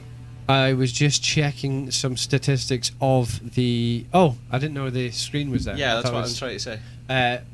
Hello, audience. I was just checking some statistics for you guys so that I could relay that information to you afterwards, but I didn't get time to check it. It was about the picks, bans, and win rate of Galnagun and Malfurion. That'll do. Yeah, sorry about that. We had some technical difficulties there because during one of the breaks between the series, we left the studio, and doing so, some of the lights were moved, and it completely ruined the chroma key effect. So we now had to rebuild it on the fly in between draft modes of games, whilst having technical difficulties. So apologies about that. But yeah, the competition went live for this draft in game number 1 of this series, and 2 people have put all their points in, which is exciting. So we'll see what comes out of that. There is as I say, you can buy tickets for our giveaway. You type !ticket space the amount of tickets that you want to buy. Whilst we're waiting, this is the outcome of the series. It was 2 bans. We're not going to see Battlefield of Eternity. We're also not going to see Dragonshire. And game number 1 went to Volskaya, of which we are 13 minutes into. Looks like we're going in. We're going in, baby! So we are back with a passion. And Max is going to be focused, which sucks because he has only just returned and he'll be right-clicking like a furious madman. But yeah, the blue team, this was the lifeline they needed. They needed this objective to stay back into the game because all too much do we see that just spiral out of control after losing the first objective, and that snowballs into second and snowballs into third, and by that point you don't have a keep left. The top fort has not been taken, but they're leaving that. I wonder if they're going to go straight bottom. They maybe go mid, get the towers, get that XP bonus, or do they just go bottom? This is it. This is what you want to see. You don't care about mid, because mid isn't the next one. You don't care about top, because top isn't the next objective. Guess where the next objective is? It's bottom, and bottom is so far away from anything. So you get this fort. There's nowhere for them to run back to, and you are in so good stead. Yeah, Mackay has gone top. He's going to get the XP boost from that and the periodic catapults periodically. But bottom lane is where it's at right now, because in the next few minutes, that's where there's going to be a big fight over the next objective. So anything you can do here with the next 17 seconds, your quid's in. But just getting the bottom lane prepped alone stands you. That's why I'm not as much a fan of this map, is because you know where the next objective is going to be. You can prep the lane for it. Yeah, whereas if you play something like Cursed Hollow... Double Dragon's Arrow, but the Warden's Cage hits 4 people. Sorry, the Tether hits 4 people, the Warden's Cage catches in, the Cocoon goes out into Diablo, Urel's jumped to the back line with the Ardent Defender, the Tranquility has come and expired, nobody is dead, and everybody's healthy. That's incredible. What a denial of damage that just came out there. Lightning Breath and Ring of Frost are the only 2 things that did not get used there, and everybody is healthy. 8 heroic abilities deployed, 0 deaths. Here we go. Sport camp getting picked up. The game structurally is very even. Very even. This could go in any direction. What do you think at home? What do people think at home? What's happening on some of the other streams? If you're one of our passing travellers that's been monitoring this tournament via one of the many international streams that are broadcasting, should be broadcasting in multiple languages, let us know how they're differing. Looks like Toulouse managed to even up the top lane, so now the periodic catapults will equalise and even off each other. So that's good. That'll relieve some of the pressure for both teams. Take away the advantage, of course, for Wind and Rain, but it'll relieve the pressure for Go Next. Indeed. Level 20 Storm talents for both teams, neck and neck. When's it being picked? What was that? I was just testing something. Do you want to see? Yeah. What were you trying to do there? Oh, I just realised what you were trying to do. That's horrendous, mate. That is horrendous. I'm so glad we weren't on camera for what you were trying to do there. And get accomplished, though. Well, I don't think you want to be accomplished My at finger's that. a little sore after it. That's horrendous. Don't tell people this. Hi, my name's Halloween. This is game number... What are you doing? This is game number 1 of our best of 3 series between these 2 teams in the lower bracket finals. Winner of this goes up against Granite Gaming for the grand finals. It's a best of 3 just now, but the next series is best of 5. It's level 20 getting picked up. Let's see what they take. Hellgate can't be anything other than Hellgate. Gotta be Hellgate, always Hellgate. Empowered the Tranquility. It's twice now that we've seen the Sonic Arrow stuns on land. Doink! And twice now I've seen it land. Level 20 is picked up by both teams. You've got Rewind for the Hanubarash. Well, when you're playing with players of this caliber, you don't have to think, well, I'm not going to get the advantage that talent brings, because you are going to be able to hit those arrows. That's the thing. Seraphim. Doink! Unstoppable. I mean, look at that, just landing all the time. Doink! The rewind for Anubarak will be crucial in the team fights. So look at this, Maev's in top lane. Pushing in that hard camp. It's catapult and a camp, so it's going to have to... well, I think that's the hope, is that Galaxy's pushed that lane in so hard that it has to be responded to, otherwise you lose some structure damage. As you saw, it was just out of range of the towers, so if it's not focused by the minions, it could go forever. And it's not focused by the minions. Is it? No. They're very low health. Right, so the fights have... No, not the fight, sorry. Skog has sat on the beacon for so long that they are 70%, and the blue team need to start getting in the swing of things to get on this beacon, because you can lose it without a full contestation. 10%, and there's no one moving towards it. Toulouse has now gone in as Urel, but she's come off it! They've just given it up. They've completely given it up. Dragon's Arrow comes in. Oh my gosh. Oh my ham. 2 people hit, but no other follow-up. Dragon's Arrow was used by... Yeah. Hanzo. No, but I was seeing if Hanzo had jumped in, if he was like, I'm going to use this and I'm going to jump in the Protector, but he didn't. It's Tracer and Malfurion in the Protector. So interesting use. Maybe he was just hoping something could get done from that. Remember, they don't have the APOC to follow up on a great stun like that. They do have Lightning Breath, though, and that does slow people. Galnagar are coming out. They're trading the Hanzo, as you anticipated. Make's coming in. Wait, he's got that off cooldown already. Or is that a UI bug? Yeah, did he deploy the... I thought he used it and he hit it, but maybe it's been long enough. I'm not sure. But he's charging it up as quick as he can. It's going to be there ready in a moment anyway. Here we go, and it's up. Maki's got an opportunity here. Alton Keep goes down without any further aggression. They're going to back away. It's about the right sort of time, though. I mean, you're talking 20 minutes into the game. You're kind of looking for a win condition to open up. So, here we go. Maki's looking for an opening. Max Hellgate. Passions give him it. Hellgate's used. Nah, nobody dying yet. Only 20 seconds left on the protector and 10% health. So there's not going to be much else. But they're going to be pretty happy with that keep, I assume. Now, the Warden's Cage is available. They also have Cocoon. They've got a ring. They could do something if they want to turn here. And they've got enough health. Talouf's looking for something. They missed the stun. Unstoppable's used the Seraphim. Good little strike. Scatter arrow strike. They're going for another support camp. But that means they will have 3 camps in their favour for the next upcoming team fight. It's been sniffed out by Tyrande. Oh the camp my! has already been capped, but they're still going in. 2-man route into the Blizzard, while Dringazor is fallen super low to the aggression in the backline. Warden's Cage comes out, but Skog is now stuck and cannot get into safety. The Ring of Frost comes out and hits 2 because they get catapulted into it. Wow, that is almost a complete team wipe. Just Maki alive. He's got a blink. He's going to try and He gets use slowed it. by the arrow. He gets slowed. Does have anything? Is Maki just trying to make space so he can recall out, which he is, but they don't care. They're going to say, we're going to forgo your jumpy boy to kill Max Passion, who has just respawned with no soul. So he would be on a full minute cooldown like the rest of his team. But that could be enough. This could Look be at the all they're drama. running. Oh my gosh, they've still got 30 seconds. Are they going to try and close the game? Has Go Next decided, guys, dive.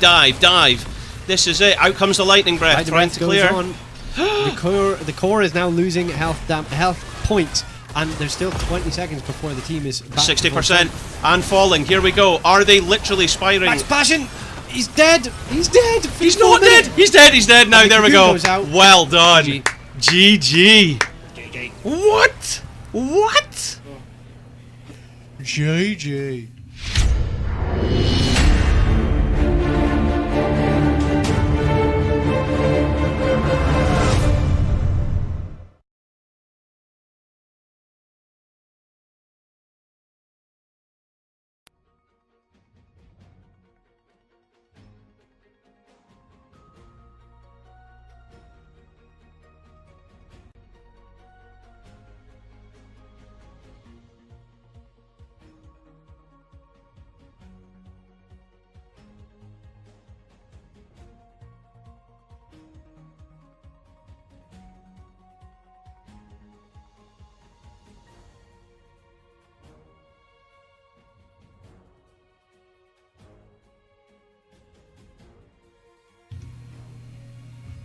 Okay, ladies and gentlemen, we're just getting ready. So, because what happens here is an advantage goes over to the side of Wind and Rain, and they are offered the opportunity to get first pick in draft, or the choice of map selection. And in this instance, they've opted for the map. And what they've decided to do is take us to Tomb of the Spider Queen. Beautiful. Beautiful. First time we get to see that tonight. Yeah, I don't think we've seen it tonight, have we? The first time we get to see that tonight. My Shimada Brother t-shirt seems to have went crazy, so this is brilliant. The first time we get to see that tonight. Are you Irish now? Is that what you're trying to tell The me? first time we get to see that tonight. You're so annoying. The first time we get to see that tonight. Literally so annoying. Do you know what I'm saying? No. It's the first time we get to see that tonight. No, I do know what you're saying. So what am I saying? It's the first time we get to see that tonight. It's the first time we get to see that tonight. You're so annoying. Am I wrong or am I right? You are right. It's the first time tonight that we have got to see that tonight. It's the first time you get to see that tonight. Right, I'm going to do something that Doric folk up here would say in Scotland in the Highlands, which is it's a bonny brabrich moonlight necht to necht. But it's the first time you get to see that tonight. No! Right, so let's give the points away to anyone that entered the contest there. So that was Go Next at 1, just to repeat, just remind myself. It Yes. was Go Next that just won. So, boom, enjoy your points. Boom. There you Stick go. it in the pipe hole. Well, you win your points. So, what we'll now do... Why is that tilted? What happened?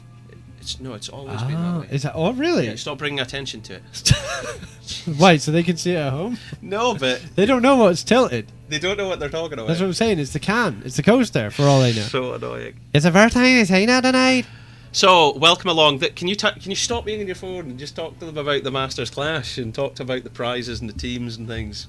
I'm We doing something are- very important. We are HGC Open Division casters, and we've casted for Heroes Lounge for years. We've casted in Division S. We've casted on Heroes Hype. Can I interrupt quickly? Somebody in the chat said something. It's the first time we've seen that. It's the tonight. first time I've seen that tonight. Sorry, go on. I didn't mean to interrupt. But yet, this is just the level of things go to. Production disasters and just irrational chat. That's why you come here. That's why you come here over other casters that are gaining thousands of viewers in other languages. You choose to come and see us because of this. What are you drinking there? Fiji water. Fiji water, actually from Fiji. Straight from Fiji, and it's just amazing. It's just I wouldn't drink anything else. Have you had some? It's the first time I've ever seen that What? tonight. Oh, it's the first time I've seen that tonight. Don't encourage him. Don't encourage him in the chat, guys. That's the thing. Just as long as that's the case, we're alright. We're alright. Oh my gosh. It's the first time you've seen that tonight. No. What? But what I'm going to do is, seeing as we've got a couple of seconds, whilst our viewers are here, I will try and fix. Hey, there's me. Ba-ding. That's me. There we go. Yes. Is that better or worse? Better, look. Yeah, that's better. I think I Oh, fixed it. I'm getting... There's too much light. There's not enough... Oh, see, look, I've got a button I can push here to put into the chat as well. Look. it. Remember that time? Oh no! It's came up. So one time I pushed this button and we had like rage quit from. There we go. It worked in the chat. But I pushed that button on the Stream Deck before, and it did about 15 messages or something in the chat, and everyone went rage quit. You know, they were really upset about it. But there we go, ladies and gentlemen. A reminder just for you there. This is the maps that have been banned. We will not be seeing Dragonshire. We will not be seeing Battlefield of Eternity. We will not be seeing Volskaya, because we just saw it. And we have opted to go to Tomb of the Spider Queen. So, yeah. Moments away. And we will get this show. Let's on play the road. ball, son. Let's play ball, son. Let's play ball. Oh, you put it in the Put that in the chat. thing. How did you get that? That's your face. That is hilarious. Welcome along, ladies and gentlemen. My name's Halloween, and who are you? Rainy. And what's happening? We are in the second game of a best of 3 series. So, for the Wind and Rain team to win, they need to reverse sweep it, because we saw DNA Galaxy, Wit, Toulouse, Chelvin, and Skynox pull it out of the bag. And in the final hour, after losing the third objective, they managed to eke out the win. They just chased down and got the fight that they wanted over the support camp, of all things. And the game just unfolded from there. It was a very nice play. But I would have said it looked like Wind and Rain were winning the game. It felt like they were kind of in control. They did lose the second objective, but they won the third one without so much of a percentage going over to Go Next. So it felt like Wind and Rain were in control of that, but it was kind of like a back against the wall moment. It's like we've lost our keep. We're going to keep losing these fights if we don't do something that they don't expect. And what they didn't expect was for Go Next to invade Wind and Rain's support camp taking. And it all unfolded from there. So, ladies and gentlemen, if you think that our team on the right in red are going to win, then you want to type !bet space A space the amount of points that you would like to bet. However, if you think the guys in blue over here on the left are going to win this, and with that, the series, you want to type !bet space B space the amount of points that you would like to bet. And of course, you can use that to enter our giveaways by typing !ticket space the amount of tickets you want to buy. Tickets cost 25 points, so make sure that you type !ticket space 1 instead of 25, unless you have enough points to buy 25 tickets.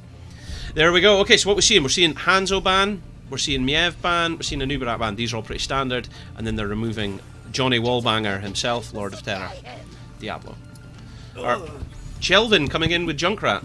Is that going to be picked up by DNA Galaxy, though? That's what I want to know. Is that what you want to know? That's what I want to know. I also want to know... What else do you want to know? Who else is going to be picked and who's going to win. Because then I could put my bets on that. Do you know what I mean? Hoofit, by the way, in the chat has over 1,000 points. Almost 1,000... No, he's got like 1,500 points almost, and he's just bet 5. So... apologies. Yeah. Yeah, as you mentioned, the 2 tanks being banned and Mayev and blah blah blah. The Junkrat being the first pick is quite a strange one, unless they don't want to give away, or maybe I don't know. Maybe Junkrat is very hotly contested on this map. I'm surprised by what's been picked for the first 3 picks, if I'm being honest. Apart from the Ana and the Gal and the Gunner, but you've gone for a Lei Ming.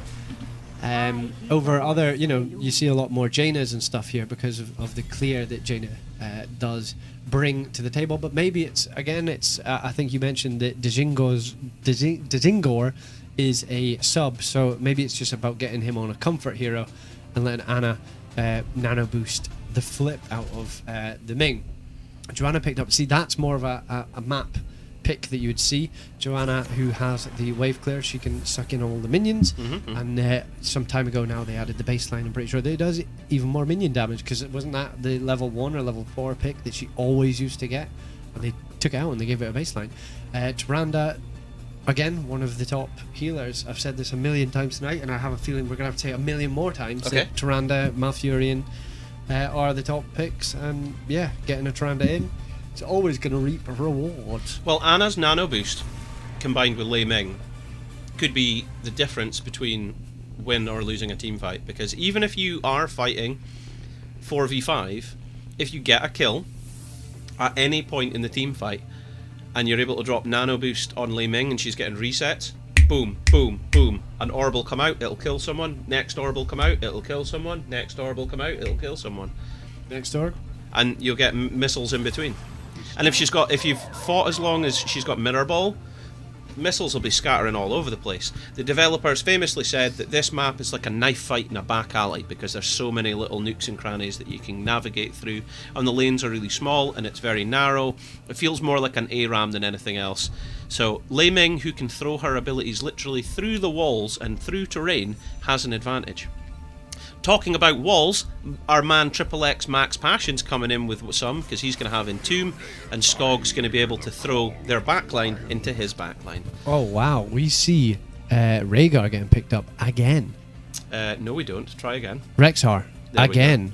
We see Rexar getting picked up again. Now, Toulouse got some good work done with Rexar before, so I rate that.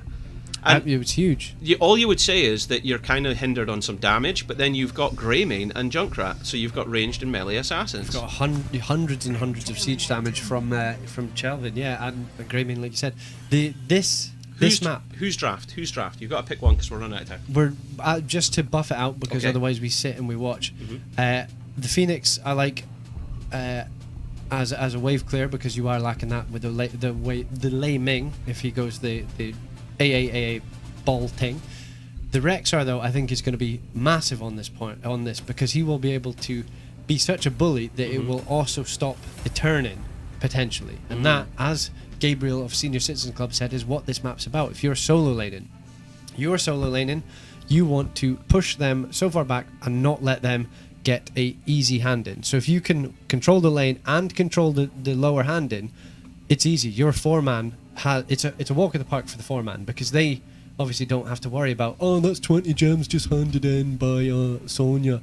So that could be the thing. That presumably was their voice. Was So that I'm going to their- go with the blue team. Go next. What do you think about the draft and who is going to win? I like Wind and Rain. I'm pretty sure Wind and Rain have got this in the bag. I just think you get that nano boost on either Mackey on Phoenix or Lei Ming, being played by Dzingzor. Either of them are great candidates. Well, that's it. Welcome along, ladies and gentlemen. It is game number 2 here in our best of 3 in the lower bracket finals. On the left, it's our boys in blue. It's Go Next. It's Toulouse playing Rexar, Skynox playing Tyrande. We've got DNA Galaxy of DNA fame playing Greymane. We've got Chelvin, who could forget him? EPG Chelvin playing Junkrat. And we've got Wit giving us big B steps there as their frontline Johanna. Jabroni, can you introduce our Swedish boys in red? Yes, Galnagutter on the Anna Mackey on the Phoenix Skog on the Garrosh Djingzor on the Lei Ming and Max Passion on the Leoric. And of course, that's our Wind and Rain. Let's get a look at the level 1 talents. Anything Level unusual there for you? Nothing. Nothing. Like we said, the Nothing. Phoenix going for the wave clear level 1. Nothing unusual there at all. Chelvin taking a wee bit of damage, but he steps off, and that's fine. So, power-hungry Lei Ming will only add to the late-game danger of her. Will the Joanna be quite a thorn in the side of Phoenix? Because if he has to auto-attack to proc his level 1, but she's blinding him, it'll take him longer to get it. Hitting an enemy hero with 3 basic attacks while repeater cannon is active. The next basic attack with phase bomb deals 150% more. So if he hits 1, she blinds him, and it takes 2 minutes for him to hit the next one. But Wit, is falling super low. She is getting healed thanks to the level 1 of Tyrande, and gets out. That is crazy. That is very nice place. You know that Skynox plays Tyrande a lot. We do. Because we do know the that. amount of This is damage- interesting. You don't often see folk going for the bottom camp like that. Not in this map. It's called the rotation down, which is quite nice. Mackey has now started to steal it away, and Greymane seems none the wiser because he has just completely left. But that means they'll win the rotations. Against the Lei Ming Anna? Yeah, I guess so. And it allows you to soak the gems easier?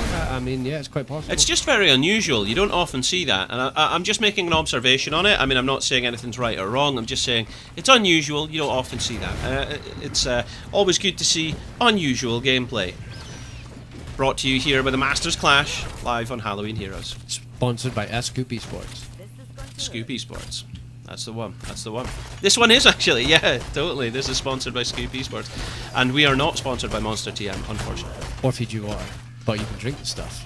It's beautiful. You can drink the stuff. So level 4 is getting picked up by both teams. Galnagunner's Anna is just straight up biotic. Grenades, straight up grenades. Galaxy has dived in onto the stunned Mackey. He does have the teleport just to get away. Oh my word, look at that. He was 20 hit points. But that was 20 after it started regenning. Yeah. He was less than 20 hit points. My days, my days. You will feel hard done by if you are DNA Galaxy and Misha. Yeah. Oh, Max Passion! He loses 11 gemmies. There's no way to get those gemmies back because if you're Galnagunner, you're not going to risk your life for it, are you? No, I wouldn't say so. I wouldn't say so. That puts them in a significant advantage. They're able to put 42 gems in, and that'll put them in. Excuse me, that says 39. Yeah, well, they didn't put the other ones. Excuse me, that says 39. That yeah, they've say picked 42. up gems since. They've picked up gems. You've lied to me. No, I haven't. Shush. Gentle. What? Honestly, I'm gonna. If anyone at home wants to see a stream where Jabroni uses a charcoal mask, please let us know. Galnagunner! He gets booped out by Junkrat, and he is now running for his life. Wit going for the body blocks of the Knight, trying to steal them away from the previous tank that we were saying was the best body blocker in the game. In the Masters Clash. Masquerade. Yeah. And into the root, into the stun for Phoenix. That is one dead Phoenix. You're not getting away with 20 hit points. You're dead. DNA Galaxy fancies it and he dives in for Skog. Wow. Oh, wow. Vlad the Waver is here. Hey, Vlad. He's the time traveller from yesterday that was watching Malganeer. Welcome back. We're glad to see you here. This is the lower bracket finals. It is Go Next with a game in hand up against our Swedish esport representing team, Wind and Rain. And so far, we're seeing some good, fantastic action. We're about to get our first pay in. First Web Weaver phase any second now. It might be Toulouf that's going to get some of these gemmies in, is he? Skynox coming down, he's rotating down. This is what Gabriel was saying. Look, you control the lane, you control the hand in. It means Skynox was able to hand in the bottom lane because of what Rexar and Misha were doing in the bottom lane. Mm-hmm. So if you hold bottom lane, you can always hand in the bottom section. Which is if you're controlling the lane. I don't know if that's the case because I've not been, we're 4.5 hours in, so I've not been as You're not as attentive to the fresh-legged minimap. as That's you what would I'm be saying, I've normally. not been attentive to the minimap as normal. Yeah. So it could just be neck and neck, and that was just an unlucky time that If we we chose. if we were doing a live event, which we will be doing in July 20th and 21st, we would have had a break by now, so we would have regained our fresh legs as we move into the finals next series. But we were not going to get it here. So please enjoy our casting esports entertainment as best as you can. Leoric falls as the entire team decides to near enough descend on the bottom lane. They want the bottom lane. They want to get it. They're absolutely going to get it. What I was just waiting to say there is there's actually quite a lot of maps in this game where there are 3 camps that will push bottom lane, but this one doesn't. The 2 center camps actually go down the mid lane. Nice from Max Passion. I love that the blue team were ready to dive on him, but Max Passion had the Wraith Walk ready to be unstoppable, and he gets out. But he's taking a lot of damage from DNA Galaxy. He knows that Galna Gunner is here to Look heal at him that. back up. That's why Galna Gunner is one of the best supports in Europe. Did you just see through the wall, near enough blind sleep dart? Wall hacks. Wall hacks. He's got the wall hacks. And now they're chasing. It looks like Rexar is going to die. Wit as actually the one who gets the tossing done to him. And Toulouf come for help. Oh, wow. Nice. I thought the Lunar Flare was going to stop Maki getting him, but ain't nobody stopping Maki getting him. Wits went in fairly deep. Has he still got Iron Skin, or has he used his Big D? I don't think he does. And that's a dead Wit. 70 gemmies for the red team, though. This could change the game completely. They've wasted. Blue team Go Next lost a lot of gems there. They wasted quite a bit. Yeah. They've managed to pick up 2 camps just on the back foot, though. Well, they've started one. This means that the red team have. They took bottom as well. See? Yeah, sorry, they've only started this one, but the red team, if they wanted to, could have invaded because it shows on the minimap that that camp has not been despawned. Despawned. It shows. It shows. Web Weaver phase coming in. Where do you defend first? Probably top because of the boss's throw pit. Bottom lane's already kind of counter pushed enough anyway, so... Oh, but they're going for the fight! It's level 10 to level 10. We've got our heroic abilities in here. Chelvin gets taunted, but he gets out thanks to the Shadow Stock. In comes the boars! They're going to trap everybody.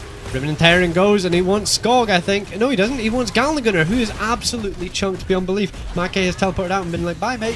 Skog with the massive into the fray. All the while, Rexar is killing Leoric again. No, but that was... Do you know, I think if they used the Rippin and the Terran, they would have killed somebody else, but they tried to get Galna Gunner with it. I understand their motivations completely, but maybe the wrong choice. Maybe the wrong choice, I don't know. Hindsight is what? 2020? 2020. That's what they say. That is what they say. What was that saying that you were making there? No, that's a song. What's the song? I can't remember the name of it. Well, I don't think anyone in the chat would know the name of it either based on that rendition. Hello! La, la, la, la. Okay, so Leoric taking yet again more damage, but he's getting good trait value. It looks to me like the team are deliberately holding off the Web Weavers. Oh, no way. Rexar's dead. Go Next, losing a lot of gemmies. Gentle. Why'd you keep referencing this? Gentle? I swear, right, we are going to, in between a series at some point, do a charcoal face mask for Jabroni. If you would like to see that, let us know in the Twitch chat and we'll make it happen. We've got to bring the fans what they want, Jabroni, and if they want charcoal face masks, we've got to do it. Can I do one to you? Yeah, if so they I ask give for you it. A facial on If stream. if they This is what only if the Twitch chat ask for it. That's the thing. Okay, Make going to take his camp, relieve some pressure. Both teams near enough have a pay in here. So the second objective Web Weaver phase for both teams, neck and neck. Wit taking some dip storms and damage mid there, but you can afford to do so because he's Johanna. Did he just use the cursed shield? They have. They're trying to get him. Oh, Blessed shield. Saved by Blessed Junkrat's shield. smite. Blessed shield. Absolutely right. You dinna ken far he's always gonna fly, and he flee to Heart in the Hechten. You dinna ken. You dinna ken where he's gonna fly. That's it. Time. The time you just dinna ken. And he flee the ring like the ringwee. Skog trying to bait some damage from his opponents here, but they're not falling for it. No, they're paying for the red team. They just need this half a level, and then they can get that in and do some pushing with it. Some pushing for the lane's cushion. There we go. We've got the Lunar Flare. Skog taking a fair bit of damage. Hunter's Mark is on him, but he's using his Unstoppable Cleanse to try and get him to safety. In comes the Ripping and the Tearing Tire. It's effective. Rexar trying to get more damage in, and Skog isn't dead. He's going to get Sippy Cup, and he's returning to the fight. Is Misha going to fall? That is a ton of ultimates used by the Blue Team. Go Next is their name. That was a massive amount of ultimates used, yeah, so it's going to be difficult to hold off the attempted pay-in by the red team, which looks like it's going to happen in the bottom lane now that they've got their level 13s. Chelvin spots it. Oh, Chelvin spots it, but Mingman stand in the top lane now. In the mid lane, sorry. Even more damage coming out on Skog, but yet again still alive. This is such a back and forth here. Such a back and forth.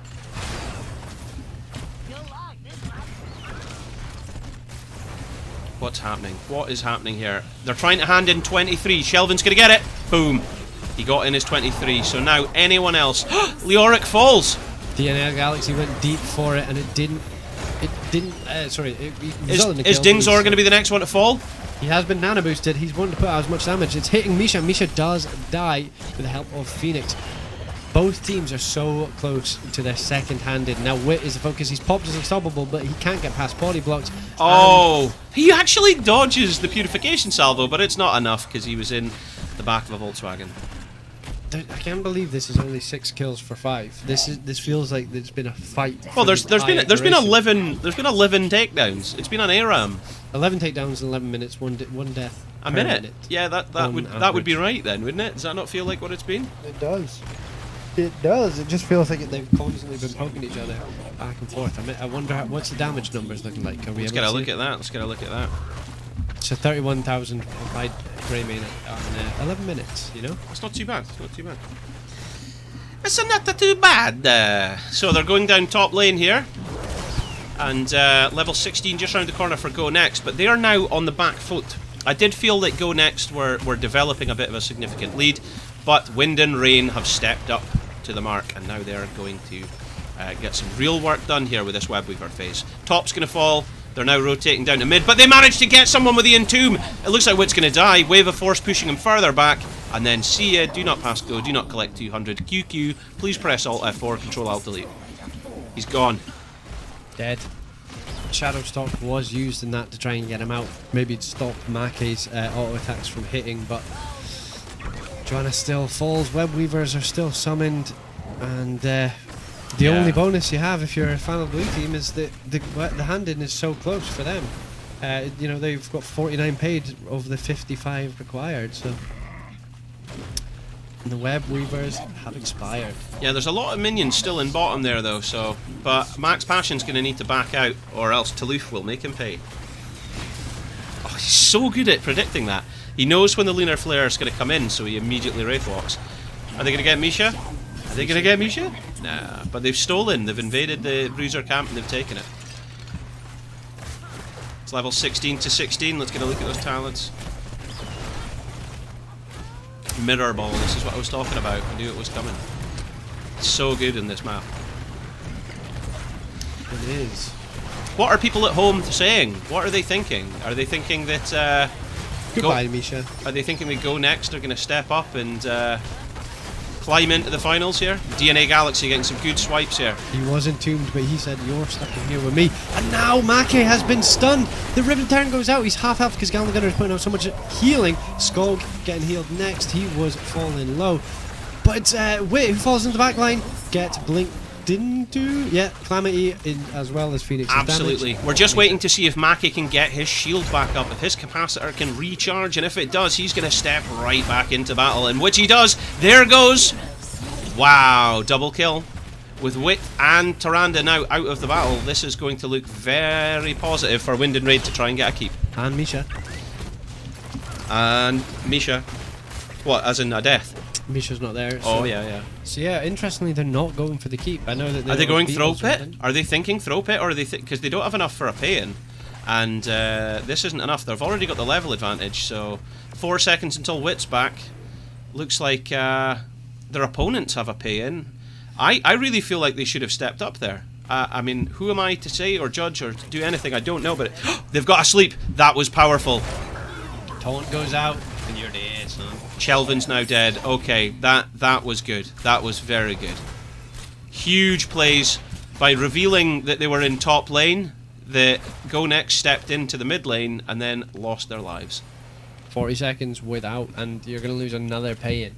Again, your only hope is getting a pay-in if you're the blue team just to get back in this game. You do only need 6, but it's getting to the hand and point without any forts alive is going to be the problem. Back-to-back pay-ins here, ladies and gentlemen. Can I just point this out? This is back-to-back pay-ins. Well, it's the third pay-in. Yeah, but it's two right after each other though. Like, I mean, there feels like there's been very little break between the web weavers. So back-to-back pay-ins is going to be very difficult to deal with. This could be game. It's going to hurt. You do have your team fully back and fully stacked, but the sleep is always an issue. If you C'est formidable. That's it. Yeah, you go mid. All lanes are very pushed in as well, so the web weavers are going to they're appearing at the keep. Skog to a très chouette. That was a tooth just got out of there without being flipped by Skog. That was very lucky. This mid keep is definitely going to go down, but will it be a push for the finish? I'd assume if they get 1 kill, it's going to be a push for the finish. But the web weaver is dead near enough on the mid lane. The keep is surviving right now. I cannot believe this keep is still alive. I like this call though from the blue team. They say it's going to fall no matter what. Let's just stop the damage on the top keep, where the boss will be. They could maybe even mount a defense here because the top web weaver has been killed. And look, the blue team are safe. The red team are very, very pushed up. Yeah, and Max Passion's in a place he doesn't. He's still locked. Wow, that's going to be bad. They've got to back out now. They got the keep, but they need to back out. They got the keep, and it is only a Leoric of all people to die. No, but the thing is, Wind and Rain could lose the game here if they don't get out successfully. Stunned into the boot. Oh, Skog's in the wow. backline. He gets a massive 4-man taunt. The Wit stopping any damage coming into his backline. He's gone. He's gone. There's no way he's up. That's 60 seconds without your main tank. There's no way you can mount a defense at the handing point. And no, it's not even the handing points. Well, I mean, the handing points are going to be an issue, obviously, but you could just run bot and get the keep and end game now. It will be difficult against Wit, Galnagunner, and poking Lei Ming. I don't think they could. Max Passion's back, though. Max Passion's back. All right, they're going to defend the hand-ins. I suppose, by the way, the lanes are really pushed out, so they're going to need to deal with that before... And they want their 20 before they do any proper fights. I mean, this is good because it lets them get 20, it lets them get a bit of map control, it lets them get so many gems that they're probably going to get 2 hand-ins. They get the first hand-in of the... This one will just push the lanes out, and then the next one will be the end game threat. But it is level 20 to 19. Storm talents have been picked up. We've got the Talrash's elements. We've got the Nano Infusion. Now, Buried Alive. Everybody knows how strong Buried Alive is. You get a Buried Alive and ain't nobody winning. Max Passion scouting out. Oh, here comes the Entomb, and it's a Buried Alive on Greymane. In comes a full orb against DNA Galaxy. Mackie teleports out. My god! DNA Galaxy nearly got the orb to the face. And they turn on to Galnagunner, who falls. There goes Purification Salvo, but without anything slowing anybody, there is not that much damage, unfortunately. And Mackie is getting absolutely chased down by Misha. Misha's went down to the fort, but remember there is a web weaver phase here. Chelvin taking a full orb. Is it going to be enough? It's not going to be enough. That Anna being down, that is huge. I honestly, man, I cannot believe that DNA Galaxy. Oh, Wit! He gets flipped. He's got indestructible. He's got indestructible and he's getting shielded, healed. Oh, there he goes. There he goes. They've just lost their Johanna. 63 seconds until she is back. 2-man entomb and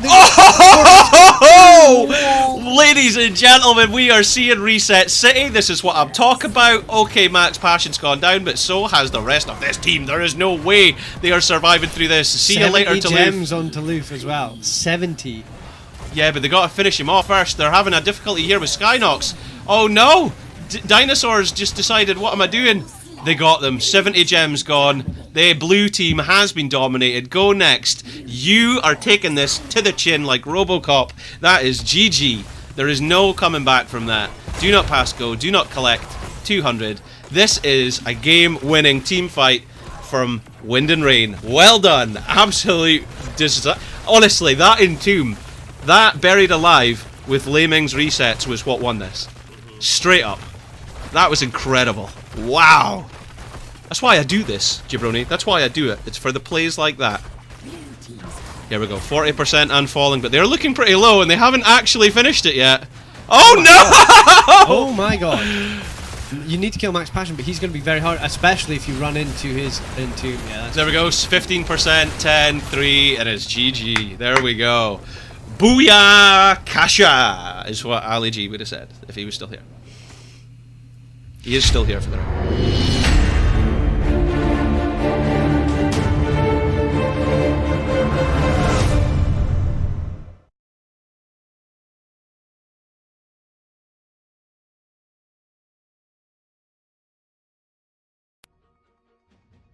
Hello. You can talk. Well, no, hang on. I'll go over to here first, and we will issue our points there because bing, it's a 1-1. It's all one apiece and still to play for.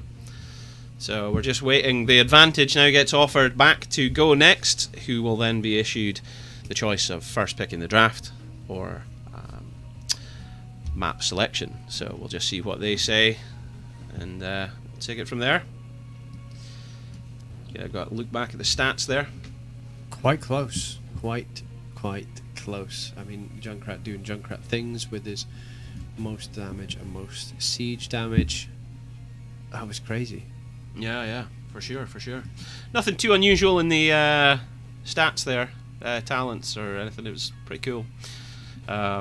So yeah, good stuff. This is the Masters Clash, if you're tuning in. This is a weekend tournament sponsored by Scoop Esports, who are providing some of the prizes for the teams, but they're also going to be providing quite a lot of things towards the main event, which will be held in Bally-Roman Village near Paris on the 20th and 21st of July. We've also got Omen by HP supplying the gamer gear hardware for the players and the teams. We've got Hilton, I think it's Hilton, that are providing some of the venue stuff, and we've got Logitech. Is it Logitech? I mean, I better be careful about announcing sponsors because I need to double check exactly who's there, but we've got a variety of corporate entities that are sponsoring the event, and it's very exciting to see. But looks like we're just waiting to see where we're going. We've just been told, so let's go through to here and see it. Looks like we're going to... I'm waiting for the reveal. I'm waiting, and it's Towers of Doom. Towers of Doom For game number 3. Scoop Esports. Scoop Esports, that's the ones. Yep. Is it Esports? It's Scoop Esports, yep. Scoop Esports.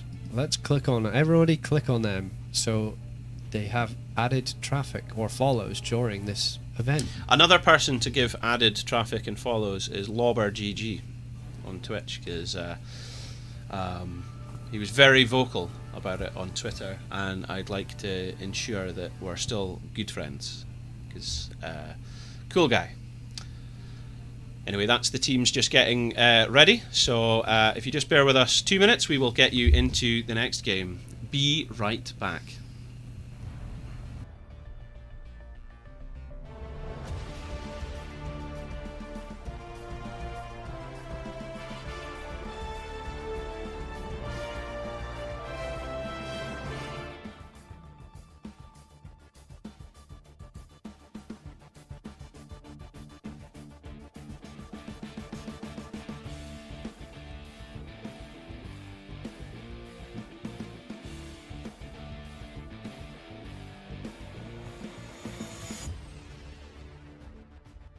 We're being told by the teams there that they're asking for a quick 5-minute break for toilets and things like that. So that's fair enough, because we will then be going into the grand finals where they'll get very little in the way of breaks. So I'll just put the timer up there.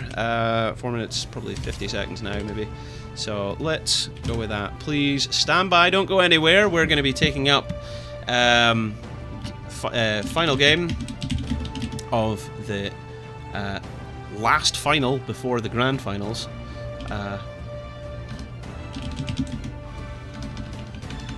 Before the grand finals, yeah.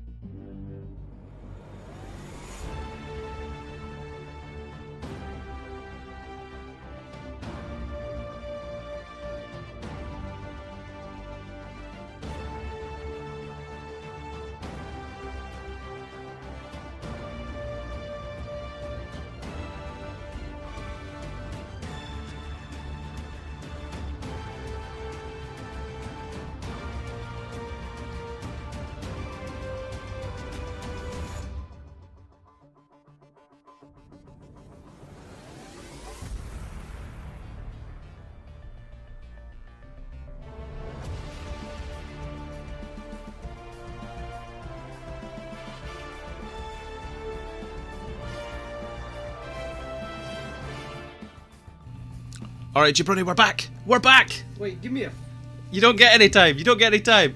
All right. The reason I say we're back is it looks like our 5-minute break has came to an end because Galnagunnar has announced that his team, Wind and Rain, are back and ready. So we've got both teams just preparing themselves now, and then we'll be taking us into the final match of our best of 3 here between these two teams. The winner of this goes up against Granite Gaming for the title. It'll be the grand finals immediately after this. So exciting stuff indeed. I'll place bets. By the way, I don't think I issued the points for the last game, so let me do that. That was Wind and Rain that won? Yeah. Maybe. So issue the points. Boom. So enjoy your points there. What I'll do is I will prepare a contest for this final. There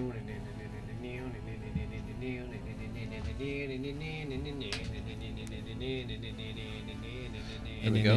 Ah, there you go. Your microphone's on. There we go. Okay, welcome along, ladies and gentlemen. My name is Halloween, and to my left, as always, is somebody under the desk. It is Jabroni, and we have on the right, in red, we have Wind and Rain. Now, if you think they're going to win this game and close out the series and take away the prize going towards Granite Gaming in the final, you want to type !bet space B space the amount of points that you would like to bet. However, if you think here over on the right, the left in blue, if you think they are going to win, then you want to type !bet space A space the amount of points that you would like to bet.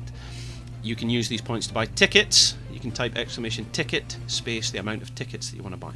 Simple as that. Simple as that. Okay. What are you going to say? They could call themselves Dandrain. Because who do you want to win? If you want the red team to win, win Dandrain. Win Dandrain. If they need to reinvent themselves after what? They're just roster swaps. they're Wind and Rain. But Dandrain. Dan's Rain. So if you want to win Dandrain, win Dandrain. Yeah, you're very clever. Dandrain. Right. Okay, moving swiftly on Go from Next that. versus Dandrain. That's what we'll have. Very, very swift on from that. We can Have see. you mentioned Abathur's been banned? No, that's exactly what I was trying to Abathur, get. the global mobility, the global soaking hero, and Anna both banned by Go Next. Dandrain have banned the Zeratul and Mayev. Who do you want to win? Who do you want to win? Who do you want to win? Who do you want to win? Do you want to Go Next to win, or who do you want to win? What's the other team? What are my options? It's Wind and Rain. Yeah, but or Go Next. Yeah, so Wind and Rain. Wind, Dandrain, Rain. Wind and Rain. I would see, Wind and Rain. I know players from both of these teams, and I love them all. I think Triple X Max Passion is hilarious and is perpetually silenced. Maki is a very, very competent assassin. Galnagunnar is one of the best supports in Europe. However, they're up against DNA Galaxy of DNA Galaxy. Fame. And his name does not precede him in this state. No. He was doing and ringing things. Wit and Chelvin are a dynamic duo that have been around fighting in various teams for quite some time. E-Punk's Toulouse as well, and Skynox, who's still looking for a team.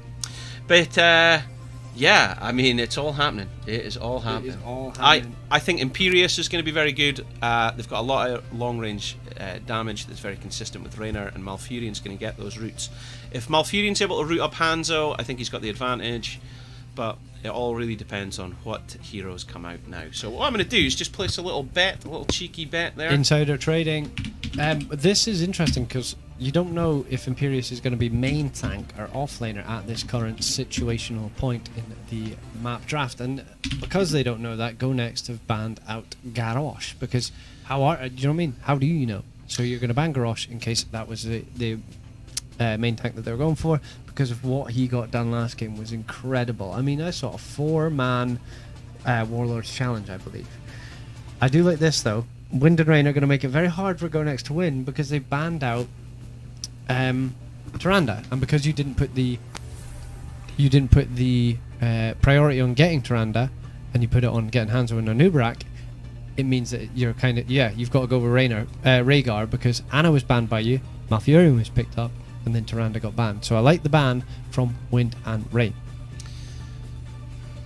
Rhaegar over Anna, Tyrande, Malfurion. Well, that's what I'm saying. You can't who else would you go? You couldn't go Well, anyone. I know that Henning will be a fan because he's got literally, as you see it like that, that's what's tattooed in his leg, and it's so cool. Malthael, this is the first time we've seen him for a wee while. Max Passion did actually play Malthael yesterday, and he was quite effective. So I've seen Max Passion play Malthael before, so no surprise there. Maki on Ming, that's pretty standard. So Does can Carry anybody on. confirm? Does Last Rites go quicker than Ancestral does? can you last right someone before the Ancestral arrives? I like this team. I think they're about the same.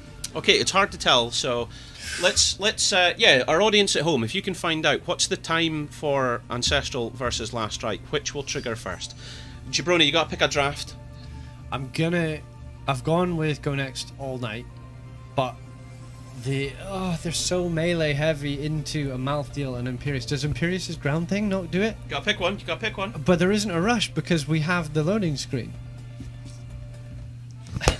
So I would say I'm going to go with, because I believe the Leoric Tomb can be so strong, I'm going to go with the left-hand side. You're gonna go with Go Next. And what do you think and why, though? That's what I want to know. I don't want you to tell me the team. I want you to tell me and why.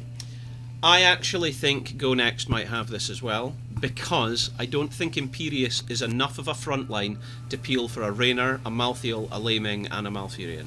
I think Rhaegar is going to be able to chase people down. Anubarak's got the stun, they've got the Entomb off Leoric. I think that's a lot to peel for, and they don't have it. Welcome along, ladies and gentlemen. It is game number 3 here in the Masters Clash. We are in the lower brackets final. This is the final of the finals. We are going into the grand finals after this, though. It's Go Next, and it's DNA Galaxy playing Greymane. It's Toulouf playing Leoric. It's Skynox playing Rhaegar. We've got Chelvin saying, don't call my name, it's Hanzo.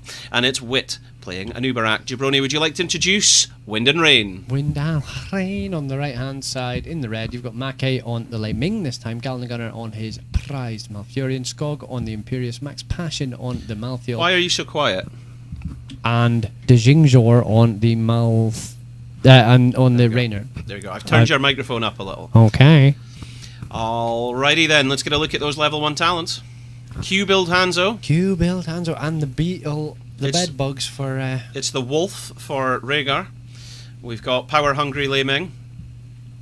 And it looks like Wind and Rain are going with a very aggressive 3-man in the bot lane rotation. Hanzo's coming down. Skog was waiting for him. He goes for the lunge. He misses. Skynox there to get him out. Nice slow with the totem. Totally Totem, so it was now. I told him. Unbelievable, so it was. I told him. Was beautiful. I told him go safe. Galnagunner's famous roots. Galnagunner, by the way.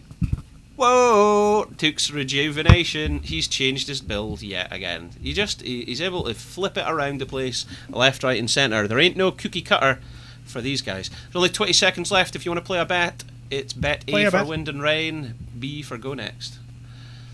There you go. Play a bet now. So both teams picking up the camps in bottom lane almost identically. But, in comes the Lance, in comes the Roots. Wit's taking a huge amount of damage, but he manages to burrow out, and with the thanks of Skynox, gets his heal.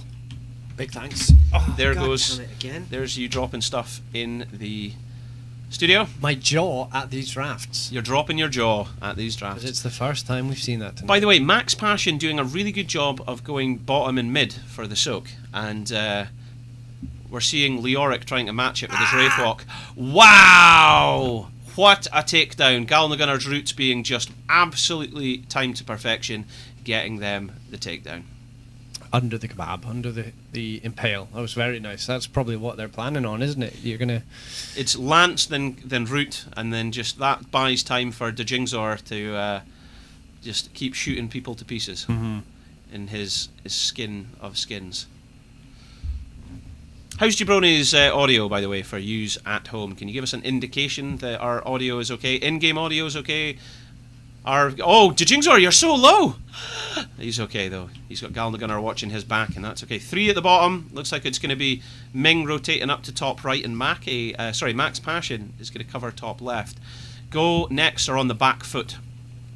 They are. They are on the back foot. The here. damage that's been done to the bottom lane within 3 minutes is pretty crazy. Yeah, I mean, you don't often expect it to be quite as aggressive as this, but that's what we're seeing. What is not going to be it? Oh, Galnagunnar actually sidesteps the stun. So that is 1 apiece on the tributes, but it looks like the red team are in quite good stead to cap this. No, actually, the 3-man route hit, but nobody went for the cap on the side of the red team. And it's going to be 4v4 because both Leoric and Malthael are not joining this, but Wit is fallen so low, Skynox not being able to... Reynar's not going to be able to take that, though. Djingzor is taking way too much damage. But in comes the strength of Malfurion. Heals over time. And there we go, they close it out. Good play by both teams. One good movement by the red team to push them off, but good knowledge of the game by the blue team to go, hey, their way to hit level 7 and then potentially kill a chunk of us. Max Passion is super low. Skog has gone in to try and kill Toulouf, but DNA Galaxy is like, not my man. See, at level 7, Imperius gains Holy Fervour, which is a cleave for 207 damage, which makes AoE around him very dangerous. Did you know that? I did not. That's the cookie cut of choice for sure, to take that cleave at 7. Sorry, just taking a quick refreshment from my Monster TM energy drink to help me cast this series. There we go. Imperius, being played by Skog, is looking for an opening on the rotations. If he can find one, he's going to call his team up. Galnagunnar is going to get the route, and they're going to see what they can do with it. But the problem they face is that both teams completely respect and acknowledge that the bottom lane is the win condition. The Djingzor falling very low, but he's wise enough to try and back out. If anyone was continuing to pierce against him from the team Go Next, the lance from Skog would have peeled. What are you doing there? Fixing my watch. What's the matter with that? Oh, that's alright, you can fix your watch all you want. In comes DNA Galaxy! And altar spawns 20 seconds. It's going to be the one altar. Both teams neck and neck on experience. Nobody going to pick up level 10 before it caps, but will they be able to stall it out until the red team get it? Because oh, the roots are massive, and with that, Rhaegar goes down, giving the advantage, of course, over to Wind and Rain. Or what do you call it? Dandrain. Dandrain. Going for the win. This looks very convincing by Wind and Rain. I know we're only 5 minutes in, but I mean, it's starting to spiral. Yeah, I know you can come back at one point. You can bring the thing back, but it's just their execution of their abilities seem to be very. Well, Max Passion seems to fall quite low. He's not winning in his lane against. He's not dying, which is the most important part. But that's what Go Next are thinking. They're thinking, let's just kill Max Passion, give somebody else to that lane and kill him. Yeah. Level 10's come in. We've got Tranquility, Rainer's Raiders. It's the first time we've seen that today. And we've got the Reverse Falling Sword, Last Rites, and Disintegrate.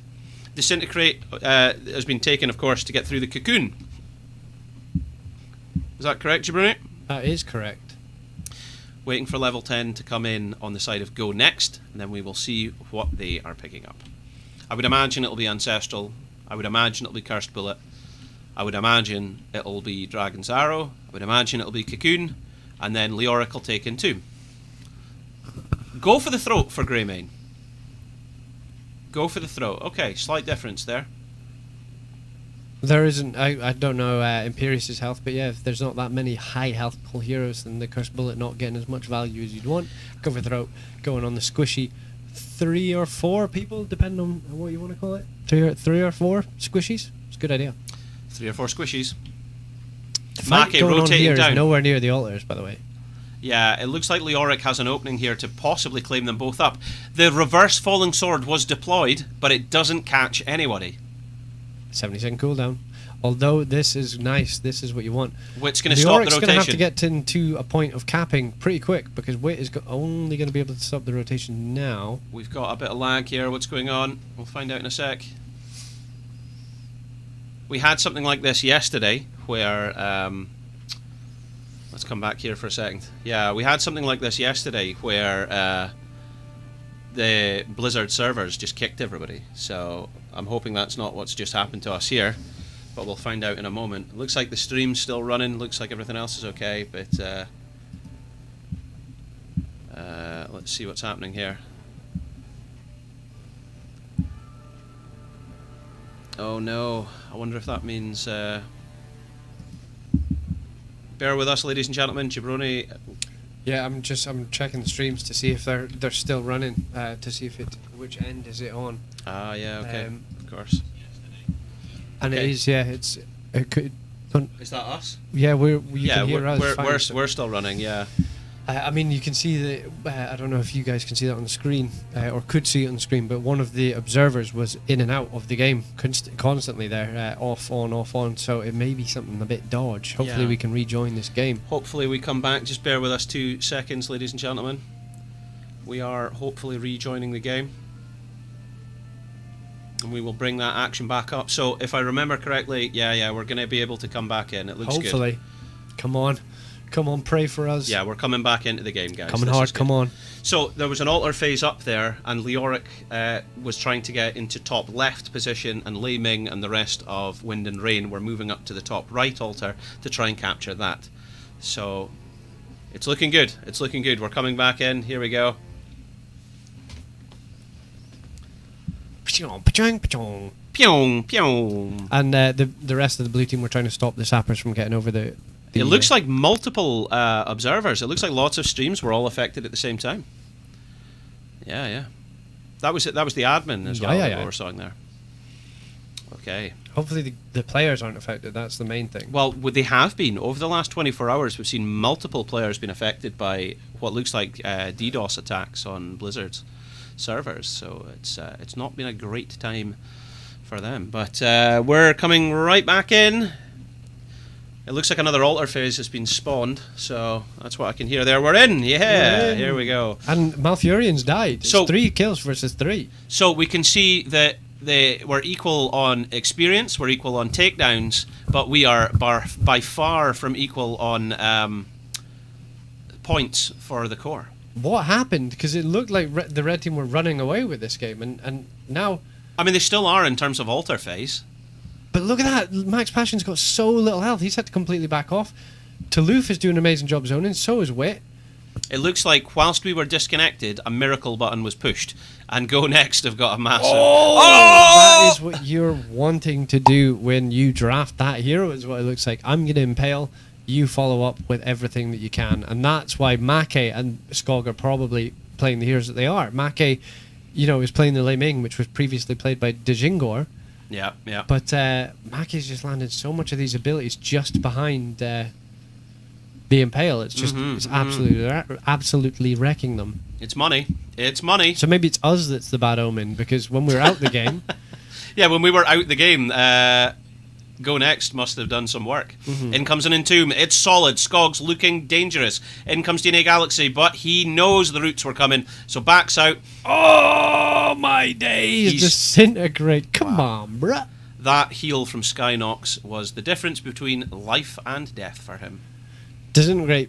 Did we see level 10s? Yeah, we did. Yeah. Okay, my brain is not working, but yeah. We did. Disintegrate. Because remember, Good for the I Cocoon. made the comment about they took Cocoon to try and... they took Disintegrate to defeat the Cocoon, remember? And I asked you that. And you went, yeah, that's why they took it. Dragon's Arrow, swing and a miss. Galaxy coming in with go for the throw onto the Skeleton King, but Leoric is making it out alive. And his name's not Leoric, it's Imperius. I did think that. Anubrak has gone. He's just been alt forward. And they're just exploding. Max Passions went and picked up top camp and is now pushing it in towards the fort. And he's worked his way around. That's level 16 talent advantage. It looks to me like Wind and Fire are going to play the aggressive approach in terms of the camps. Max Passion's not going to be able to hold this. There's no way he's going to be able to hold this. Well, he's got 3 people now in his... By the way, if you're seeing frame drops and 2 lag people. and stuff, this is Blizzard servers. Like, this isn't at our end. We've got a 24 core processor running this stream, so there is no way it's. That's right. Wow, that was Leoric has horrendous. died. Absolutely horrendous. Good dive there. In comes the lance from Skog, followed up. That's a second takedown. These guys are This is looking GG. on fire. This is. Oh no, sorry, I didn't realize that the top left had been capped.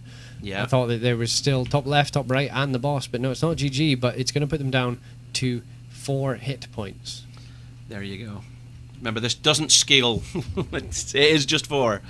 There you go. There's 4 fired there, and there's another 4 there as well. Boom, 4 boom, hit boom, points boom. for your lifeline in this competition. This is what they need, yeah. The team that wins this goes into the grand finals, so they need, like, whoever... But this is it for both teams. It's simple as that. But at least this isn't for 5 grand. Do you know what I mean? That would be heartbreaking. But that's what it will be on July 20th and 21st. It will be for 5 grand. I can't wait for that. I actually think it might be for more than that in the end. So we'll see. We'll see what happens. See, Yep. I don't. It's not. You don't want to put it down to it, but was the outcome of this one game decided on the ban phase? Do you think? As in, like, the Rhaegar. Well, doesn't have I thought Imperius was going to be not enough frontline. I actually thought that Wit and Wit was going to be a better frontline for Galaxy and Skynox than this, but and Shelvin, you know, but it's But not. the it's not worth it. Malthaels, is that what it is? The Malthaels are too strong, and then it's just a war. Malthael's never in the fight.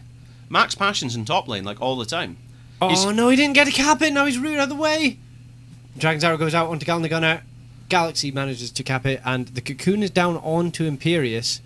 Max Passion's now managed to join into the fight, so if they want to commit, now's the time. The falling sword goes out, but it misses. Or it's cleansed. I didn't actually see. I was looking at different parts of the map. There goes the Entomb on Skog, but he's not fallen low enough. This is again. He's fallen Wow, Last Rites is deployed, but it's not effective. because of the ancestral heal and big plays by Rhaegar. Gal the Gunner is so healthy, but the blue team aren't, and the blue team need to fight for this objective. Otherwise, they lose the game. Oh. No, Max Passion's captain. Max Passion's capped it. That's it. That's GG. Over. Oh he my gosh! He actually threw out the creepy hand, which would have stopped it, but he was killed before the hand could hit. Wow. And that is GG.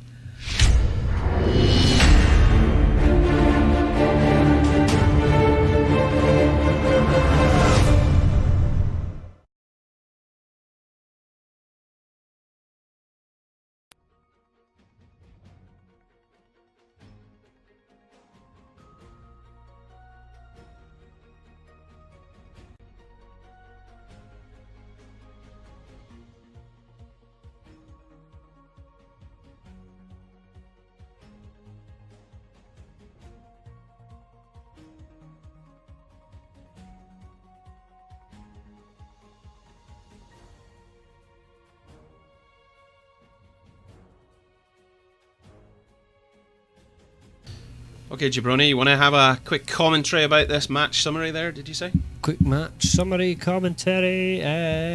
Yeah, 3 kills to 9. So when we were ducking out is when the game crashed. It looks like that's when the comeback started to happen, but unfortunately did not go through for Go Next.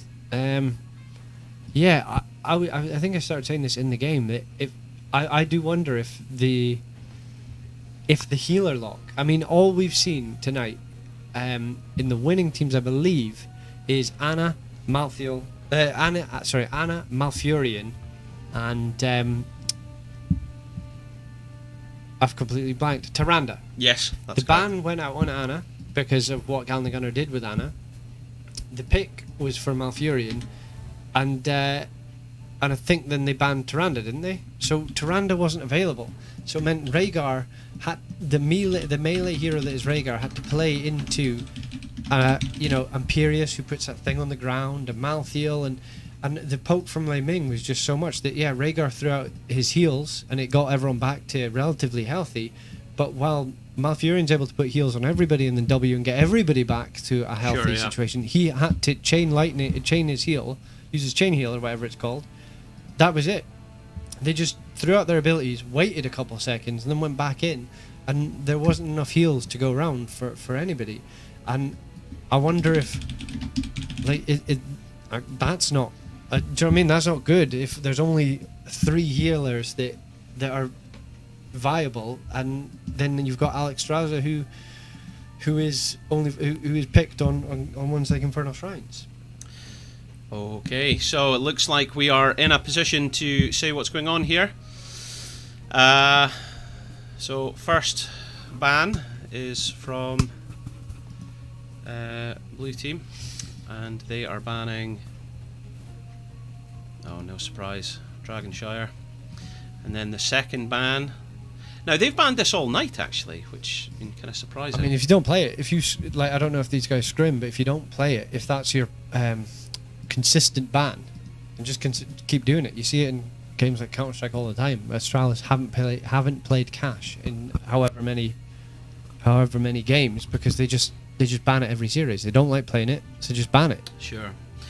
So if you're just tuning in, ladies and gentlemen, my name's Halloween, and this is the Masters Clash Series Finals Best of 5. Yeah, but you're called Josh Jabroni.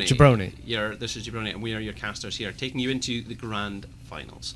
So this has been a tournament across 2 days, sponsored by Scoop Esports. That's the one, Scoop Esports, and they are going to also be supporting us as we bring you the first, one and only live competitive event in Ballyromon-Villers in France for the Masters Clash. We're very excited for that indeed, and we hope that you all join us on that journey as well. There's going to be several weekend events leading to that finals, so good stuff indeed.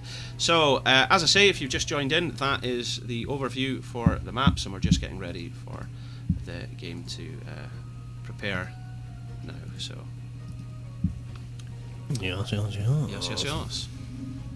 So tell us what happened in that game.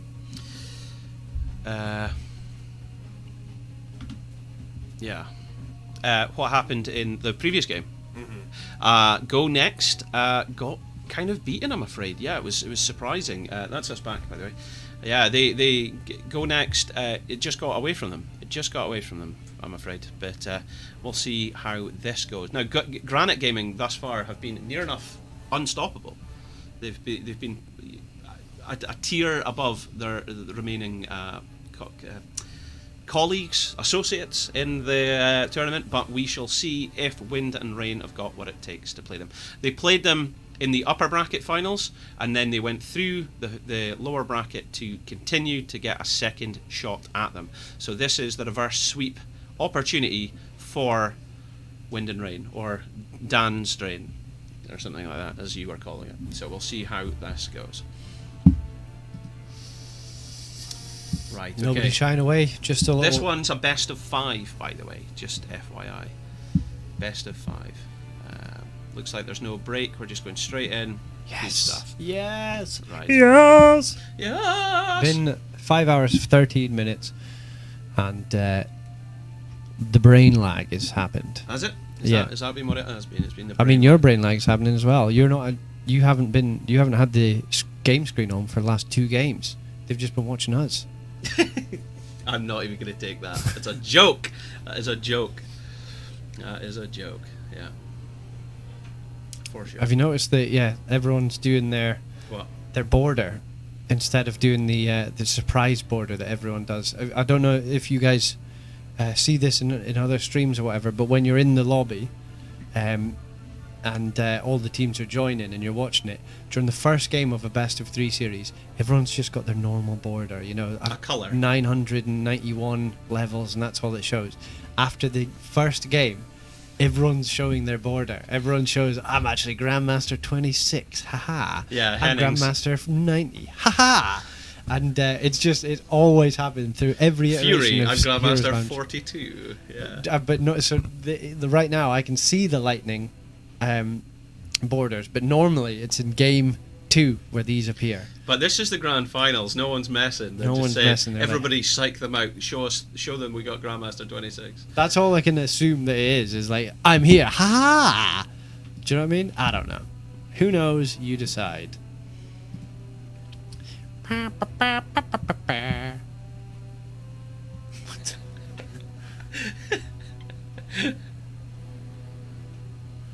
What is that?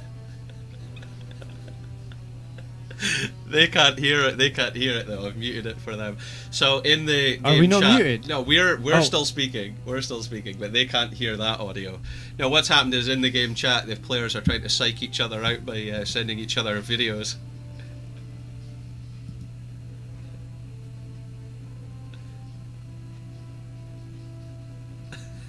What is that? Oh my gosh. That turns me on. That is terrible.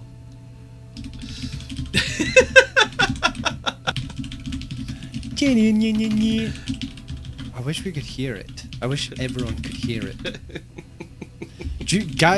Gaius Julius Caesar says, "Who are the two teams? Who are the two teams? Halloween."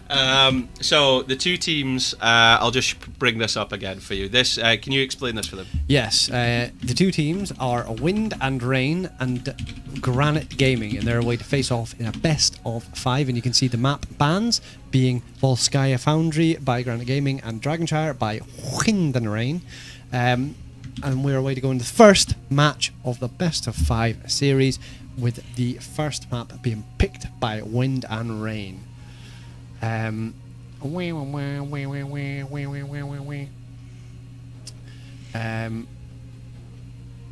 yeah, we're just waiting. We're waiting for one extra person to join, and then we are laughing. We're waiting for 2 people to swap places, not one join, unless there's some turncoats. And GG Swamp Groot is now playing for the left-hand side team, but they're not. They're swapping, and Just been everyone's sent another video, Jabroni. We've just been sent another video. Let's see.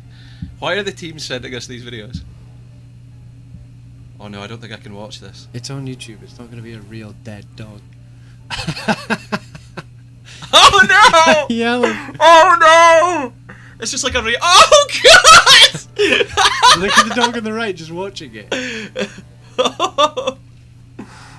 I love how they've had to put up in the bottom of this video, this dog was not harmed. Oh my gosh. It's a dog falling down the stairs, by the way, people. Yeah. You can find that link on Halloween's Discord in the general chat. So join the Discord. Why, did you put it there? No, you will. Oh, will I? Because then... Never mind. Okay. You can lead a fish to water. Right, I'll put it in the Halloween Discord in the general chat, yeah. Oh god. That was what Fury from Granite Gaming put up anyway, so I've put that in the Halloween Discord.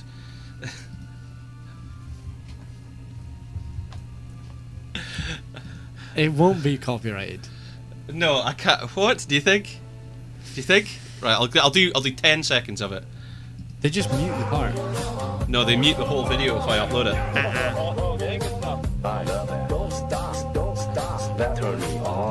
Right, that's all they're getting at that. Oh, we're going in. Alright, ladies and gentlemen, welcome along. They're the wrong names that are showing up there. Let me just sort that very quickly. Which is which on which side? It is that, it is that, it is this, and it is that, and it is also this.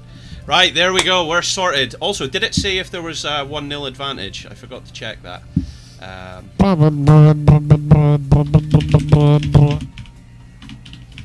I can check that if you want. It's okay, they'll come back and tell us in a minute. Welcome along, ladies and gentlemen. This is the game number 1 of the grand finals here in the Masters Clash here in Europe. This is the first event of its kind, and it's going swimmingly well, despite what people might be saying. I'm excited. My name's Halloween. You're who? Jabroni. We're your casters here. We're going to bring you the hottest here action. And I think, honestly, I've got such a burst, a second wind of energy, and I think it was just because we needed a meme refresh. How stiff are your nipples? There. Oh, God. So what we'll do is we will start the competition. There you go. Okay, so there is a contest now live in the Twitch chat. If you think the guys over here in right are going to come out swinging as they have been doing this whole event and win game number 1, you want to type !bet space A space the amount of points that you want to bet. However, if you think our contenders, the Swedes, the new esports organization known as Dan Drains are gonna win, you want to type !bet space B space the amount of points that you want to bet. And if you don't know how many points you got, type !points. Hammer's been banned. What else is happening? If you want to do !nipple, I'll give him a titty twister as well. No one's doing that. So Hammer's been banned, which is good for both sides because we don't like to. Well, I don't like Hammer, so I'm happy not to watch Hammer. And the Maeve obviously being banned. She is so strong. I wonder if Granite Gaming watched the last game of Wind and Rains, and that's why they thought, hey, we don't want Skog playing Imperius. What's his name? Is he the guy with the lance? The Shanks? That's Imperius. So we'll ban him, and they also got rid of the Anubrak, so they probably want to get themselves a Joanna. Boink. Boink. And nipple!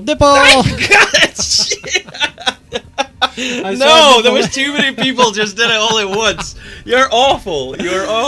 Oh god, 3 people did it. 3 people. You better not see this again. Oh my gosh.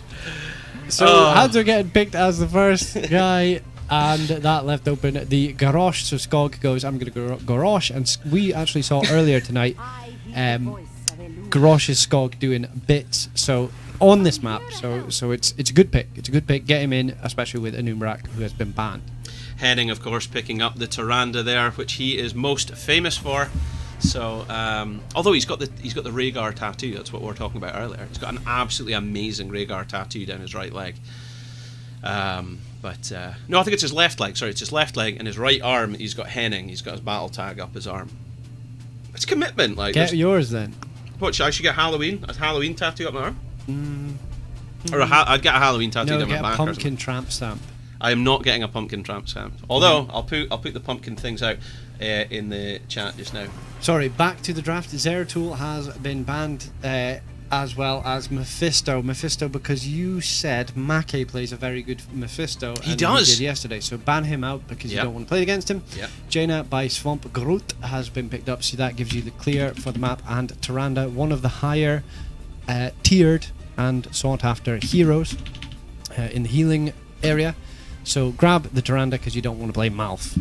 And you want the stuns, you want all that stuff. Lei Ming and Leoric. Max Passion has silenced the haters tonight with his buried lives at level 20, getting multiple people in them multiple times and letting Ming orbs just rattle through the wall.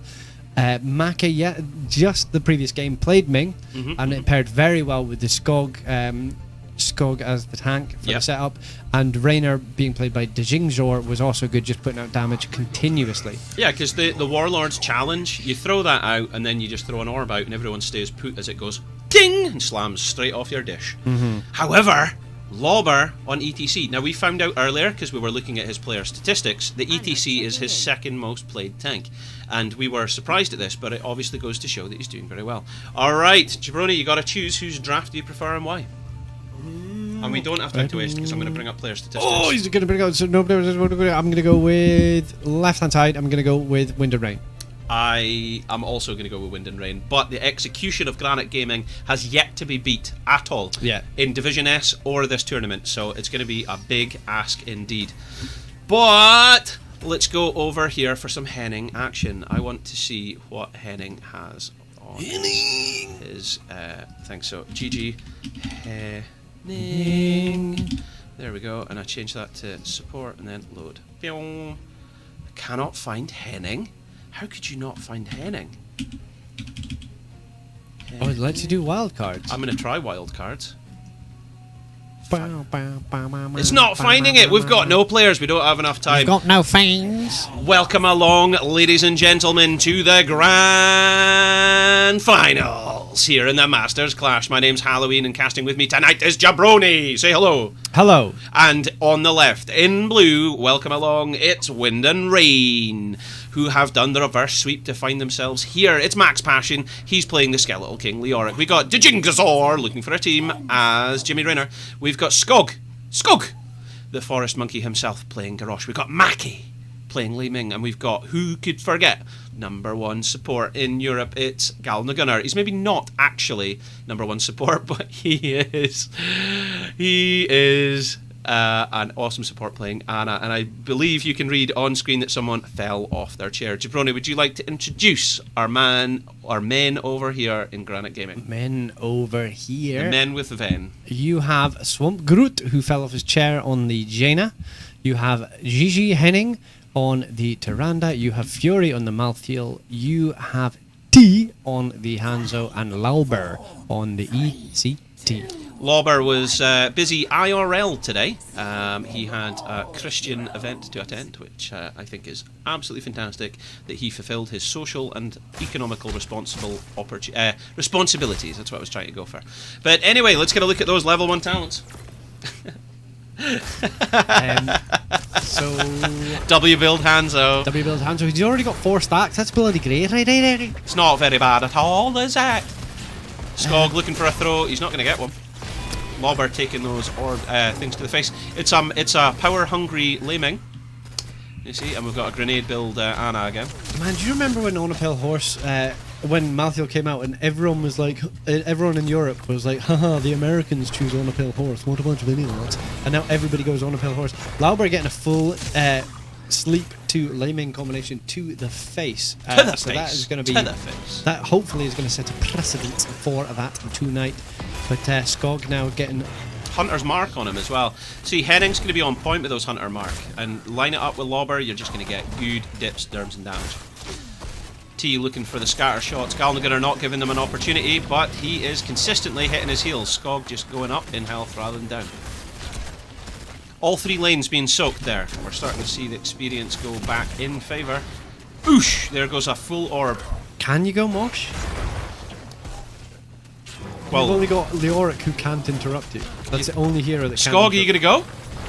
Yeah! He's okay. Wow, massive plays from Maki, stopping any further aggression from Jaina, because she took a full orb to the face while she was casting her spells. That was really good play by Skog to get away alive there. Because, he goes for the orb. Lauber's got him. Maki's made the mistake. He shouldn't have went for the orb. Oh, wow. You shouldn't know better than to give them an inch, because they will take a mile. Wow. Literally, ladies and gentlemen, you just saw a guy go step out in the middle of a lane to get an orb and lose his life. That was it. Simple as that. A Globey. A regen Globey. That was it. Cost him his life. Anyway. WQ this time for the Hanzo. It's not straight W's. Not World Wide Web anymore. And, looks like it's, I mean, everything else looks pretty standard. We're going to get a shotgun Jaina again here. T managing to... and Skog was waiting for him! Yeah, he jumps over. Skog was waiting for him, and then popped his Unstoppable as well to get away from the Lunar Flare that was away to land on his head. Big plays from Skog on the Garrosh. They're trying to stun Lauber, but he managed to sidestep it just perfectly there. Nice. Lauber's looking for another Maki encounter, but Skog's pushed him off. The monkey man himself. Gems are almost neck and neck. Just update to the viewers at home, the betting is now closed. You can no longer place bets now. But that's fine. We've got a pot of 600 loyalty points there for game number 1 here in the finals. We'll see what you can do. You can use those to get tickets for our giveaway. We're giving away a copy of World War III. Tactical first-person shooter that we were given courtesy of Farm 51, a lovely Polish developer that we met in Katowice. Dzingor trying to get some good damage there on Lauber, but failing because he's just being healed so perfectly by Mr. Henning. Exactly. What's it look like in the bottom lane? Has there been a hand in? Max Passion's just sitting in the bush. So it looks like he's managed to hand in his, which is what we're talking about. This is what we are quoting Gabriel when we say about... It's all hand in the bottom lane for sure. Swamp gets his pay in there. I thought Swamp! Swamp! Get out of my swamp! Who's that? Yeah, if you can guess who that is in the chat, please let us know. Also, I really hurt my throat doing that. Do it one more time. Oh, Skog has been found. He has been stunned, and all this while he is under a blizzard. He dies. Oh God, I really shouldn't have done that. My voice is my one thing. It's my one thing! Unfortunately, Halloween has left the building. Vlad the Impaler seems to say. Seems I have missed a lot of things. You did, Vlad, but welcome along. Max Passion, oh no! There's the 12 gems. Again, these, Swamp Groot, his... These are mistakes. I don't think these are like... these are just mistakes, which is a shame, because... These blizzards, though, come on, you can't say mistake against these blizzards. These blizzards... Are they on point? Well, and the people who are keeping the players in the blizzards are on point. Julius Caesar guessed correctly. It is, in fact, that. And Tim thinks it's him. It's not him. How do you know it's not him? Well, but he does live in a swamp, right enough. Max Passion looking to defend against this, but if he steps up, as you say, Swamp Groot has been on point with these blizzards, and it will punish him. They're just taking this. There is no... Oh my gosh. Lobber, the massive flank. He is main tank on flank. Okay, they're moving past it. They're going in. This is it. Wind and Drain trying to get an opportunity for a kill. They're not going to get it. That's what you want. 1 for during your first hand in is nothing to be scoffed at. It's not, but they're a level ahead. I would argue that's even greater in value. You want to be at 10 before your opponents. They do have a hand in. The blue team, that's what they should prioritise probably, is try to get a hand in, because that could help you get your level 10. Although there is the argument that you don't want to hand in when you're not level 10 because you can't push with it. What if they all just pop their ulties and kill you? You've lost the Web Weaver phase. So do you just turtle up for... Well, you have to now because level 10s have been hit by the red team. So they have to turtle up, they have to soak their lanes, and they have to do nothing for an entire level. That's 10s coming in. It's Shadowstalk, Last Rites, Dragon Arrow, and you called it. You said, can you take Mosh, or will you have to take Stage Dive? Lobber's taking Stage Dive, and Jaina's holding off. She's taking Water Elemental. I think it's the right choice, because, you can get sleeped from Ana, so you'd have to wait for that to go down. Garrosh could stun you out with a Q, so you'd have to wait for him to stop doing that. You've got Ming, who could easily go Wave of Force, because she's not here at level 10. And, I mean, she will go Wave of Force, because there's no need for the Disintegrate, probably. And Raynor has the Q, so it would just... You'd have to be like, has this been used? Has that been used? Has this been used? Has that been used? And then hopefully get it. Or get every one of them in... Level 10 just coming up now for Wind and Rain. We'll see what they take. Red Weavers. This is perfect for them. They managed to get the back to back before the blue team get their level 10. So as they get their level 10s, the handing goes, and it's just putting map pressure. What do you think about the level 10s? So it's Nano Boost, which is going to work brilliantly with Lei Ming. She's picked Wave of Force. We've got the Warlord's Challenge. We've got Rainer's Raider. We've got the Entomb. I think maybe Rainer's Raider. I don't know. Max Passion has found himself a Fury, and he's been chasing him all this way.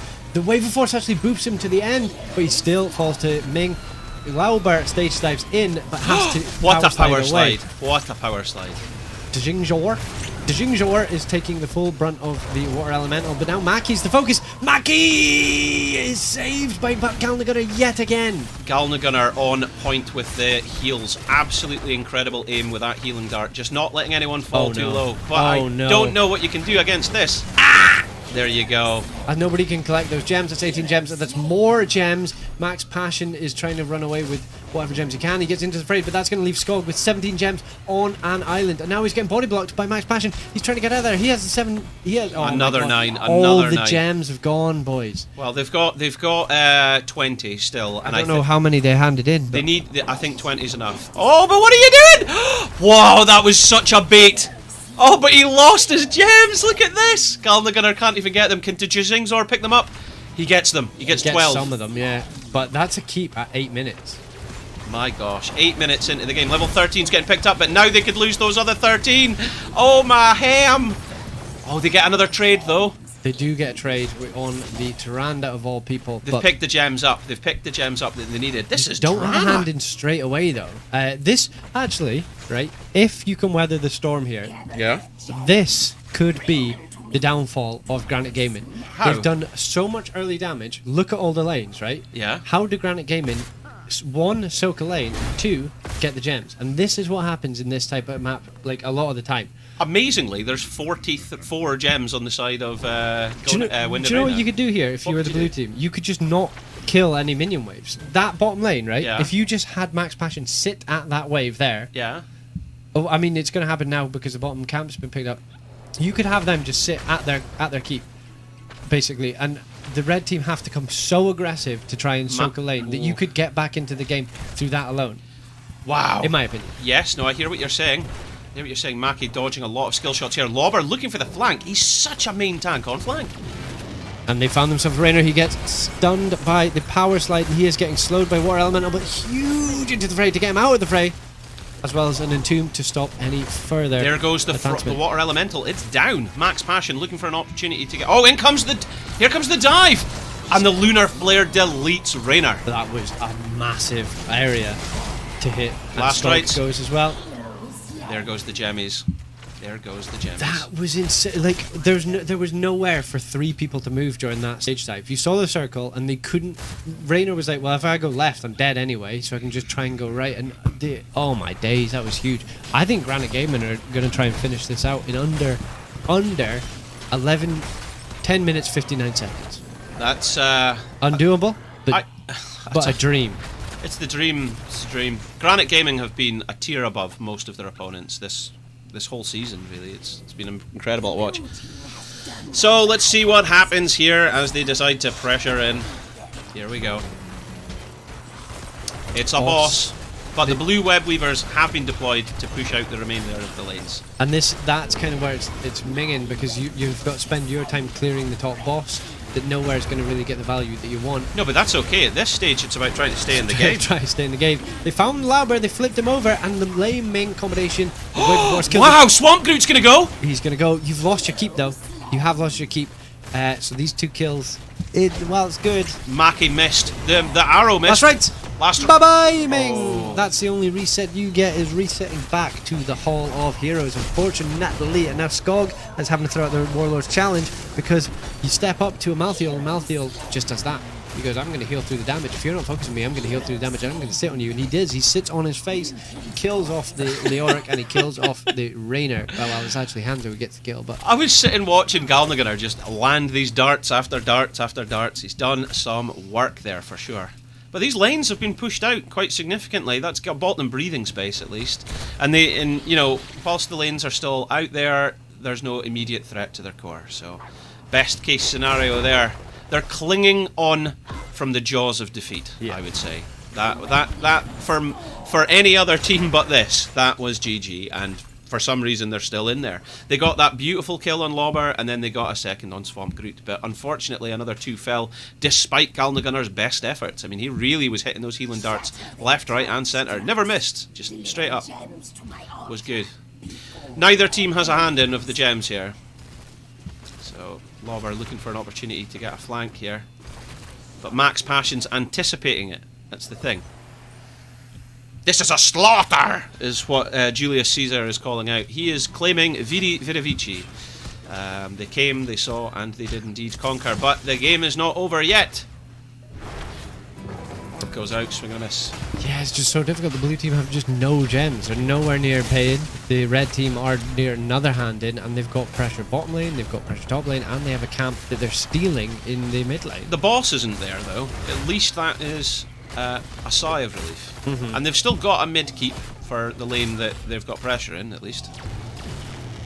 Let's see what they can do. This could be it. It's 18 to 15. This is the talents. That piercing arrows are going to be very painful from Hanzo as well. Six kills to 15. Lobber's been thrown. Skog looking to get out of that, using his cleanse. In comes another stun. Max Passion goes through, walking through everybody, trying to stop the damage. Decreasing the damage, I should say. Swamp Groot going right into the backline, deploying the Blizzard, but doesn't actually get the kill on Raynor. Oh, Mackey with the combination says, you're a mage. Well, I'm a mage too, and I'm going to kill you. Yeah, he just absolutely cleared down there. He's looking for an opening here. He's got the resets. In comes the orb. Could they do this if they get Entomb at level 20? If they get Buried Alive? Buried Alive. Could they do this? Will be incredible. Buried Alive will indeed be incredible. Is that what you do with Leoric? Stay alive to level 20, get him that, and just win the game from there? Problem is, Leoric's had to go clear the wave with his massive swing. He's and swinging you're not level 20 for another 3 levels. For those of you that have been following us all night, you'll know what those sound effects are. Oh, in he comes! Stage dive! Lobber power slides the my whole God. team. Galnagunner's in a place that he doesn't want to be. Last strike's coming out, and he is down. Skog now on an island. He has to use a Warlord challenge, but he dies. No heals, no heals. He's got Galnagunner was the target, and the assassination attempt was successful. Oh my gosh, the stutter steps to avoid this. Mirror Ball coming into great effect. Fury falling very low. Oh, but the Dukes of Hazard. You got your healer with you, which the blue team don't, which is spelling death for everybody Oh on my the blue team. Max ham. Passion looks the last to die. it. You have 0 gems to hand in. You are dead for 40 seconds, and I don't think there's any other way than this being a straight core call. And That's it. Straight core call has been called. This is game number 1 of our best of 5, and it is GG. did you see that? They were trying to get aggressive, the blue team. So Lauber stage dived in. Yeah. Power slid through 3 of them, and then the Dragon's Arrow at that same point hit all 3 of them.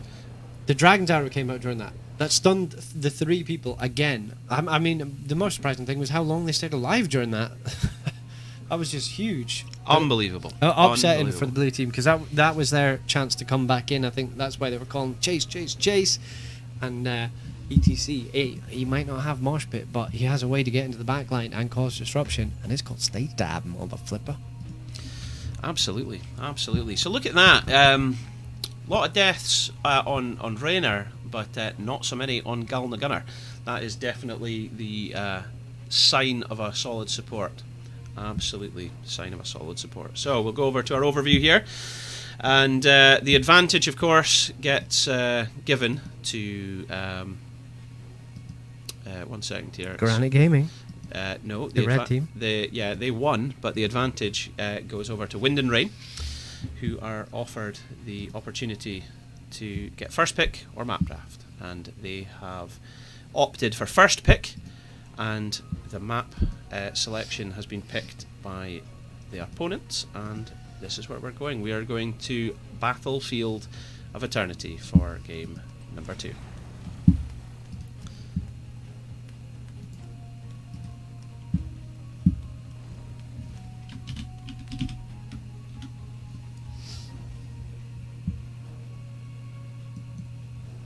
And we're good. And we are good. Hopefully everybody wants to just jump in and get going. Do you know what I mean? There's no bio breaks or nothing. There's just get going. Go on, get. Go on, get. Go on, get. Go on, get. That's it. That's it. So no one answered us earlier if people would like to see a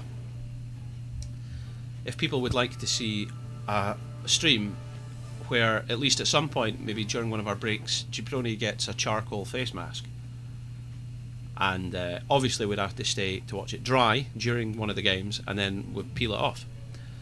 I think that'd be much better than like exclamation mark nipple. I think that'd be way better. What did you say? A charcoal face mask. No, but what did you say? I didn't say exclamation. No, it wasn't typed into the chat though, so we're okay. We're okay. It wasn't typed there.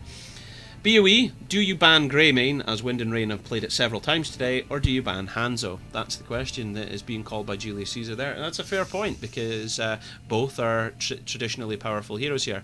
I think what's more likely to be banned is like a Tyrande. Well, not likely to be banned, but it's going to be picked up by one of the 2 teams for sure. Yeah. It's going to have 100% participation in this game, is my bet. Yeah, 100% participation. So do they need to? Does he have a lot of blackheads? Well, that's what they're hinging on this. I don't think he does have a lot of blackheads, but I think it would just be make entertaining esports entertainment. They are. What's it they're saying? God, my voice just went through the roof. You got Mario in the building. It's me, Halloween. You been got. Ladies and gentlemen, welcome along to the grand finals here in the Masters Clash. My name's Halloween, and to my left, as always, is Jabroni. What were you drinking there? I was drinking the finest water from the mountains of Fiji. Fiji water. There I you watched go. Moana. Now I just. Is that where it? Oh, gee. No, I think it's French Polynesia is Moana, That's isn't right. it? Isn't it? This is the grand finals of the Masters Clash, sponsored by Scoop Esports. And who do we have on screen, Jabroni? We have Wind and Rain on the left hand side, in the blue, and you have Granite Gaming on the right hand side. And if you were being facetious, you also have Halloween and Jabroni on screen. Because you said, who do we have on screen, didn't you? Yes, I did. So, there you go. There we go. Alrighty then, and that is our contest now live. Ladies and gentlemen, if you think that the team on the left in blue are going to win this game and equalise the score, then you want to type !bet space A space the amount of points that you would like to bet. However, if you think the guys over there in red, Granite Gaming, currently undefeated, are going to win, it's !bet space B space the amount of points that you would like to bet. And if you want to buy some tickets for our giveaway, type !ticket space the amount of tickets you want. Tickets cost 25 points. There we go. So let's throw out a bet. There we go. What are you laughing at? Tim thinking Fiji isn't Turkey. It's not Turkish water, unfortunately. But we're seeing a Maev ban, a Genji ban, Lord of Terror, Johnny Wallbanger, bang! And you're in a wall. Diablo. All banned. So nothing too unstandard here, but we might see wow, so there's not been a Sergeant Hammer ban, there's not been a Tyrande ban, there's not been there's so many options here. By the way, I'd just like to point out that for Wind and Rain, we now have Berghult. He is back on the team. Oh yeah. Berghult's back. And don't call his name, it's Ali Hanzo. He's back. There you go. Hanzo, yeah, Make was the Tracer player from yesterday, wasn't he? So that's probably why you don't want him on this map, chased down to the ends of the earth. Make was very good on Tracer, yeah. I'm hoping we see another Alarak on this map though. But Tyrande picked up that, as we said, would have. I did say that. I said Tyrande. And the Anubrak, to no surprise by anybody ever. Lobber picking him up, looking very good. Let's see what we get here. By the way, if anyone wants to support Lobber in his POV streaming that he's doing, you want to type twitch.tv/LobberGG. There you go. I can't be much fairer than that for the guy. He's trying to build up his own community there. We've got Galnagunner playing Malfurion. Now, Ana was open, but he's maybe a little tilted after losing that last game with that, so he's moved over to Malfurion. Berghult taking up Tyrael, so we've got the Sanctification option here. What are you looking for? What is going on here? Again, gum, sort of like, you know how Twist the CSGO player uses gum. It's got Adderall in it, so it keeps me awake. Oh, so that you can be pumped and ready. Give me some then. Yeah, if you want. Yeah, I'll try some. Not the one that's been in your mouth, like. Jeez. Check this out. There is 5 minutes left in the chat. If you would like to place bets now. A for Wind and Rain. B for Granite Gaming. What's going on, Jabroni? That's a joke. So you have Arthur's being banned, as well as Zeratul. And because I was too busy looking for the gum, I don't know if you'd mentioned that Tyrael being picked up and Galnagunner's Malfurion. You must have. Galnagunner's Malfurion being picked up, yeah. So we do have the healers. Everybody's happy. And we are just waiting for the next two to see the damage dealers and possibly the solo laner picked up, because Lei Ming being picked up, she provides poke for days on this, and the Imperius as the solo laner, because hey, you can't get Arthas because you banned him, but you can get somebody else who puts stuff on the floor and helps them when the stuff's on the floor, but I can't remember what that's called. So Imperius as a solo laner. This now leaves it open for the blue team. Do they leave Tyrael as the main tank and choose a different solo laner, or do they put Tyrael in the solo laner? They go Ladies and gentlemen, it's the grand finals. It's game number 2, and they are mixing it up. We've got Max Passion on Malthael. Now, he did a lot of work with Malthael on Towers of Doom in the last series, so I'm not surprised to see him making a resurgence. However, Medivh plays coming out. That opens up a whole new dynamic of opportunity. That could be what they need to get around Henning's Imperius. By the way, Henning playing Imperius, Fury playing Tyrande, that's a switch up for the books, isn't it? This is what I want to see. Alarak! Yes! Now we have Timmers in the chat who will currently be doing the world's second or first 360 dab in his chair. Just so that he can be excited about that. We're all excited about that. Jabroni, we've got 2 drafts in front of us. We're moving into the finale here. Who do you appreciate and why? I do like the idea of a Medivh coming out. I do worry about putting it mostly on Hanzo as the main range damage dealer. So I'm going to go with Granite Game and just how solid they were. And you throw in an Alarak that I've seen Swamp Grot play. I think it could be tatties and lights out. I don't want to write the blue team off, but I mean, if you're a Medivh and you're like, I'll take this portal, and then Alarak goes, I'm going to telekinesis you away from the portal, then it could be a bit of an issue for you, and there goes your stacks. So what do you think? I'm just trying to... He's trying to think. He's there we go. Theory crafting. So Make, this is his top 3 heroes so far. He's got a 15 hero pool. That's pretty massive. That's pretty massive. But we don't have time for that because we're going into game number 2 here.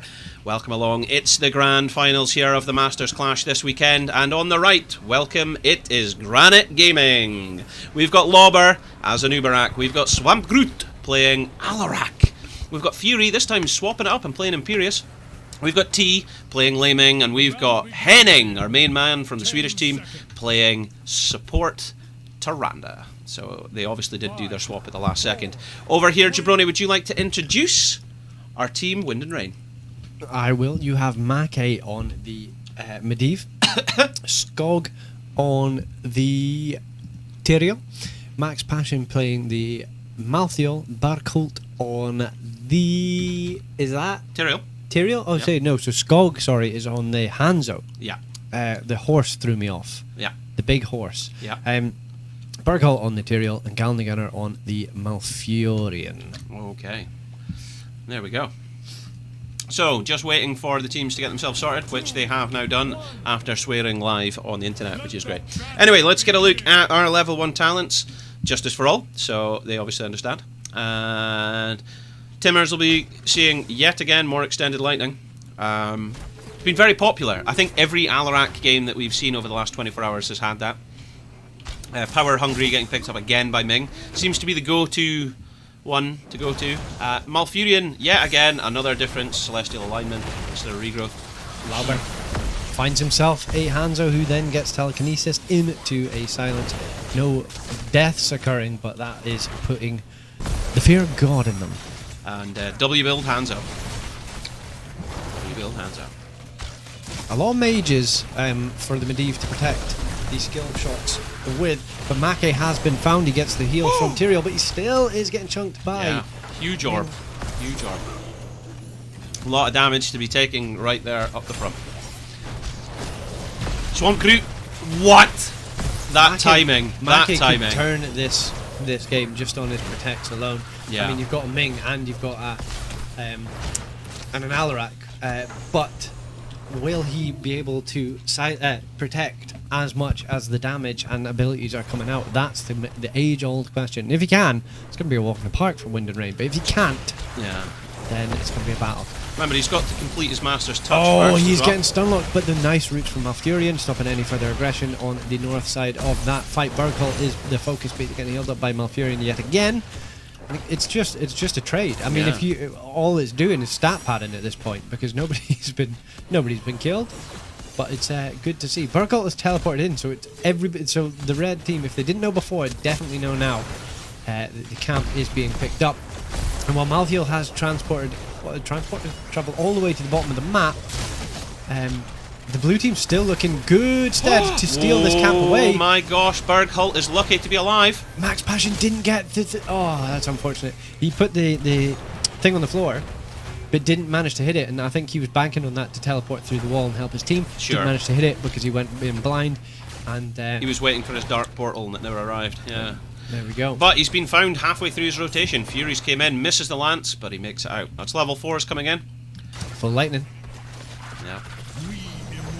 This one's important because this is where you now start to heal, and that's where he will start to win the lane up against Malthael. Potentially. Oh. What's that level 4 for Medivh? For who? Medivh. Dust of Appearance. Activate to Greatly gently increase reduce sight range. So he gets more vision. Speaking of vision, they're getting good vision from the owls as well. Both teams picking up their camp, and that is objective number 1. Let's see how this rolls out. This could be the telling or defining part of this game now. So both teams trying to get into position for a better fight here. The Ming poke is working, but if you've got your Medivh with you, Medivh throws out an orb, tank stands in front of it, click protect, easy. Remember, Tyranda's the difference here. Tyranda's Hunter's Mark is why they will win the race. Alarak's shown himself in the top end of the map. Max Passion then gets to hide away.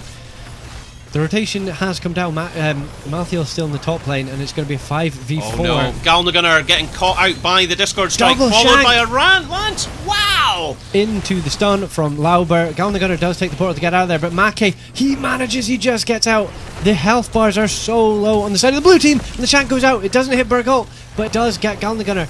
Now Mackay has been found. Does he have a portal? I don't know if he does, man. 36 stacks. 36 stacks. No, bro. 4 Max Passion, away. how do you get out of here? You have to heal yourself through the damage, but there's too much damage for the heals. Malfurion doing a lot to try and keep him alive, but it doesn't matter, and it's all falling apart now. Bergholt goes afterwards.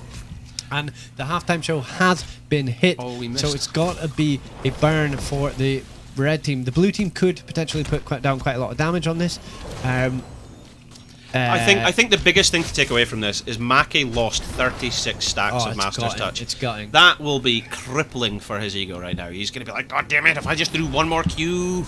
Because they were all so bunched up. up. If I didn't help you, that's the other thing. Yeah, if I just abandoned you, I would have completed Master's Touch. Yeah. I mean, he got 3 people out. He got 3 people out, and then he went back for like one more protect. He should have just immediately ran. That's what's gutting. He got 3 people out. They lost 3 people. Yeah. That's what's gutting. It's like, yeah, upset. Wow, come on, bro. Alarak pushing Tyrael into the stun there just as an added bit of CC. Yeah. Very nicely done. Saying, hey, Anub'arak, take the day off. Well, here we are. We're at... What's going on down here? The portal. So the portal was through the wall, but Ming was waiting at the other end of it and just throwing things. Swamp Group falling very low. I think he's going to die. Henning Alarak putting out as much heals as possible, but is not enough when you've got a Malthael involved with a hands up. And there goes Alarak. Now, here's the thing. Whilst Granite Gaming might be a very impressive team, they're still losing lives. There's still takedowns occurring left, right, and centre here. First takedown for Granite Gaming, though. Against them, yeah. Against? Yeah. There we go. Camps getting stolen back against them. They're stealing camps, they're getting kills. It's not like this game is over. It's not at all. That's why they're here in the Grand Finals. Wind and Rain are an impressive esports organisation. They pick good players. Are you able to see the stacks of Medivh again? He's on 6, okay. So he's been put in the solo lane, so it may be easier for him to get that stack. It'll be slower, but he's only got one person to worry about. Yeah. And if he gets shanked, he could probably just portal himself out. But they're now swapping lanes, it looks like. Is that what's happening here? Yeah, it must be. But nobody told the red team. Medivh's came up to get the stacks. That's what it is.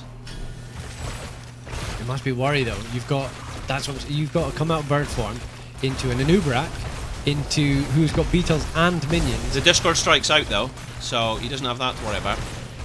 Oh God! But what's happening down here? What? See you, Fury. Dead. Well done. That's what they needed. Now, if Bergholt can hearth out, get his full health and mana just before this team arrives, then they now have a 5-on-4 advantage just before level 10 as the objective arrives. Good plays by Wind and Fury. Dan's drains, as you were calling them. 36 stacks. Yeah, Tim's just pointing that out. It's really gutting, isn't it? Yeah.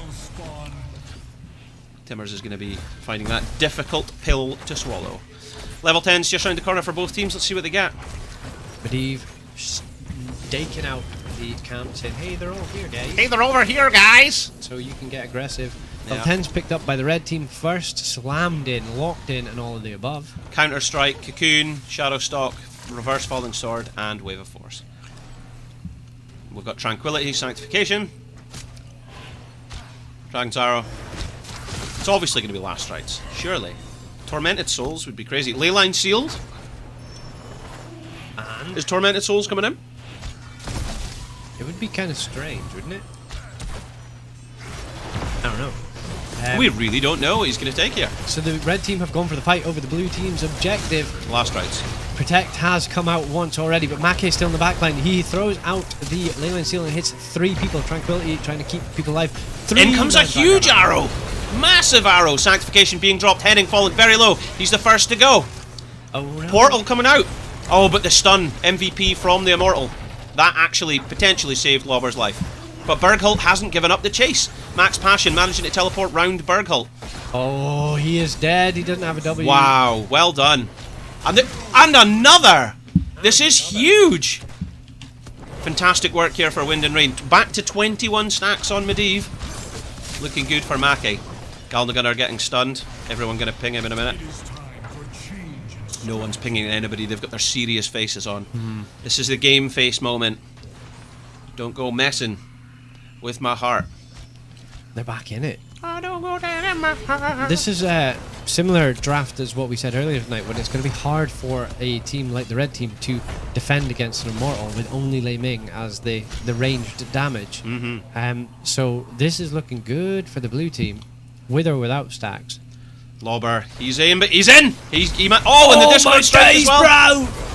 Oh, the jump doesn't work, and now he's dead. I said it was looking good for the blue team. What was that? Was that the Wave of Force? No, the Wave of Force was... What pulled him back? It could have been the Wave of Force, and the reset on the kill would have... Of course, that's what it was. It was Wave of Force pulled him back over the wall. Max Passion trying to run for his life. The reverse fallen sword, Friday afternoon job when he came up for that talent, has been used, and it's Galdagunner who's running for his life, but he's used to protect. He still falls because the damage is too goddamn much. And that is 2 kills. Yep. Malph's dead. It looks as though the blue team still could win this objective, but yeah. because you only have Fury to protect it against, you know that you only have Fury because Make can see it with his level 4. Fury probably dies here as well. Max Passion getting into position. There you go, and the objective falls in favour, but they need to get out. Oh no, you're dead. It landed on his head. And he goes down, but they've got a half health, half shield, full health Immortal, which is going to push down top. I don't think they're going to follow it. They're just going to push out the lane. Sheathed. It's a half sheathed. It's kind of half out. Who is going to win this, says Tim. Well, once the delay is caught up for you, you will see. There we go. What stacks are Alarak Sadism's at? Alarak Sadism is at 89. Click on him. No, his hero. Yeah, it's 89. That's what 89%. Because it shows here, look. Oh my god, I can't believe you showed me a picture of Alarak's big fat stacks. Where do you get these from? Is it from a person called KT? I don't know. Or KTZ. There we go. Fury caught in the roots. Oh my ham. Days. He gets away from the last rites by using the Friday afternoon ulti, but still falls. I forgot to check, by the way, sorry, where are we with that? 34 on the Master's Touch. Make's fallen low again. He's had to use Leyline Seal, which hits 3 people. Sanctification goes down. Counter-strike, stopping any damage. Oh my god, and the telekinesis to get himself out of the roots. Look at that, he's almost full health again. The E-build, bro. The E-build. He's running for his life. Hanzo dies during the time that it takes 4 people to try and kill Swamp Grotto. I know Henning is keeping him alive as well, but the E-build is keeping him so healthy, and you lose the Hanzo instead of killing that was the four. Alarak. That was 4 people on Alarak, and Alarak survives, and Hanzo dies. What? This is one of those games where it's like, you know, when I've never seen combinations of abilities used to such great excess. Like, that is incredible. So what are we saying? He used Counter-Strike to negate all the damage. No, I think he used Counter-Strike to stop, the damage and the roots, and then he used Telekinesis to pull himself out of the roots because they'd already procced or whatever. And then he was Eing and getting healed by Henning during that time. And then the other team maybe were like, hey, we'll trade him. Let him die and we'll kill Hanzo. And then they found out that he hadn't died. And they'd killed Hanzo. So that was, like I said, though, this is one of those games, is what it feels like. Is, you know, when you watch like a you watch a game of CS or something, and you're like, I want to go play CS. Yeah. This is one of the games where people finish and they go, I'm going to go play Alarak. Even if it's a quick match, I'm playing Alarak. Do you know what I mean? Which- I know a guy that's probably watching this right now thinking, I need to see what Alarak's at. Yeah, Alarak's sadism's now at 92. But, I mean, he's lost a lot because of various things. Master touch completed, by the way. Lauber? Lauber They know what? where he is. They knew where he was because of the Medivh level 4. Now Lauber had to burn Cocoon. He's going to get chased. He stuns the exit of the portal, knowing it would hit. 2-man Dragon Arrow, though. He has had to get Shadow Stalk, but he's still... He's alive! He's made it out. This could be valuable. Leyline Seal has hit the healer of Henning. It wasn't enough to finish him, though. Bergholt's still... protected, by the way. Lauber's not got any health or mana. But... He got away. He got away. They just dropped 3 heroic abilities and didn't kill him. No. That's crazy. Sanctification and Last Right's been the only 2 up, but yeah, you've got Counter-Strike, you've got Wave of Force, and you've got the Friday Afternoon Job ulti of Joanna. Are we just going to call it Friday Afternoon now, rather than Reverse Falling Sword? It's Reverse Falling Sword, but it was obviously thought on Friday Afternoon. It's like, oh crap, we need another hero. Get the Apprentice on it. Another hero ultimate for Imperius, and it's like, who do we have in the game? Joanna. Like, how do we get Fallen Sword to be picked more? And they're like, wait a minute. If we do it backwards, and we jump people into the air and then back down again later, there you go. Friday Afternoon Job itself. But yeah, take the rest of the day off. You got this. I think the blue team are looking to get really aggressive here because they know the red team are so close to level 16. Yeah. You don't want to let level 16 go and then have to fight over the boss. So they're actually taking the fight under the red team Immortal, and that means you've got to do the Dance of Death. Oh, but Make's been caught on the end of a lance. In comes the root, but it's not enough. T manages to blink out to safety. In comes Reverse Falling Sword Friday Afternoon. Friday Afternoon Job into the silence. Are you kidding me? Are you kidding me? Bergholt's not going to be able to get out of this one. Is he going to deal some damage? Henning takes it.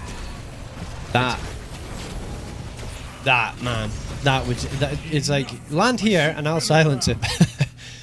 That's crazy. That is very nice to see. Homie. Timmer's in the chat pointing out that the sadism's not even important once you're on the E build. So he's at 101 there for the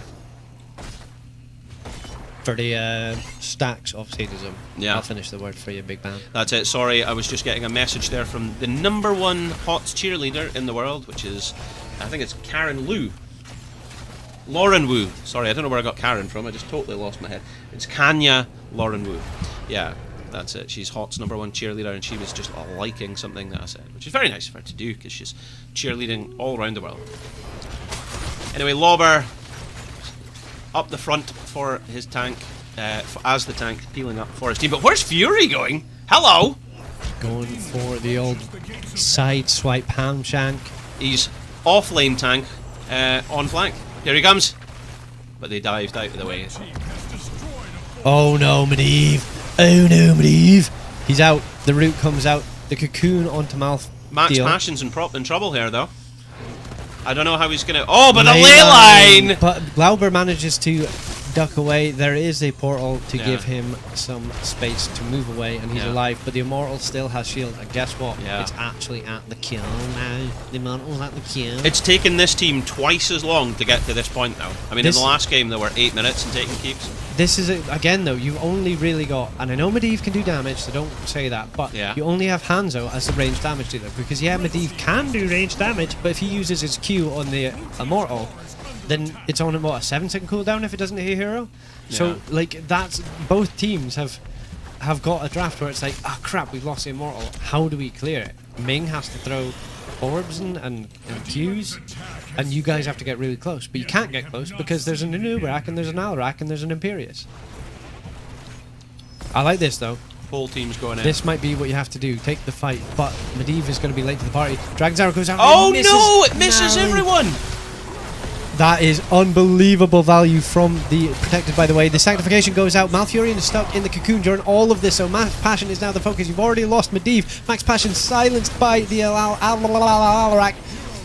Tyrael's going to get some trait value. I'm not sure what happened there. Did you see that the oh gosh. Oh no! Oh no! He's trying to decide which way to go. He's trying to decide which way to go. Imperius goes to the wall. Lauber goes to the other way. One north, one south, and that is one dead Hanzo. What an owl. He didn't need to die. He's going to be so upset about that. That could be the game ending because of that.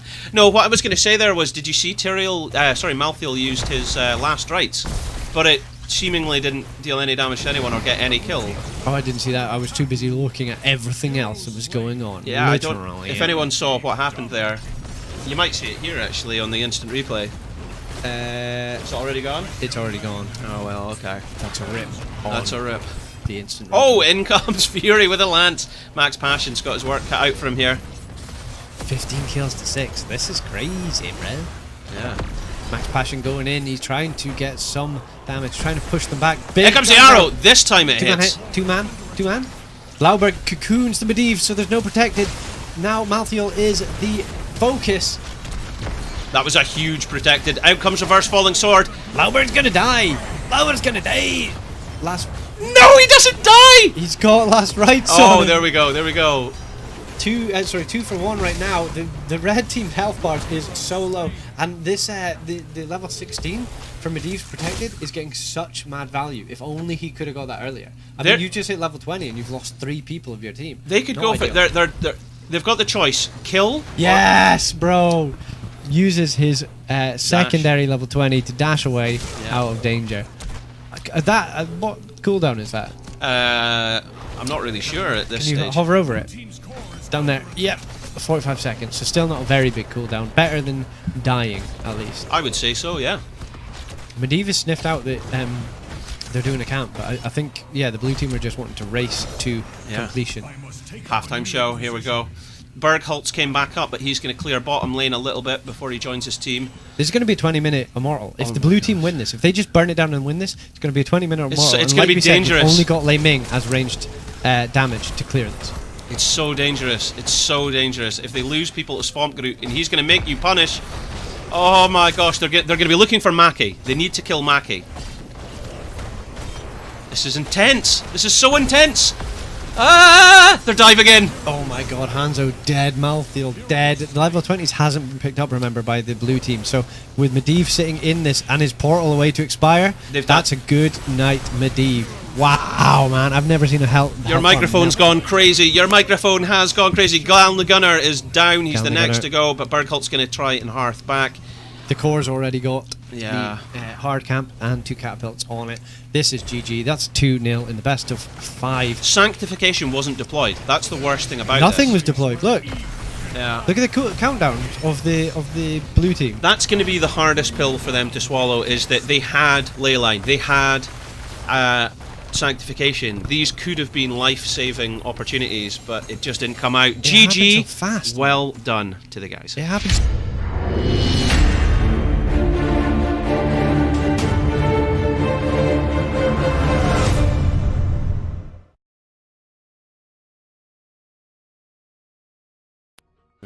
Okay, you can talk now, Jabroni, but don't say what you were just saying there. But yeah, that it wasn't deployed because it happened so fast. They were level 18.99 or something, the blue team, and they were obviously wanting, let's retreat. We've done enough damage. We can get some waves cleared, hopefully, if they let us. But I mean, you saw Anubarak, Alarak, Imperius, Ming, everybody, and a Lunar Flare to boot. Everybody was putting damage down on the peeps, and my god, was the damage dealt. The damage was scary. You know, you can your shield. You can your shield. You can your shield. I do. So what we want here, is a good last, a good Garden of Terror or Alterac. That's what I want to see. No, what I want to see is a good draft in this, because I've casted so many games with you, right? Where it's like best of 5. Yeah. Sorry. And you win 2 games, and you're like, oh, now we can pull out our Gazlowe Murky strat. Gosh darn it. And get reverse sweeped. Well, we're going where everybody expects us to go. Everybody knows you're... What do they know? Infernal Shrines. Infernal flipping Shrines. It Every can't time. be a series of HOTS without Infernal Shrine. If Wind and Rain win this, we'll get another chance for Garden of Terror or Alterac. I mean, honestly, I'm going to enjoy a series with Cursed Hollow. Obviously, I'm going to enjoy a series with Cursed Hollow. But I'd like to see some variation in the sense of Garden of Terror or Alterac. I mean, we've got Alterac in the approved series, so it'd be good to see that, you know. Oh my! Right, come on, points. That's what he's saying. Right, okay. So he's wanting his points. There you go. Enjoy your points. Wow, there was 1,075 points in that contest. Oh my goodness gracious me. Match point for Granite Gaming. This is Granite Gaming means I'll get my pot noodle when I finish. Well, I was thinking about getting a Chinese. I'll get you in on that. Don't worry about it, mate. You sure? Thank you, though. Thank you. I was thinking about getting a Chinese. I'll get you in on that. Actually, what's the time? I don't think you will get it. Oh no!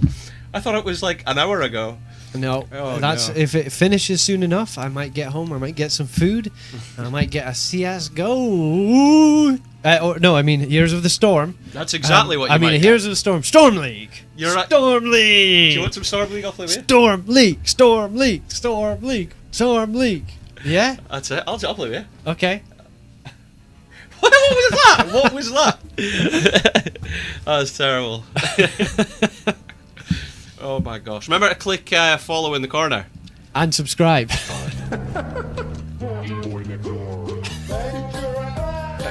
They can hear this, yeah? It doesn't look like you're just dancing. I've muted it now. Okay. But otherwise, you'd just be like, wah, wah, wah, wah, and you're just dancing to nothing. Oh.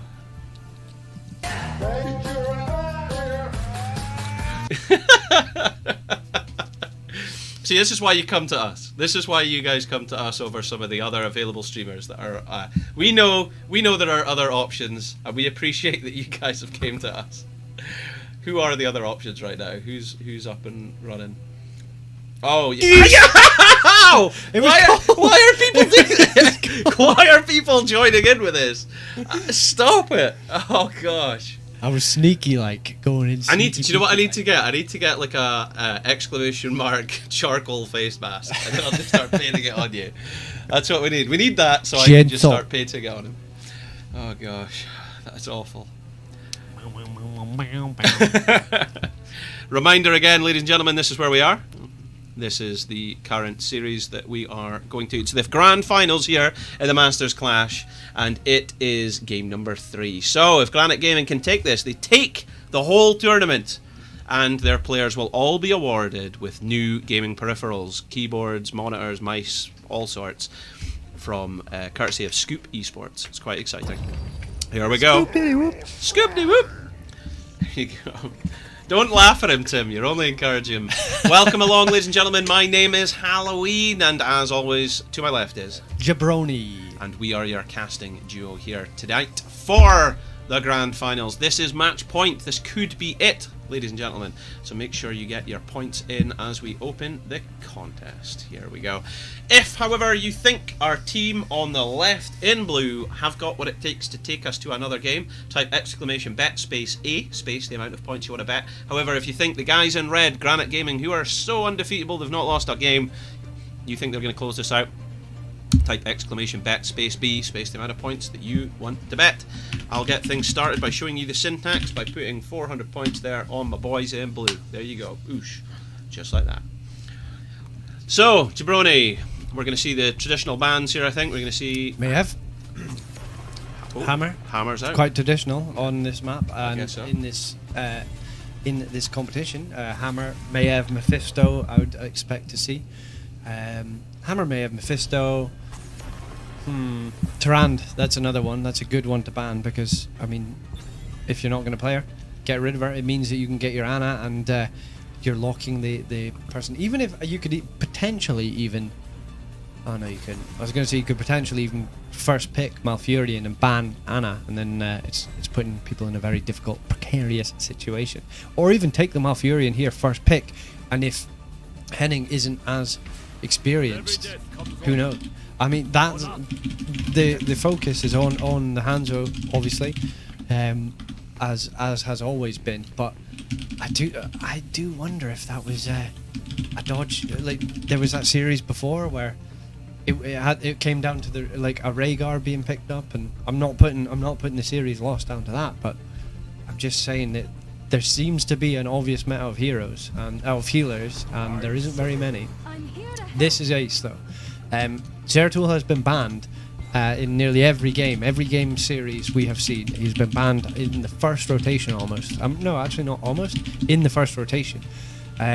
He's got through the ban phase because Tyrande was actually the one who was banned, which means Zeratul is available. He gets snapped up and he can VP.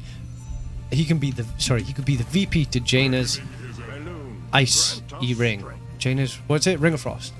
Very nice pickup from Barcult saying, hey, let's get Tyrael because I can click R to Sanctification all of this damage that they're wanting to put out, if you're quick enough. Tyrael and Galnagunnar and Skog, same 3 picks as last game, almost exactly.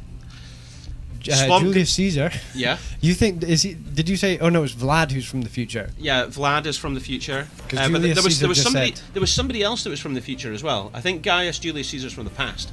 well, he said Zeratul would be cool to see before Zeratul was selected, I believe. Wow.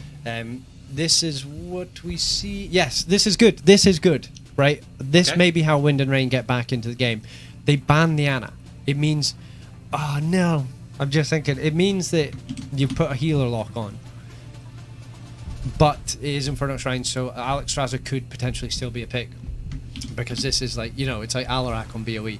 They don't go for that, they go for the Rhaegar. Now this could be the lifeline that Wind and Rain need. I don't know if Rhaegar is as strong.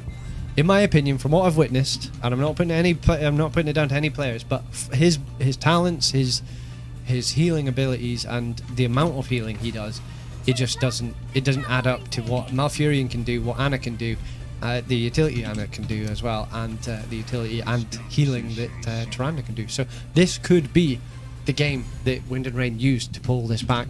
You pick the Tracer who can get on this backline, and with no hard CC.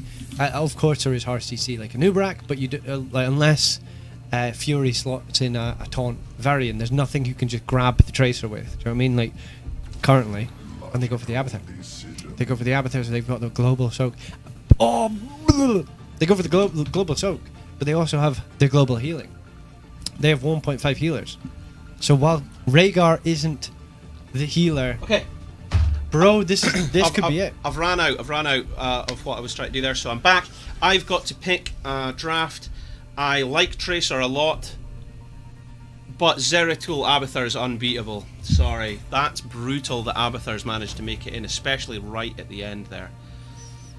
Wow, that's a combo. That is a combo. I'm just trying to think if there's like anything those guys can do. Well, listen, this is the Masters Clash, guys. We're going into the finals, and is there any hero that we want to look up there from either of the teams? Maybe GG's Fompgroot. Let me just quickly see if I can bring him up if I'm very quick. So yeah, I'm gonna go. I think I'm gonna have to go with the red team, just purely because if it was anybody else other than Abathur as that last pick, I think I would have been worried about the healing output. But having an Abathur who can soak and heal and do damage, yeah, buddy, I think this could be GG. But I want to bring this up. I'm determined. No, I'm not going to get it. So let's go into the game. Welcome along, ladies and gentlemen. This is potentially the last game of the Masters Clash this weekend. My name's Halloween, and we are here together with Jabroni for the finals. On the right, in red, it's Granite Gaming. They are yet to be beaten. It's T on Zeratul. It's Henning on support as Rhaegar. We've got Lobber tanking up the front as the Beetlebug Nubarak. We've got Fury walking his way to slap his opponents as Abathur. We've got Swampgroot playing Jaina. Jabroni, would you like to introduce Wind and Rain? yes, you have Galnagunnar on the Malfurion, Skog on the Hanzo, Barcult on the Tyrael, Mackay on his Tracer, and I believe it's Max Passion on the Leoric. Indeed it is. Let's get a look at those level 1 talents and see what we're dealing with here. We could single click on Abathur and see, does he move at the same movement speed as everyone else? Well, does he? 100% movement speed, yeah. I didn't know that. Did you? Yeah. Oh, but they're all mounted, so yeah, they would get there before. Never mind. Never mind. He's just saying silly things. Right, so regeneration. No silly questions. No, rejuvenation. Sorry, not regeneration. Rejuvenation at level 1 there. We've got Q build Hanzo. Colossal Totem there on Rhaegar. Oh, they have found themselves a Galnagunnar who is absolutely body blocked. he puts down the roots to stop any further aggression, but you've got Henning diving in and a hatch from Abathur. You're dead. Mackey does manage to get out there by putting a pulse bomb and a recall out. Oh my gosh! Oh my god! 90 hit points, ladies and gentlemen. We almost got the kill there on Swamp Groot. So this is an incredibly aggressive Granite Gaming. So aggressive, in fact, that they're able to go in and take their opponent's camps in like a minute of the game. That is after getting a takedown there on Galdagunner, but there's nothing stopping them. They're just getting more and more aggressive as this game's going on. Huge power here. Mm-hmm. Now they're going for their camp. That's You it. saw how long it took to heal the Jaina, though, right? She's got no mana. Swamp Groot needs the hearth. There you go. Level 4. Saw how long it took to heal the Jaina. That maybe. By the way, That's what I full was thinking shotgun of. at level 1. Increased the range. They've went full shotgun rather than the, Frozen Fingers. Lingering Icy Veins. What, is that what it is? Icy Veins at level 1? No, Icy Veins is level 13. That's the pseudo-Ana talent. It is Fingers of Frost. Fingers of Frost, that's the one. That's what I was looking for. Thank you, thank you! Keep me right there. So, as I say, you are watching the finals here, cast in English by our kind selves. If you're wanting to watch it in French, you can watch it on Malganir's stream. If you want to watch it in German, but a German accent, but yeah, cast in English, it's Calmar. And if you want to see it in Dutch, or as she calls it, demonic, it's Joy K. The K stands for knowledge, allegedly. She's a top lass. But we're here, your pseudo comedy duo, and that's Lobber typing a Q into the chat. Psycho analysing his opponents by giving them false information. I like it. That's good. I would have believed him if it was a W. But look at that. Now we've got the Adrenal Overload for greater attack pressure. This is going to be a straight top hat build for Abathur, because he's going to be able to go in. Are we going to see a Monstrosity or an Ultimate Evolution? How confident do we feel Granite Gaming are? It's got to be an Ultimate Evolution. Just get it out, use it, and then when it expires, take no chances and just win the series. Yeah, and I mean, this is a testament to them taking no chances and winning the series. They're giving up the first one in order to soak, because they need level 10 so that they have a full 5-man team for at least a bit of a team fight. But it's only Lobber defending here. They're leaving their range up on top. Leoric fell. They do. Leoric falling to the pseudo global of Azeratul. That's massive for them, to be fair. Leoric falling, yeah, that means that it's up for debate who gets more damage here. Look, that's just the wall going down now. And up here, you've got the wall and keep. Oh my gosh, damage. He's going to get it. Right, there we go. I was going to say, if Mackey falls there, that's going to be lethal. Jaina should fall as well. Oh, Galdagunner came up! And there goes Swamp Groot. Yeah, with the Tracer. That's what I was sitting there being like, Tracer's AA in a minion, while Leoric's chasing. But yeah, Tracer with that chase, there's no way Jaina would have got out of there scot-free. Or even Welsh or English, whatever your nationality is. Lobber managing to burrow out to safety. He was in no real danger there at any point. But it's level 8 to level 8. It's 2 takedowns to 2 takedowns. It's even Stevens. Or yes. Peter or Paul. Or Luke or John. Whatever biblical character that you choose to follow. Are you doing Leoric noises? Is that what that was? Oh yeah, that could work. My elbow. Ow. Every third hit. No, after every third hit you go. Ow. Ow. So, what are we going to see here? They have taken the experience lead. That was what they were aiming for. That's not the right one. There we go. Let's have a look at those XP. Leoric totals. doing mad XP, so compared to like Abathur, he's done twice the amount of Abathur. Lauber has been found. He's been rooted. He gets cleansed. He gets pulse bombed, but they finish him off with, I believe, the melee beforehand. Yeah. What's it? The D? Not the D. Sorry, the W. The W. That's what we're looking for. Big W's. Level 10 might actually land in favour of Wind and Rain first. And they need that, because if they fall behind an Abathur comp, if they fall behind at any point, which they now have, but not by much, I don't think it'll count for very long. That's not VP, that's Might of the Nerzi. Where? For Zeratul. Zeratul has taken Might of the Nerazim. Instead of... And VP? Jaina went for Water Elemental instead. Maybe they weren't confident in the setup. Oh, no, I'm an idiot. They weren't confident in the Sanctification. Sanctification could have completely negated it, and you would have used 2 talents for no value. So now Zeratul can 1v1 somebody more potentially, and cleave more people potentially. He could blink in, double cleave, and wormhole. Sorry, can we have a look at talents? I'm an idiot. Yeah, let's get a look at those idiot talents. So he's got wormhole at 7. So yeah, Zeratul. Oh no! Skog's used his escape, and he's got nothing else for it. Yeah, it's almost better with the water elemental because you have a Tyrael. You have no hard CC as your main tank, as your main warrior. So having a water elemental who can slow everybody, slow a tracer especially, that could just be, that's huge. I love this. Do you love it? I'm not surprised that these people are smarter than me. Yeah. At this game, but you're in awe of it. You're enjoying. I'm enjoying learning as I'm watching. In comes Lobber. In comes Lobber. Down comes the Tranquility from Gal the Gunner. Maki trying to get some manoeuvres done here. In comes Berghult. He's got the Sanctification still. His team needs to join him. Sanct does go down, but everyone's relatively healthy. Lobber gets the Ancestral healing. Berghult is below half health. Fury has been popped in as the Ultimate Evolution as a Jaina, putting out the Blizzard and further damage. Nobody died. Nobody died, but Wind and Rain did deploy everything. They deployed everything. By Wind and Rain, yeah. I just can't believe this. So, Might of the Nerazim. Activate to cast an untalented version of the most recent used ability.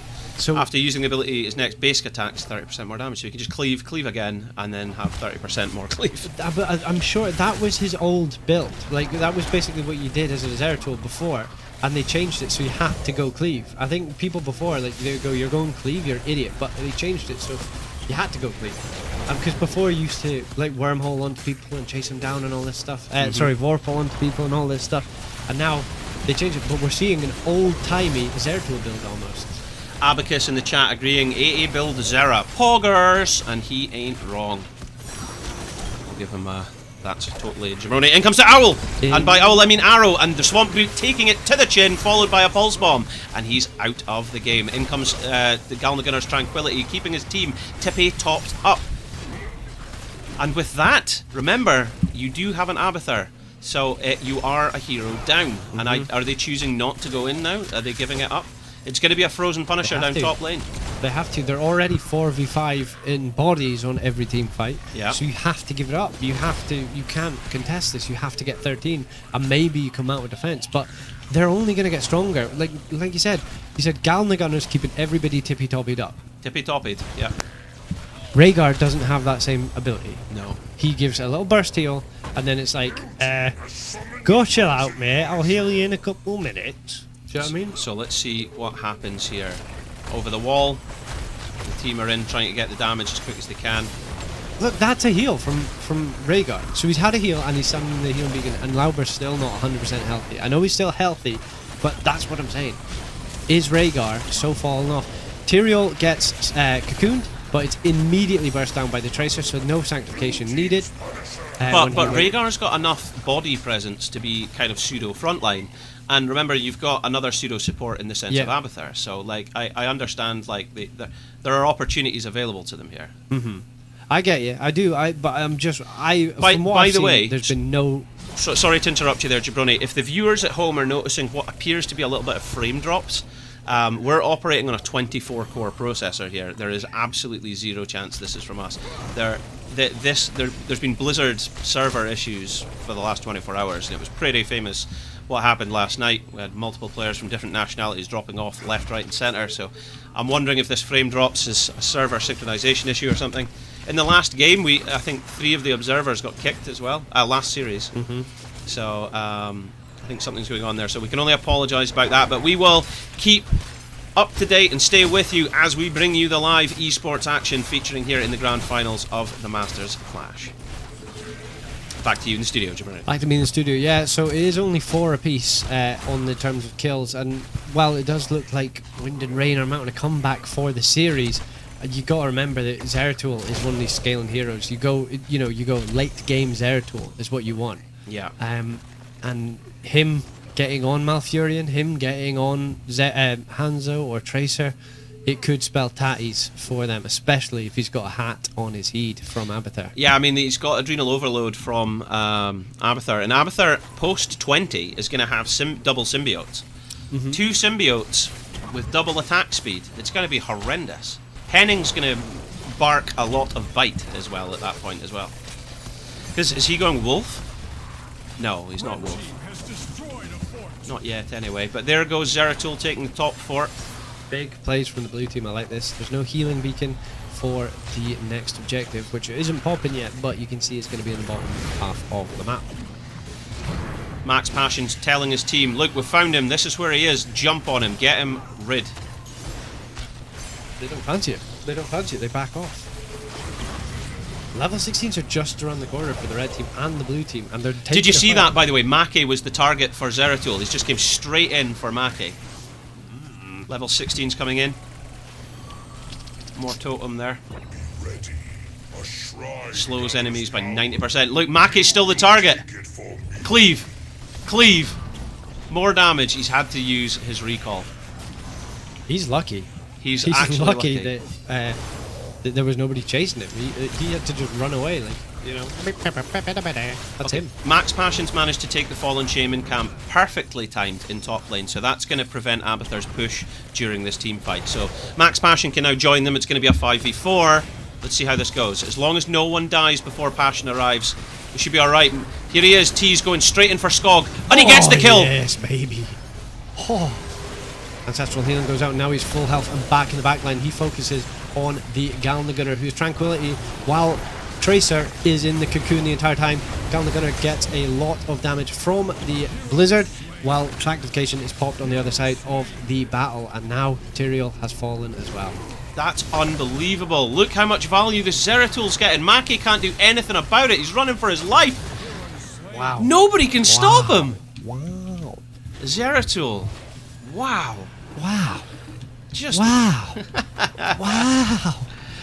Max Passion. Gimme. Oh, did you see that? That was a very good Swamp place. Groot. He obviously knows about his ice block. He does. He knows when to use it. I just can't emphasize enough. This Zeratul is getting such good value. He's nearly single-handedly just taking this to town. Obviously, just they're clearing up the Guardians surrounding the Punisher. It's going to be an Arcane Punisher, statistically the strongest of the 3 Punishers. It's going to be going down bottom lane, which is already pushed right up to the tower. Swamp Groot, a little bit far ahead. Takes a lot of damage. Entomb comes in. No. And that's one dead Jaina. In comes that. What an arrow! He's now been slowed again. The whole team's after him, but oh, they're going to be stunned by the jump off this Sion Cena. Oh yeah, if they stay around too long, it's going to jump on Mackay's heed. Will he have a blink? The cocoon comes out. Oh my days, the cocoon comes out. Is Tracer going to be... Yeah. Leorix went down. Berghult can go in. Mackie's out. Mackie's out. Doesn't have recall for the next, what, 30 seconds now though? Had to burn it and then the blink's away. So if Lauber goes in on him... But Mackie's getting good damage on Lauber. And Lauber has no mana as well. That's the other thing. And Lauber won't be able to use an ability. He's just a body there until he can get a few more globes. But this is looking good for the red team. They have a healthy Punisher. They've taken the wall in the bottom lane. They're closer to 20 than they were 20 seconds ago. For sure, for sure. And Jaina was dead the entire time of that. You've got an Abathur continuously pressuring top as well. Yeah. Every fort has gone down. No fort has fallen for the red team. They got close with this one. I mean, the thing is, they've had a lot of aggression. Abathur's got mule as well.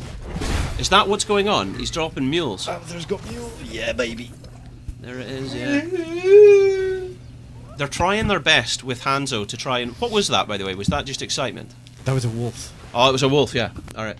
Yeah, no, I mean, they've been trying to use Sonic Arrow from Hanzo constantly and consistently to try and catch T out unawares, but they've just been unsuccessful.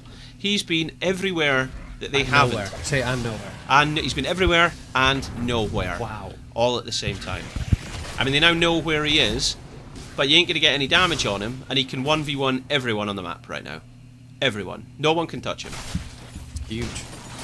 We've got the Storm talent advantage, and with that they've upgraded his Nerazim. Twilight Falls. Might the Nerazim resets the cooldown of all abilities. So he can cleave, blink, blink, cleave, and then potentially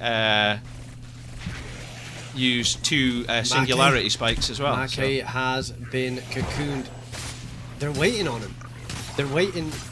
He's got the recall, I Tyrael think. needs to come in and sanct if he's going to, or Tracer dead. I believe Tracer gets dead. She was still in the blizzard. Oh, I believe dead.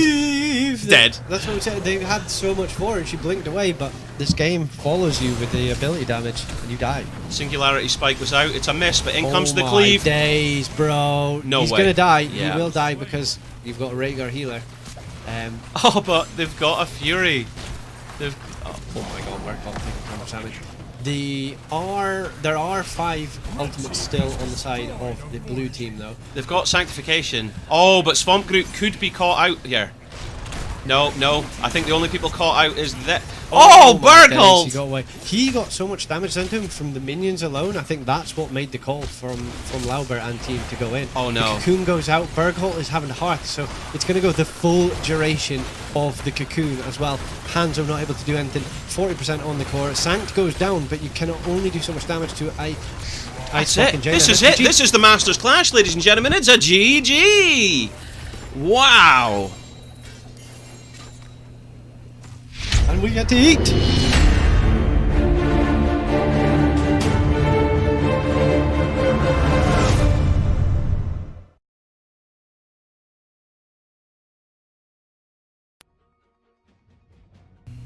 There we go. Look at this. So, no takedowns from Gal the Gunner, but it's 12-6. Gal the Gunner normally does. That's what I'm saying. That's why I bring it up. You know, he's no takedowns from Leoric. That was just all on Zeratul. Look at that, 7-2 KDA. That's going to pad his stats in a positive sense. Positive sense, indeed. What were you doing there, Jabroni? Nothing. Yeah, funny stuff. Right, I better issue our points to our viewers at home who placed the bets there. 83% of the bets in favour of Granite Gaming for winning that, so enjoy your points that have now been issued. Exciting stuff indeed. And for those of you that need to see it in full completion, this is where we were. And Bring me this, to completion. No, that's not what I'm doing. We then pull this up, and it was 3 games, 3 wins, Granite Gaming. Absolute success story there for them. Good stuff indeed. But what we can do is come back here and say, my name's been Halloween. Who have you been? I've been Jabroni. And we have been your casters here at this event for the last 6 hours 42 minutes, so we have done a shift and a half for you there. I hope you guys have enjoyed it. I've certainly enjoyed casting, and if you've enjoyed it even a little bit, please do consider clicking follow in the corner. For doing so, you'll be awarded with some loyalty points which you can use for their contests and or entering our giveaways. We can type hashtag giveaway, you get information about that, and you can buy tickets for it and stuff. One of the other things we'd like to bring your attention to is !Masters Clash, where you can get a link towards the tournament crowdfund for its prize pool. We're trying to get £5,000 to £6,000 to give away to our winning team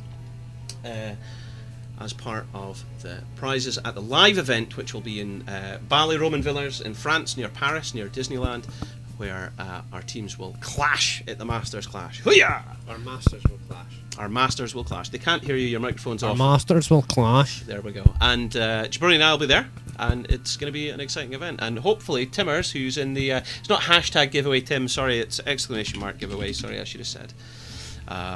But it's gonna be cool. This event, by the way, for those of you interested, was being sponsored by Scoop. Scoobity Scoop. Yes, Scoop Esports. That's the one. You can see them on screen. They're going to be giving away our prizes for our first top 3 teams, or 4 teams, I think it was. So there's a tiered reward scheme for them. So excellent stuff. But thank you very much, everybody. And I think I'll be. Do you want to? We might be back. What were you waiting to point at? I was going to say, because you were going to say we have been, and I was going to say you have been. Who have they been? The viewers. But you need to finish what you were saying. Okay.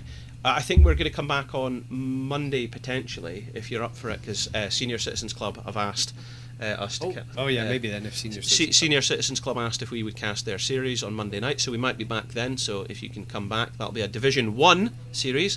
So the top division outside of the professional circuit, so we're talking Grandmaster level, will be played on Monday, and it'll be our good friends from Senior Citizens Club that will be there to support. So come back then, and we shall see you then. So who have they been? No. I've been Halloween. Who have you been? Introduce me. You've been Jabroni. And you have been the viewers. Yeah, boy. You've ruined it. You've ruined it. I mean, you've ruined it. Oh my gosh. Goodbye and exclamation mark nipple. No, no more of that. No more Come of here! that. Come here! No, no, where's the exit? Get us away from this.